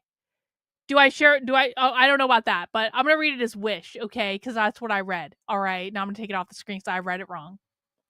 But if I was going to have a birthday wish, see, I can do what Douglas Murray is doing, and I can just deflect from the question. Do I have someone I share a birthday with? I have no fucking idea. Hitler's birthday is coming up soon. But if I had a birthday wish, you should all buy my book because it's really fucking good, and I'm really fucking proud of it. And you should buy it because it's awesome. It's a dystopian fairy tale about the communist revolution. And it's really good. And I really like it. And I'm very proud of it. And you should buy it. All right. No one make fun of me for misreading that. I misread shit all the time. I'm not wearing my glasses. I can't be held responsible. I've had 2 beers and I'm smoking weed on a live stream, and it's not my fault, okay? I think the second one is accurate. Right. But it's a very strange thing to say that there's a population boom in a concentration camp. In Auschwitz in the 1940s, there was not a doubling of the population. Yeah, I didn't say it was. He didn't say it was a death concentration camp. He said it shares many of the characteristics. Auschwitz was a concentration camp. It was ultimately a death camp, no? Yes. It started as a concentration camp. Yes, correct. You'll notice that people were not doubling in size their number because of the children they could have in Auschwitz. Yeah, but nobody's So, nobody's hang on. calling You it a can't- concentration camp because it's the You're same as saying- Auschwitz. Okay, I don't but know. let's just at least tidy up the language a bit. Either you think the place is a What? concentration camp, or you think it's not a concentration camp, It's a and I don't think it concentration can camp. be a concentration camp, or any such term is suitable when you're talking about a place which you yourself have admitted has a disproportionately young population. So that's the first thing. I The don't second think thing is- breeding in any way argues against. But okay, The I didn't second call thing it a is- the concentration sec- camp. well, You Who did. do said I it has share a many of the birthday with? same- That's a good But question. you asked him if it did. I'm going to You chat asked him if GPT it had that. any of the characteristics of a concentration Yes, camp. because he said earlier that it did. Okay, well, all Long I'm saying. before Okay, that- so let me that be speaks fair. much Long more before precise. that. Let me be much more precise. Okay, so I'm not claiming that it Who is a concentration has camp or that a it is akin to birthday Auschwitz. on I'm saying April that 12th? it's been under full blockade since 2007.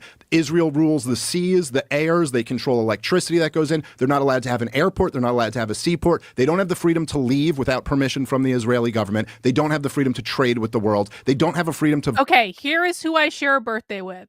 Saoirse Ronan, who I know is an actress. I know what she looks like. I just don't know who. I share a birthday with the lead singer of Panic at the Disco, with David Letterman, with Ed O'Neill, who Ed O'Neill is a great actor. He was in Pollock. He was great in that. Let's see, Claire Danes. I grew up on My So-Called Life. Come on. Andy Garcia. Let's see. Who else do I share a birthday with? I share a birthday with Tom Clancy. I've never read any of his books before, but a lot of people have. That's it. You share a birthday with Shaquille O'Neal and David Glimmer. That's pretty great. Vote over the government that rules them. I don't know. Call it whatever you want to. That's the situation. All of which is a result of the election of Hamas. None of it's Israel's fault. Israel's not All responsible of for one of the babies that have died of the bombs that let's get they're onto dropping. That. Let's get onto that Wow. because you say it's one of the most brutal wars. It's a very brutal war. It's a very brutal war. It's certainly not even, sadly, among the standards of our time, by any means, the most brutal. We don't need to get into the rather statistician, ugly debate about whether or not you follow the Hamas government in Gaza's figures for the death counts, which most of the world's media rely on, and which I don't think are reliable to the least extent. But you don't need to rely on that to say that even by the standards of a conflict in neighboring Syria, the highest Hamas death count inside Gaza for the appalling last year and a half is less than an average year has been for the last decade in Syria during the civil war. So The whole deck. I mean, total far more people died in Syria. I'm not arguing that, Right. but you're saying it's less than any year. I think there were years that were pretty. 600,000 to 800,000 people have been killed in Syria during the civil war there, and I give it as an example. There are far too many examples of wars in the region and in the wider world to go to, but I think we get once again back to the issue of language on this. It says one of the most brutal wars. It's simply obvious that it's an appalling war, but it is not, by any numerical or other standards, the most appalling war of our time. It's a war that Hamas started because they shouldn't have invaded their neighbor and they shouldn't have tried to genocide their neighbor. Now, if the war... Did he literally just say that Hamas was trying to genocide Israel? How are they going to do that with paragliders, Douglas? How exactly was Hamas going to genocide Israel with paragliders?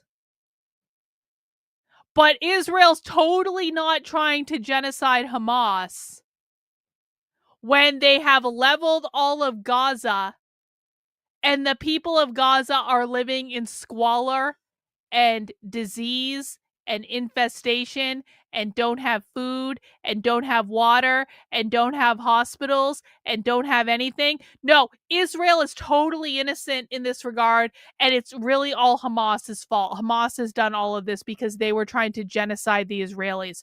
Okay. These people think you're stupid. He thinks you're stupid. Can be prosecuted, could be prosecuted. It was always for two reasons. Always for two reasons. The first one, as stated by the unanimity of Israeli politicians and others, was to retrieve the hostages, who we also haven't spoken about, but there are still hostages in Gaza held for the last 18 months by Hamas, including young Eden Alexander from New Jersey. If Hamas had not stolen the hostages and hidden them in their tunnels and hidden them in civilian homes, this war would have all been different. Wow. If they had have given them back, and they could give them back tomorrow, it would all be different. But they didn't. They decided to do what they did on the 7th and to hold on to the 250-odd hostages as it was at the beginning, from the beginning. The second reason why the war is still being prosecuted is because of the stated aim to destroy Hamas, which is the stated aim of the Israelis. Neither of these things is remotely easy, okay? And just from a point of humility, I think, on everyone's side, we should concede none of that is easy.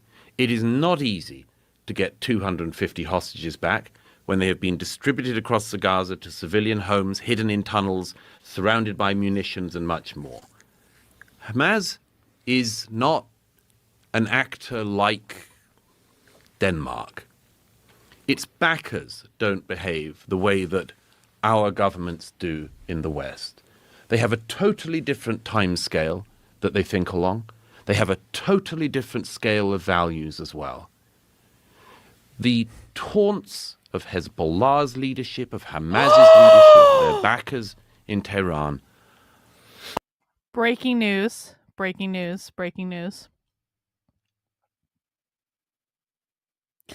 Donald Trump has just endorsed Douglas Murray's book on Truth Social.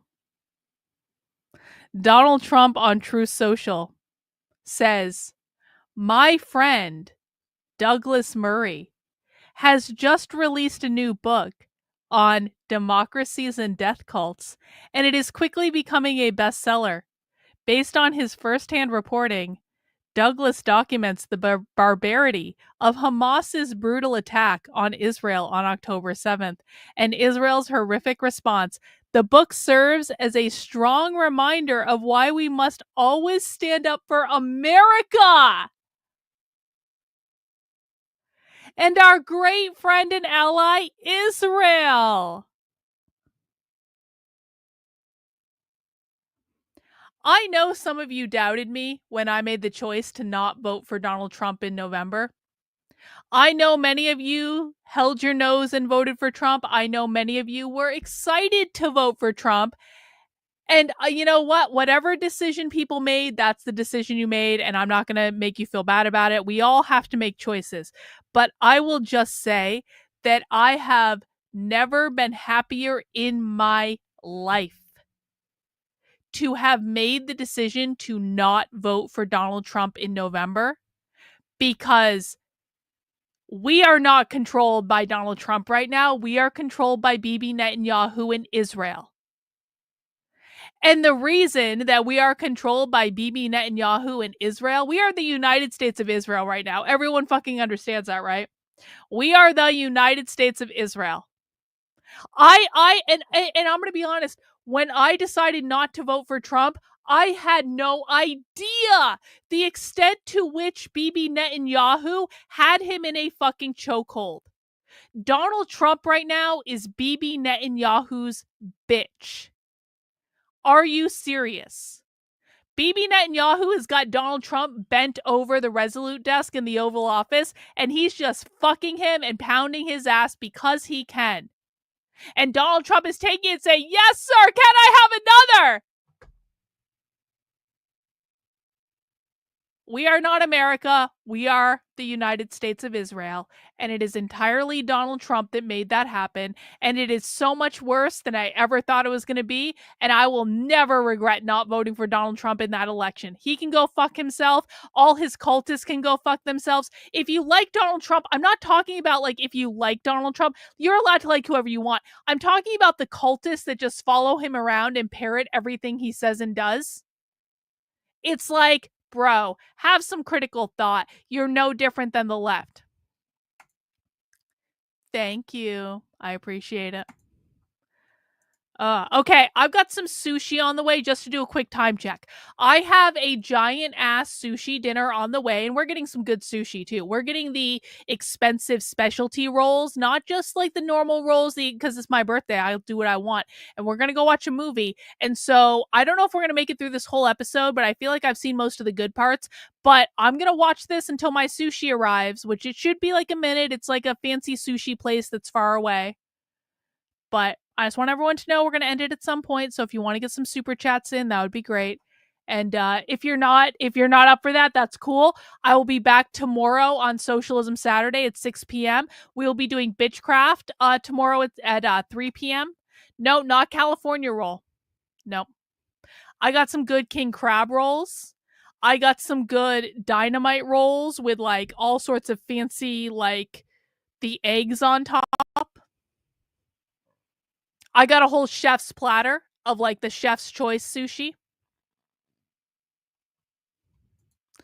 Happy Turtle says, wow, where do you get your info? I look at primary sources. I look at only primary sources. I'm not going to watch anyone you tell me to watch. No offense, because I only look at primary source evidence. I do not listen to anyone on either side. I only look at primary source evidence. So anyone coming to me with their favorite commentator saying, wow, you don't know what you're talking about, you should listen to my favorite person. No, I'm not going to listen to your favorite person. What I'm going to do is I'm going to look at the primary source evidence and I'm going to decide what I think for myself. That's it. Are annihilationist to their core. Yo. But at any point in the last 18 months, the Qataris, for instance. Oh my fucking God, are you shitting me? The Qataris. Or the Turkish government or others could have put their pressure on Hamas to return the hostages who are still being held in captivity. And everything would be different. The Qataris. Secondly, as you know, I'm sure, you don't have to have seen this with your own eyes to know it. As I'm sure you know, the way in which Hamas built up the structure of the Gaza throughout the 18 years that they had was precisely to flout and use every law of war against the Israelis. Every army in a conflict has certain rules of war that you're meant to abide by. One of the most obvious is that you are identified as being a combatant, not as a civilian. Okay? Another is you don't put weapons in civilian houses and civilian buildings. You do not fire from houses of worship, rockets. You do not launch. Israel literally murdered their own civilians on October 7th. They admitted it in an Israeli newspaper. It is called the Hannibal Directive. You can look it up for yourself. launch attacks from hospitals. You do not keep detention facilities where you can torture and disappear people Right, inside Brucey? hospitals and other medical facilities. All of these laws of war are the laws that Propagandist. Hamas breaks every minute of every day Page by their Shill. actions. So if you want to get the hostages back, and if you want to destroy Hamas, when you're fighting against a force which does not only not follow the rules of war, but uses your following of the rules of the laws of war against you, at least concede this is a highly specific and complex military operation. And if you have, or anyone else has, and I say this genuinely,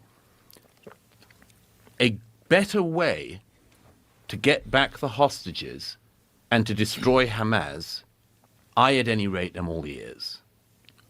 Okay. Okay. Well, there's a lot there. So number one, like I do agree generally with your point about having some humility in these complex situations, but I would also say, like, do you not then at any point, as you're like a very well-known public figure who's supporting this war, think about the level of human suffering that is being inflicted on these innocent people and go like, man, is there another way? Maybe I'm getting this wrong. Maybe this is the Iraq war all over again, you know, which you also supported, that like maybe that was a big mistake. If I say it, I don't need to think about it. He supported I've the Iraq seen it. War. Okay, I fine. know Okay. it. Of course. I describe it in my book. Okay. I describe what I see in Gaza with the Palestinians when they're And yet when you they're moving still down these advocate for humanitarian them to be corridors. bombed. Okay, let me just respond to some of the stuff you say. Oh, okay, so then I guess it's Wow. not really that much of humility involved in this, but Douglas Murray is the great humanitarian defending the Palestinians now. Oh, okay.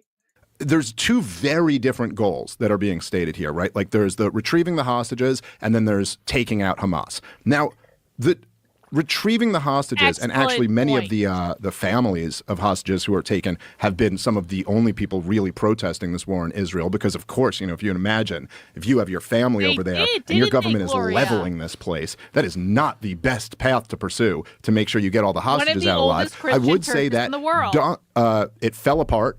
But Donald Trump having his envoy Witkoff go over there and work out this ceasefire deal that they had for a few weeks. They did get, I believe, 30 hostages back during the phase one. I just love it when the people who supported the Iraq war, which I was protesting, by the way, on the Boston Common when I was in college. I just love when the people who supported the Iraq war lecture me about how anti-war they are when they're not really anti-war. They're just taking a side and they want the other side to give up. I just love being lectured about all the money we should spend on war and all the people who should die in war by people who supported the Iraq war. I think it's a really great thing, and I think it shows who's really credible in this space.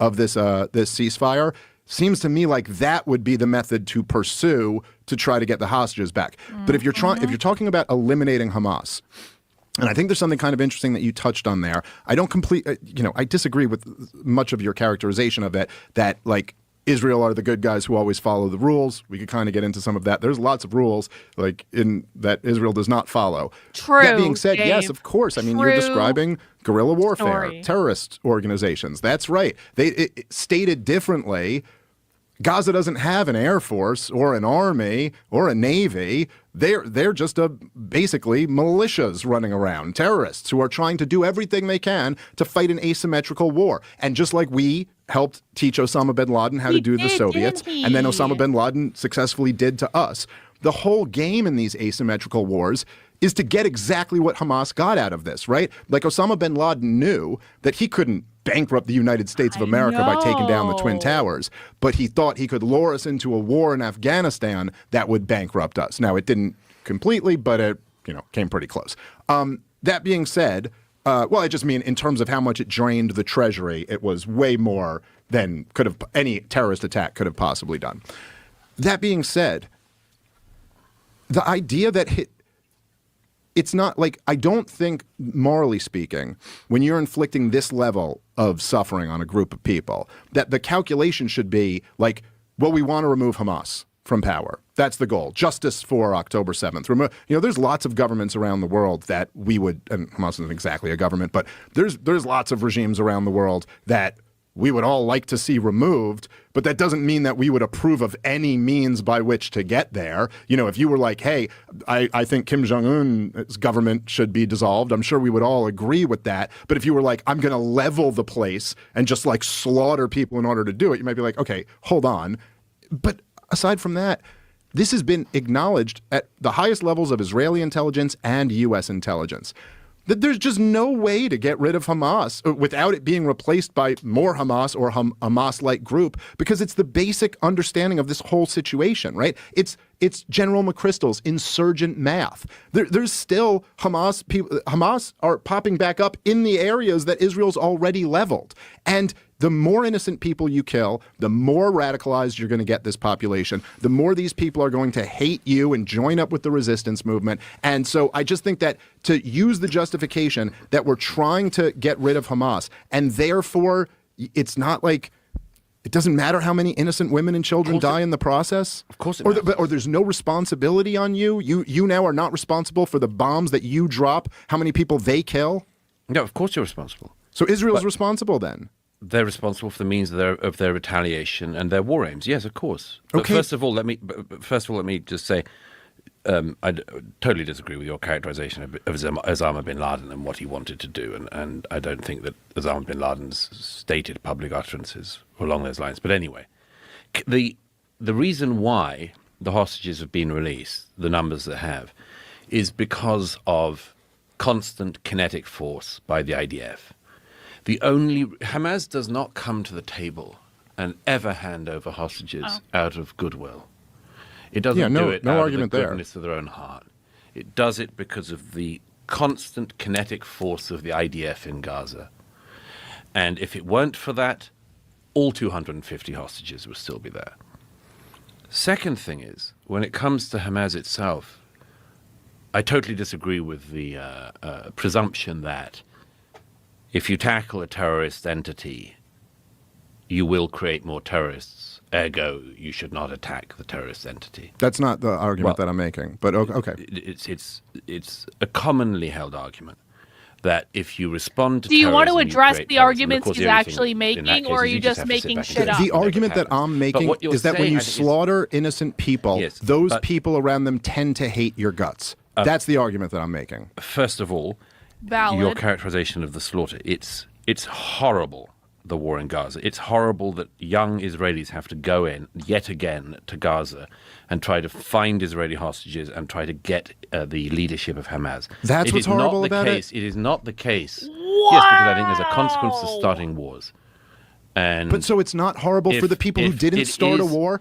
Why do we become like these collectivists as soon as a war starts? For everybody involved. No, it's the most horrible for the Palestinian people in Gaza right now. That is the group of people who are being fucked over the most right now. No? Yes, at the moment, yes. Right. But they're not being fucked over. The IDF has been moving through Gaza for 18 months. No Israelis... Wait. Dave Smith, the Palestinian people are getting fucked over. Can we agree on that? Douglas Murray, yes. But the Palestinian people aren't getting fucked over. Did you guys catch that? This is like Douglas Murray in like a fucking nutshell right here. Horrible for the people who didn't start a war. Why do we become like these collectivists as soon as a war starts? For everybody involved. No, it's the most horrible for the Palestinian people in Gaza right now. That is the group of people who are being fucked over the most right now. No? Yes, at the moment, yes. Right. But they're not being fucked over. Bing. The IDF has been moving through Gaza for 18 months. No Israeli soldier I have spoken to ever wanted to go and see the Gaza again. Okay? Nobody wanted to go back. They were dragged back because of Hamas's actions. And if Hamas had acted differently or the Palestinians had voted in different people in to govern them, it would all be different. But again, that's 20 hypothetical. years ago. The reality of the war on the ground is that in this incredibly heavily built up area, with weaponry hidden everywhere, so much. with soldiers, I've spoken to too many of them, they go in, you have a group of people coming out of a civilian building with their hands up, and from their midst come a bunch of Hamas terrorists firing at you in the hope that the IDF will fire back at the civilians.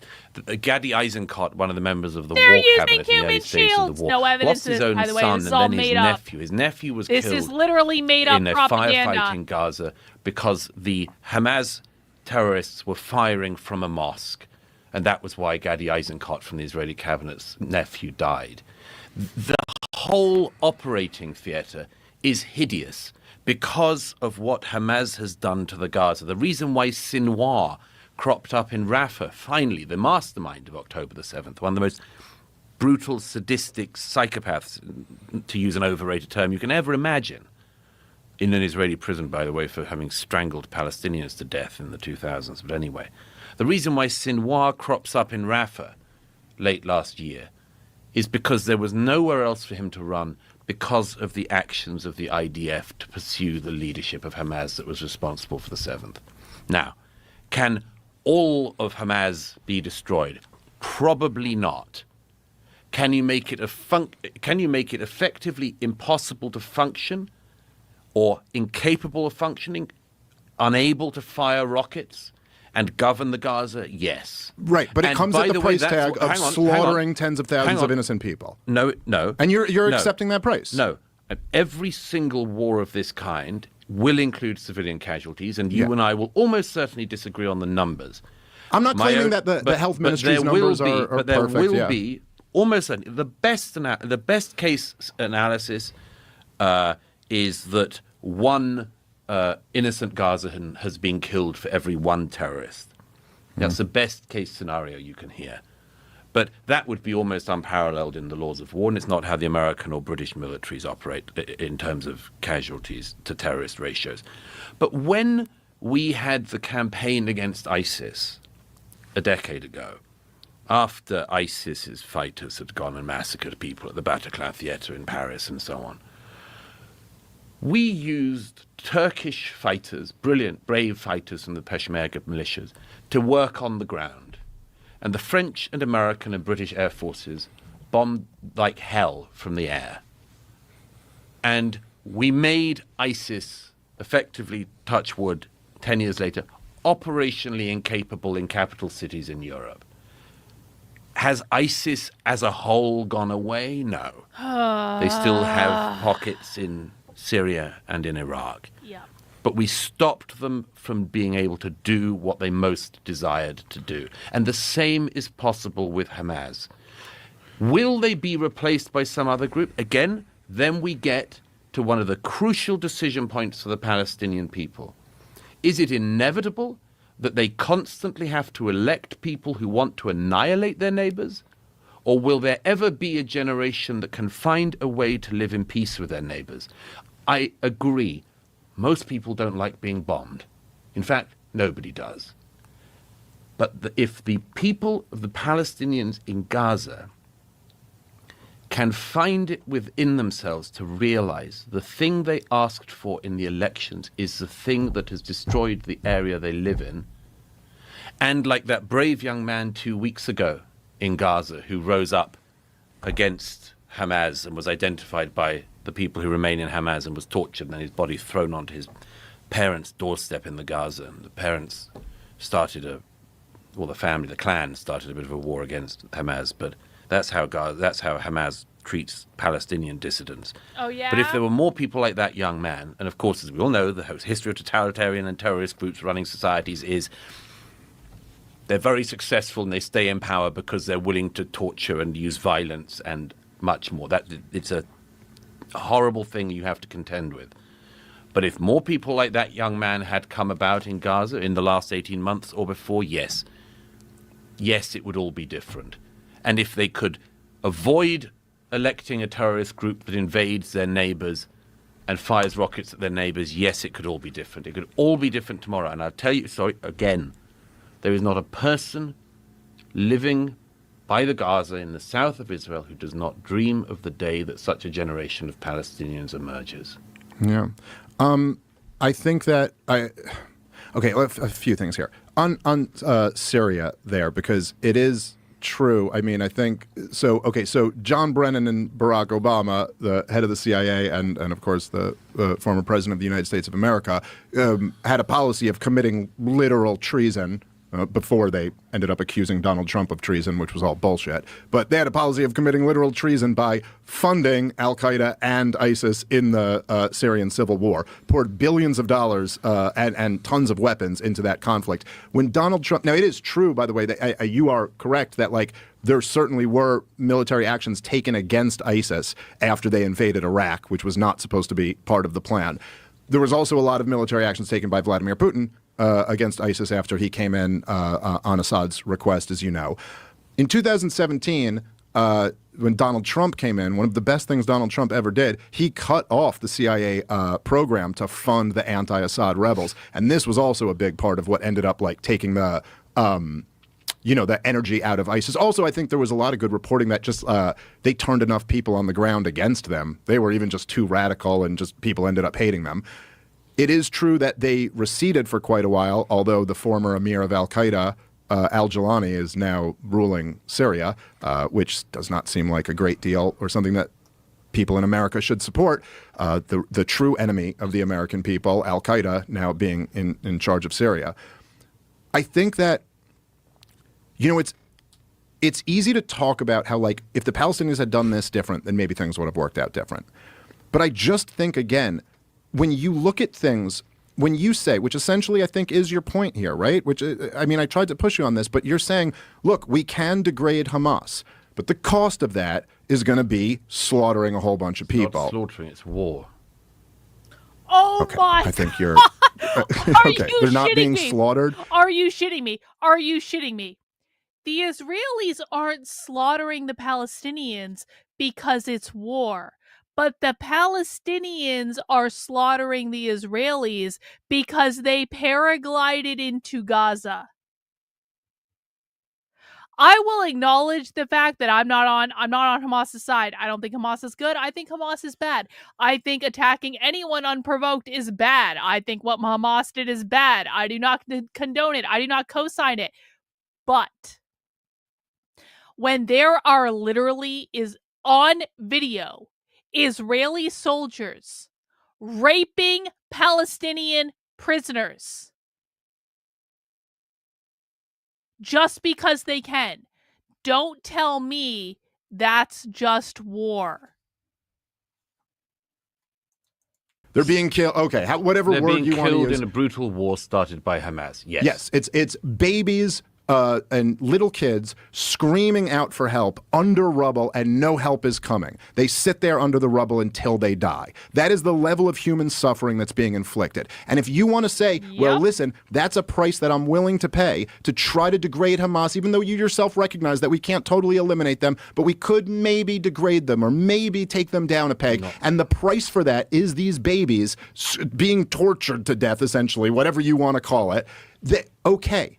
But from the other side of that story, like if there's, like, I got little kids, I don't know if you have kids, I know you have kids, Joe. If anybody ever was saying to me that, like, my kids were the acceptable price for this policy that we want to put into place, I'm saying I don't think there's any scenario, Douglas, where there would be any time where you would accept Israeli kids dying like that as an acceptable price for a policy that you're going to be advocating for. By the way, that exact scenario, I actually wrote that exact scenario in the Communist Manifesto, A Revolutionary Fairy Tale.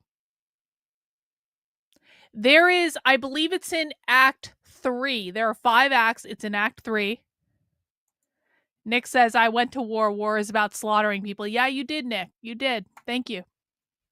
So in Act 3 of my book, The Communist Manifesto, A Revolutionary Fairy Tale, I actually write about how... So essentially what happens is in the communist takeover of the bourgeois, the monarchy in this case, puts into place a policy that if your parents are rebelling against the monarchy, that the monarchy can take your kids who you have put with like other relatives or something like that.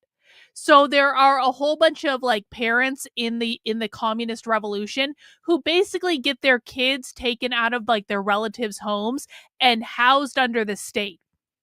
And the leader of the communist revolution when this happens, his name is the Orator. He has a real name too, but he goes by the Orator.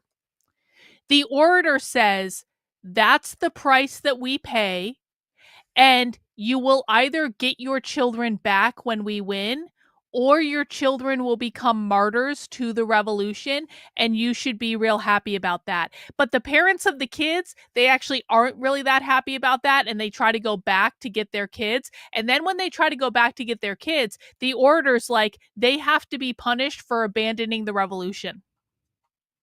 So buy my book, link in the description below. It's pinned to the top of the chat. It's really good. I'm just saying. First of all, again, you go back to the what is actually happening.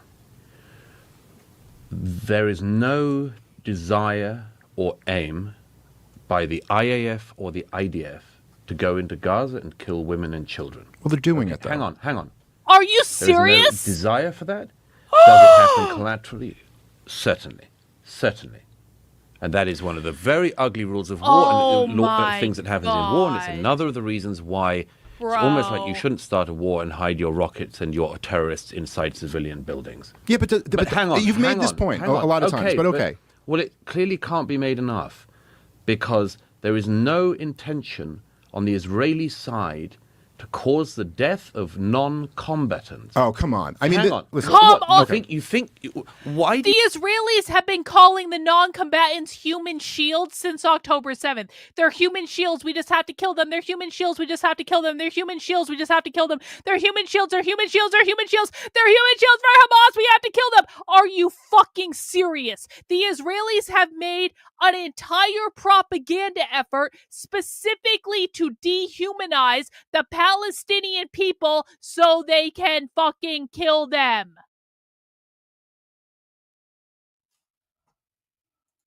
you think the Israelis would want to go and kill children in Gaza? Listen, let me just, how about I say it like this, okay? And by the way, when I say it like this, I'm not claiming that disputes between nations are the same as handling dispute domestically. I'm just saying on the idea of intentionality or who wants to do this or whatever. Look, even if you had the right, let's say somebody broke onto your property and killed some of your family members and you want to go kill this guy. If he goes back to his apartment building and you know that there's women and children in that apartment building, and so your move is to blow up the building, what you would be charged with is murder in the first degree. Cold-blooded, premeditated, intentional murder. And you could sit there and tell the judge, I didn't want to kill all those people. Why would I want to kill all of those people? I just had to kill that one guy. But that's bullshit. That's not what counts. Exactly. You did it intentionally. You dropped a bomb knowing that there were women and children in that building. You're taking an action knowing that these innocent people are going to die. Then that is by definition intentional. And you could sit here and talk about, and it is true, there have been documented cases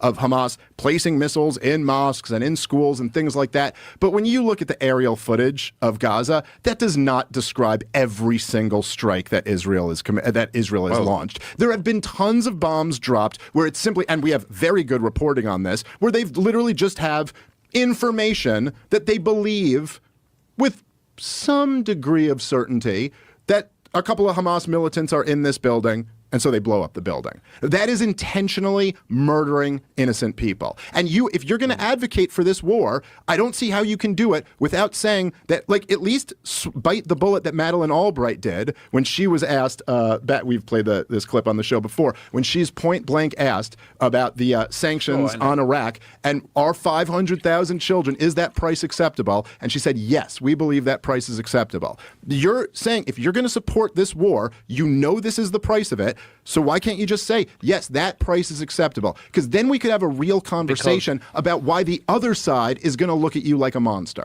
Because, first of all, I don't agree with any of the characterization you make. Any of it. Okay. Oh, so he's allowed to do that, but no one else is. The Israelis get some information as if this is like what? They're making it up? Or you think the Israelis want to drop a bomb? Or, I am saying it. They're making it up.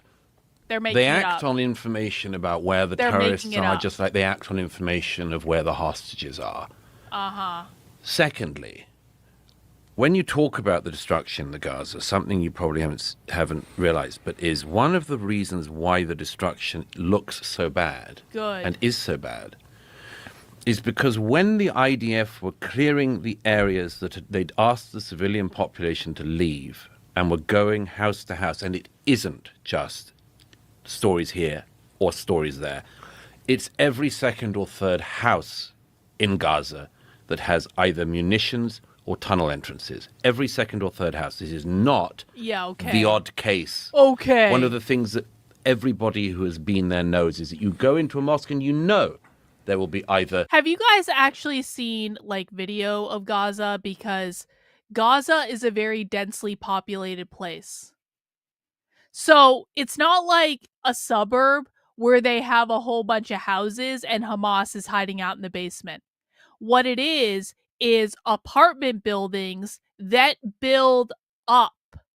They build up. They're apartment buildings. And so for this asshole to say, every 2 to 3 houses there's Hamas. We're not talking about a house like you might live in a suburb or a town or a rural area.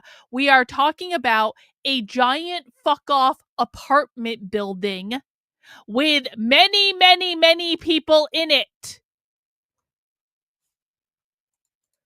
Rockets and or tunnel entrances. You go into a hospital and you know that there will be grenades or tunnel entrances or dungeons or whatever. Just on a lighter note, early in the conflict when the Shifa complex, which is used as a Hamas headquarters and has also been used as a hospital, but even in 2014 the BBC said this is where Hamas are operating from. Oh, the hospital is the Hamas shown by headquarters. The Israelis, Okay, along with every other building in the Gaza. Okay. tunnels and cellars underneath it. They had grenades, RPGs, Kalashnikovs, and the BBC's chief Middle East correspondent was asked live on air, why would these things be in a hospital?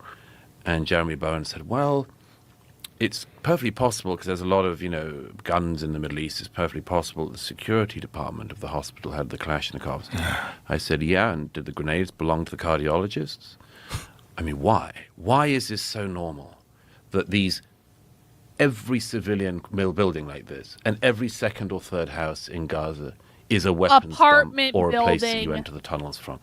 But the reason why the devastation, which it is, in the north in particular, but also in Rafah and elsewhere, is what it is because every time the IDF went into an area where they had told the civilians to leave, the Hamas terrorists that remained were in civilian buildings. Where did they want the civilians to go?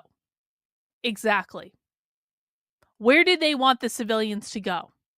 We told you know what? I used to have a member of my community, and he would come in my community and he would say, and he was very Jewish and he went to Israel all the time, and I used to really like him. And then he didn't like me so much when I refused to support Israel after October 7th. So he left. So I don't feel uncomfortable telling this story. We used to have a member of my community come in and say, Karlyn, you understand, right, that the Israelis are warning the Palestinians to leave the buildings before they bomb them. And I said, well, where are they going? And then I said, it's funny because I saw on Twitter where the Israelis actually stopped the policy of warning the Palestinians that they were going to bomb the building before they bombed the building. Because I actually did see that. There used to be a time when the Israelis would drop a note onto the building saying, you better get the fuck out of your building because we're going to bomb it. And then right after the war started, does anyone remember this? The Israelis stopped that policy of telling people they were going to bomb the buildings, and instead they just showed up and bombed the buildings.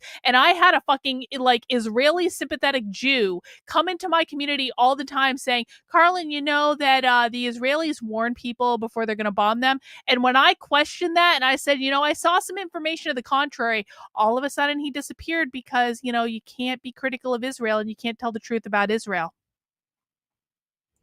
Things and booby-trapped a very large number of the buildings. So what they did as they proceeded through those areas of the Gaza to clear them was to set off munitions, which the American military and others use, which sets off secondary explosions in places that are booby-trapped. And much of what you see in the photographs that you see, and many other people have seen from Gaza, is the result of that. It is the result of the IDF trying to clear an area which has been very carefully and well booby-trapped for years. All of Let Gaza. me make one other very quick point about the bigger picture that you said, because I think it's important. we were talking about the Syrian, you mentioned the Syrian conflict and ISIS. I think, again, it's really important to keep this in mind, what I said earlier about let's not think we are the primary actors everywhere, or even that important.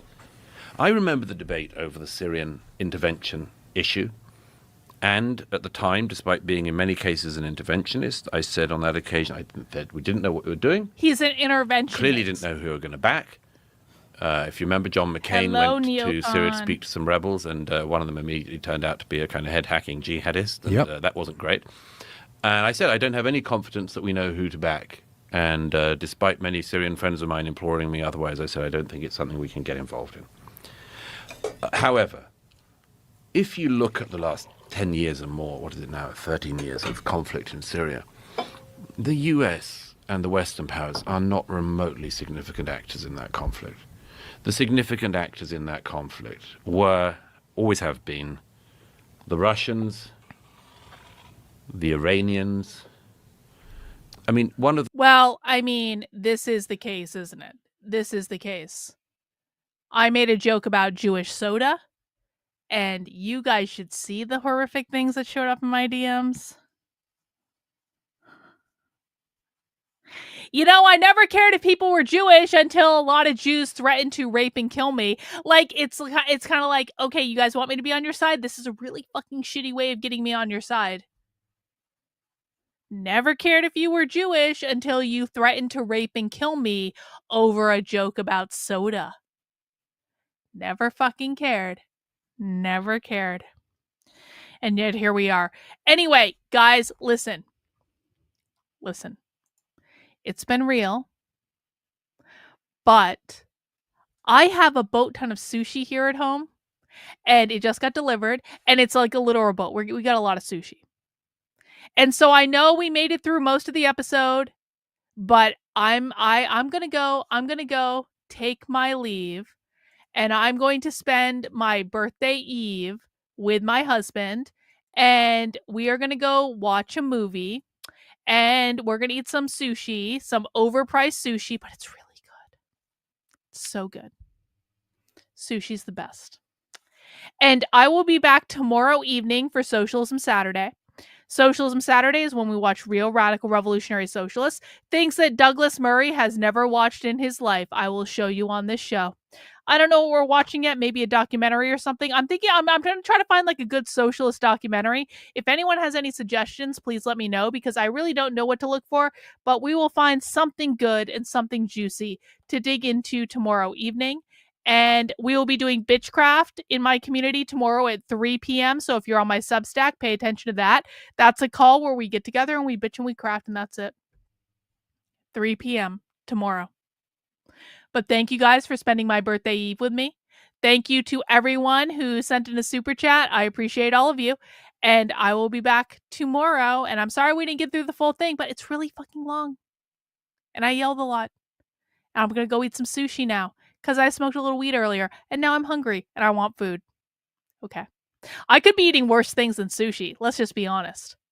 All right, guys. That's all we have. I will see you tomorrow. Bye. Bye, guys. Have a good one. Bye.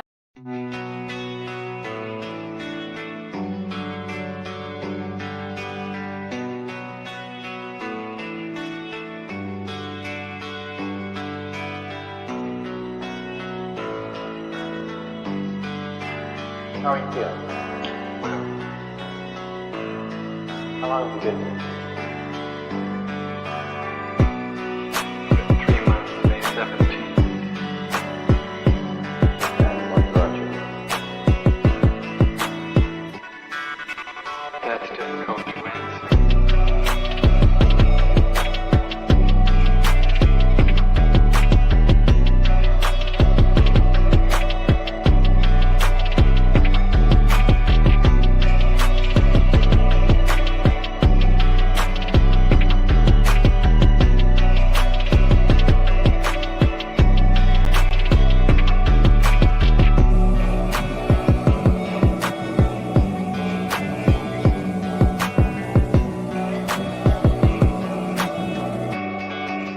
Would you give me some idea?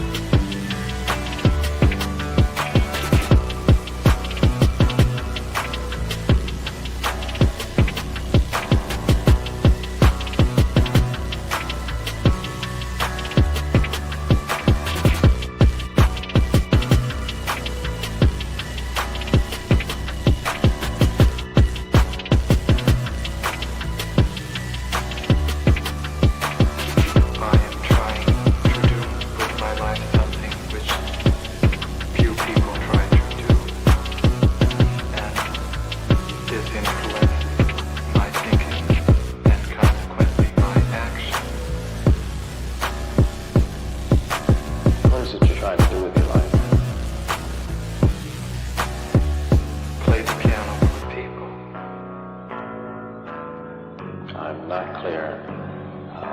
How is it that playing the piano for people has eventually resulted in your being here in the hospital?